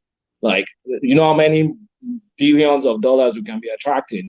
That shouldn't be going to Mumbai. That shouldn't be going to Hyderabad and the other cities in India, Delhi. That should be coming to Ife, going to Ibadan, going to Ilorin, going to Futo, Southeast schools, many schools. But look at us here. Talking about far-fetched solutions. We've not even figured out how to even govern. We're going into an election now. Everybody's projecting a miracle to one candidate or the other when we know no miracle is going to happen. the governing coalition that's going to be there is going to be PDP and APC, House and Senate. Whoever gets in there, that's what you have to work with. Because, I mean, except you want to ignore the realities of the government we're practicing. So what keeps me up at night is we're yet to figure out what works for us. And we can't keep blaming the colonial past. People move on. It just shows like it's either we're not collectively intelligent. I'm not saying there are no geniuses in Nigeria. There are tons of geniuses. But as a collective group, we seem to be dumb and we can't figure out how to govern ourselves. And every time that miracle mentality is in our head. So we're just projecting the miracle and paying tithes with our efforts on the next wishful thinking that's probably not going to pan out to anything meaningful. So that's what keeps me up at night. Wow. Thank you. You said we are not collectively intelligent. Yeah. Nigerians are looking for the leadership that will benefit them in 2003 going forward. Whichever political party that lot falls on will be the party that will listen to the yearnings of Nigerians in terms of economy, prosperity, securing this country, uniting this country, and a lot of issues. Is your party the kind of party that Nigerians should, 2023, I meant to say, is your party the kind of party that Nigerians should look forward to, and why? You see, what I always say, we have in front of us a major problem. That is the problem of 2023 election, which overrides all what is happening now. So let's put all this aside. I'm talking about the general election. I'm not talking about your party now. Yeah, we've discussed enough of your party. Yes. So let's spend the next 40 seconds as your final word on the program to tell Nigerians whether or not, is there a different PDP that we should be expecting? What else should Nigerians be expecting? What are you bringing to the table? Do you have solutions to the problems of Nigerians? Can your party trust, can Nigerians trust your party going into the 2023 election? Yeah. You see, I can tell you, is the PDP, that what? PDP that will come with many amendments, many suggestions that will come with it. And any party that come would that happen Kulata, are we collectively what did you say? We're not collectively intelligent. There are many bright spots here and there, but we can't sit down and just maybe have that 10% that is smart to think alike and move us, like push us along. America, most people in America are dumb, but we all know that we live here. But the smart people are in charge. But in our case, we don't put the smart people in charge. We can't even agree the direction we want to go. Do some people think education, they don't want education in the South, they want education. Some people feel Ajami and Arabic is the way they want to go. Some of us. So you see, push, pull. I mean, you're not going anywhere. Thank you. Who did I know I missed my sequence. Paul, have you? No. Okay, go ahead, Paul. Doctor, I think Kolata just spoke my mind. You see, a country, a business run like the way they play football, what the Americans would call soccer. It's an 11-man game, but without good teamwork, they will not achieve their purpose, even when you have maybe the highest paid player in that team.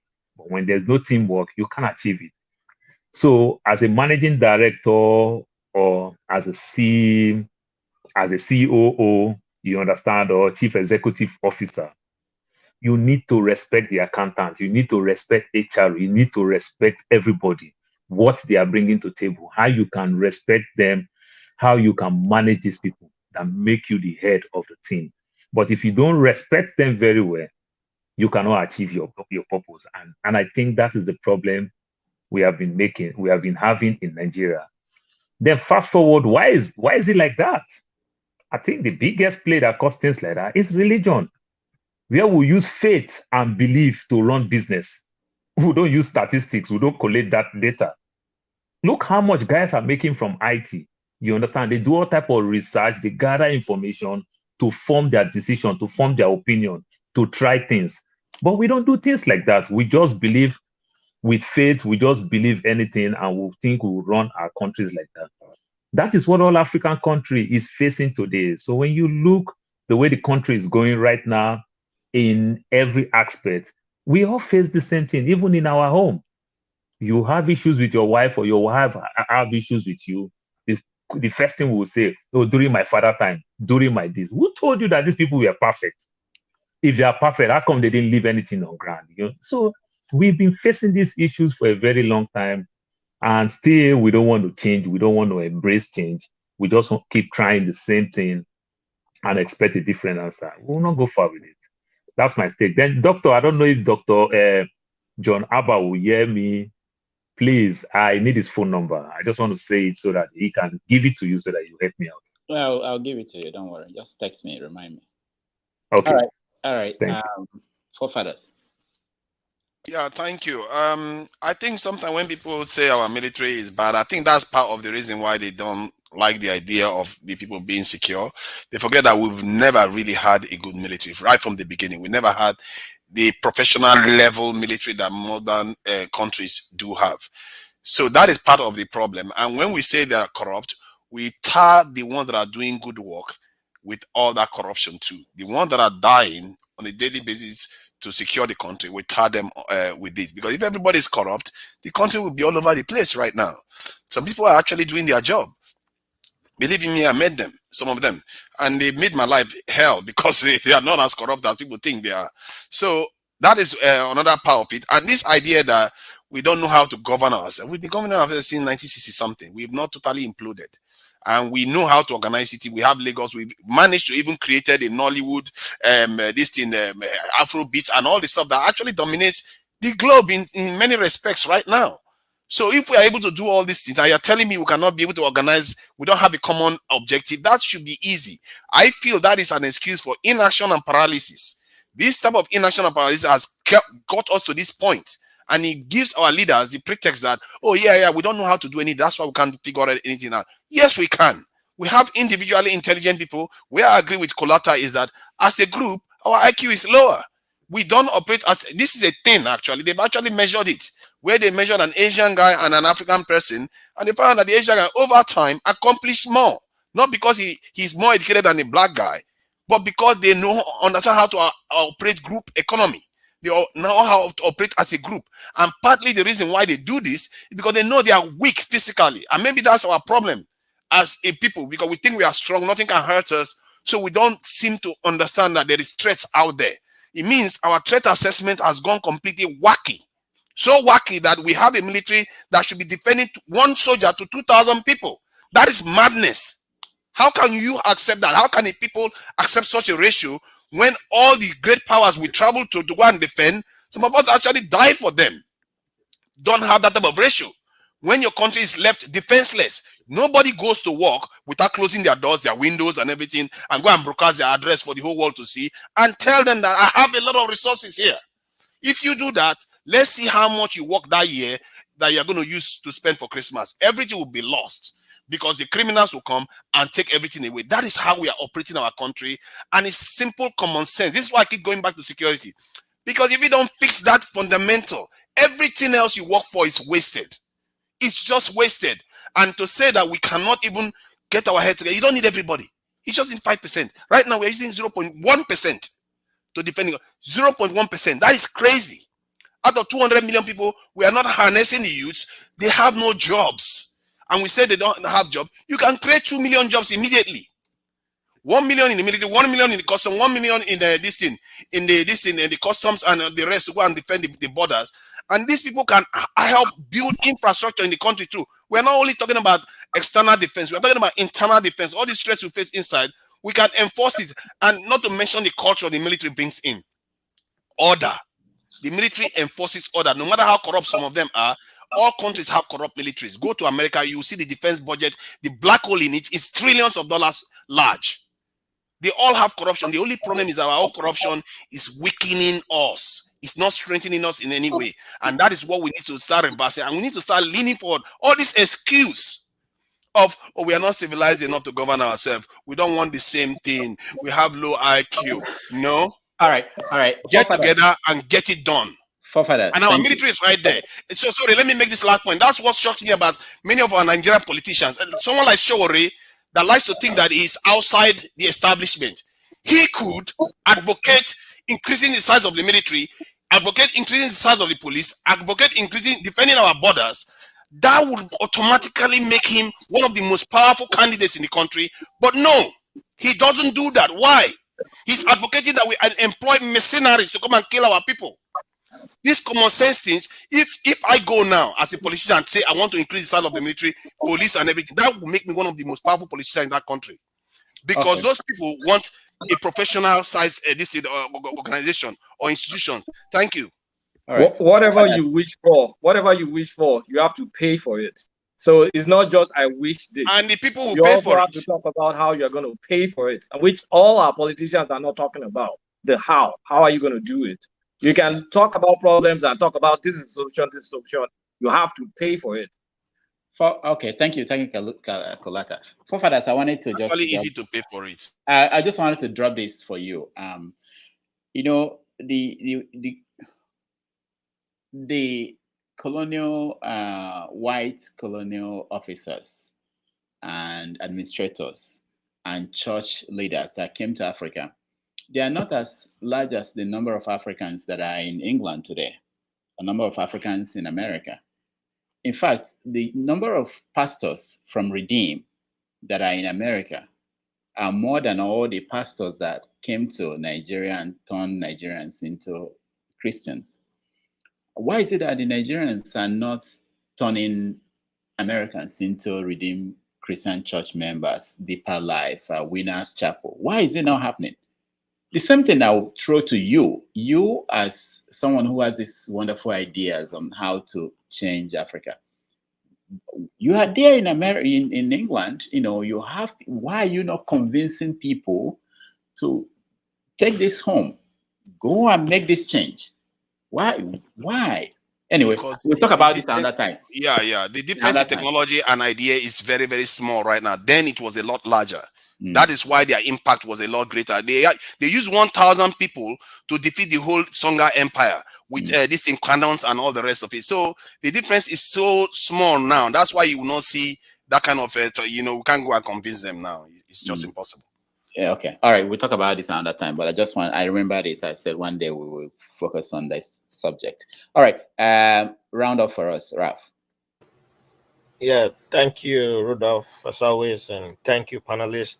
And everyone watching, don't forget to like, share this video with your family, friends. If you have secret family, you share with them too, you know.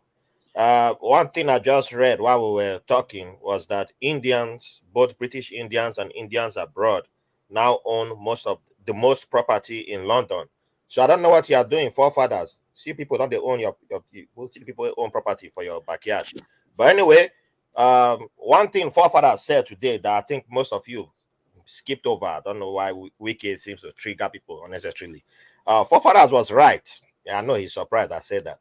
He was right when he said, when he talked about PDP, and he said, he showed how weak Atiku is as a leader. Your party is crumbling, there's division, and we don't seem to see Atiku reaching out to Wiki. It's in Atiku's interest. If you want to win, be sure that you want to win and reach out to Wiki and be like, hey, my guy, you're making too much noise. I don't want, we need to show a united front. We are trying to take down Tinubu. Tinubu is the favorite. So if you want to take down Tinubu, yeah, put up a united front, not like one person should be sending different signals and different messages. So it's in your interest to, reach out to Wiki, whether Wiki led to whatever Wiki has done. It's not looking good for Atiku right now. You're not, exactly. Everything is negative.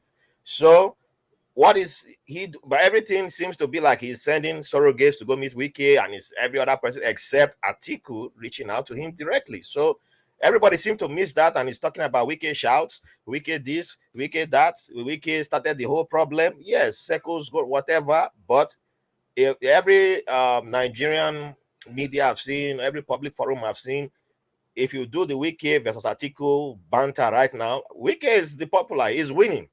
So it tells me that Atiku is not doing a good job. So you are losing right there, except his plan is like the theory that forefathers raised. So yeah, about the next point I'll raise is about Queen Lizzie's death. So condolences to the British Nigerians and all the loyalists in Nigeria again. It should not be my queen, so you know, concern me. But for you now, where they cry.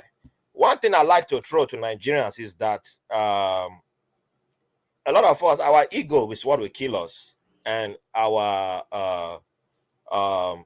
thank you, Paul, for the donations. Yeah, we have to support Dr. Tam. Don't forget to send money, dollars, pounds, sterling, euros. You know, not they send naira. We don't do naira here.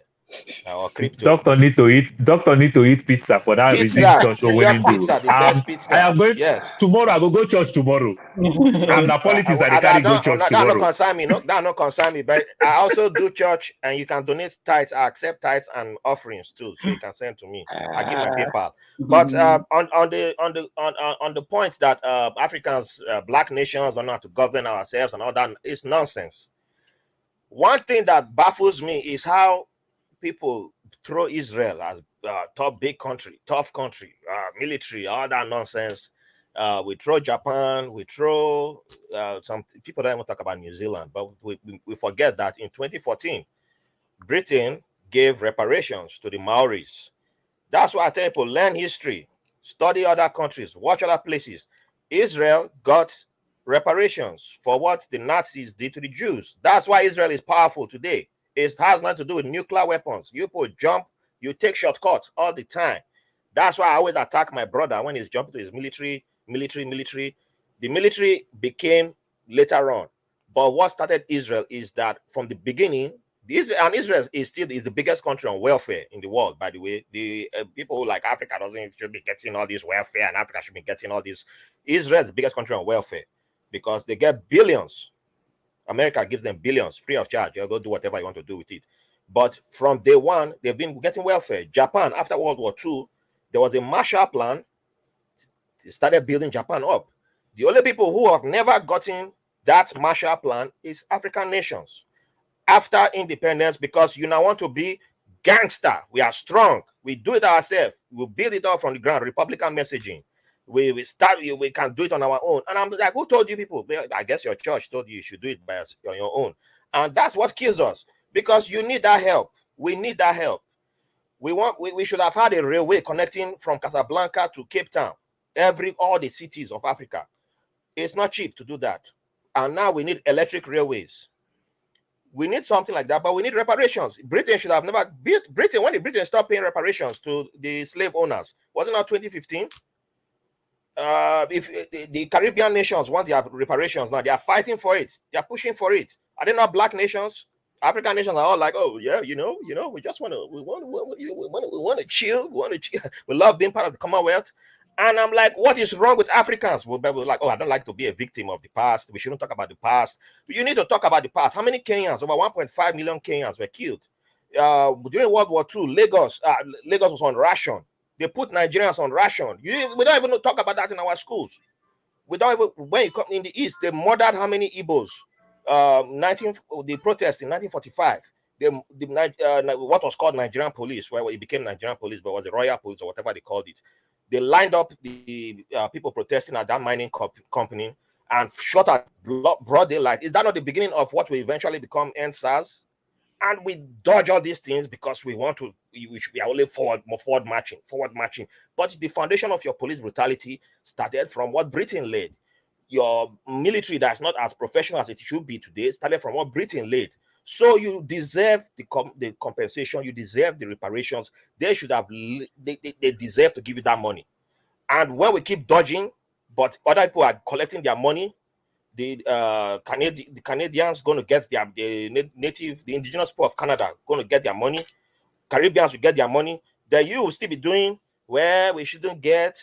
The Jewish people in Israel get their money. So why shouldn't you get your money? Why should we be the ones to say we don't? But you are following the EPL. You are still giving them money because you're going to watch EPL. And if you are in the UK and you are watching EPL, there's nothing wrong with that.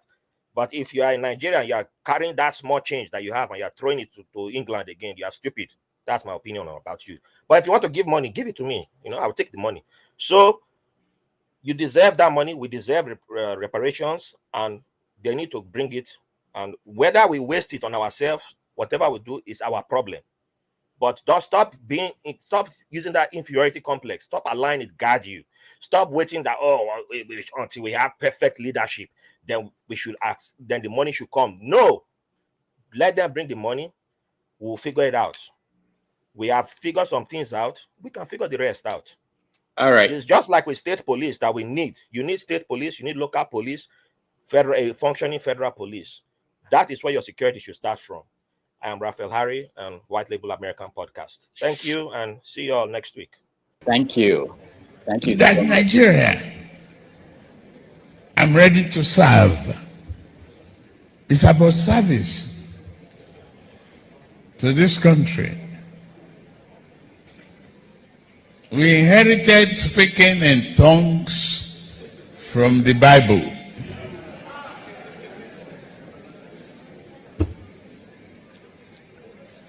But our diversity is a promise for prosperity.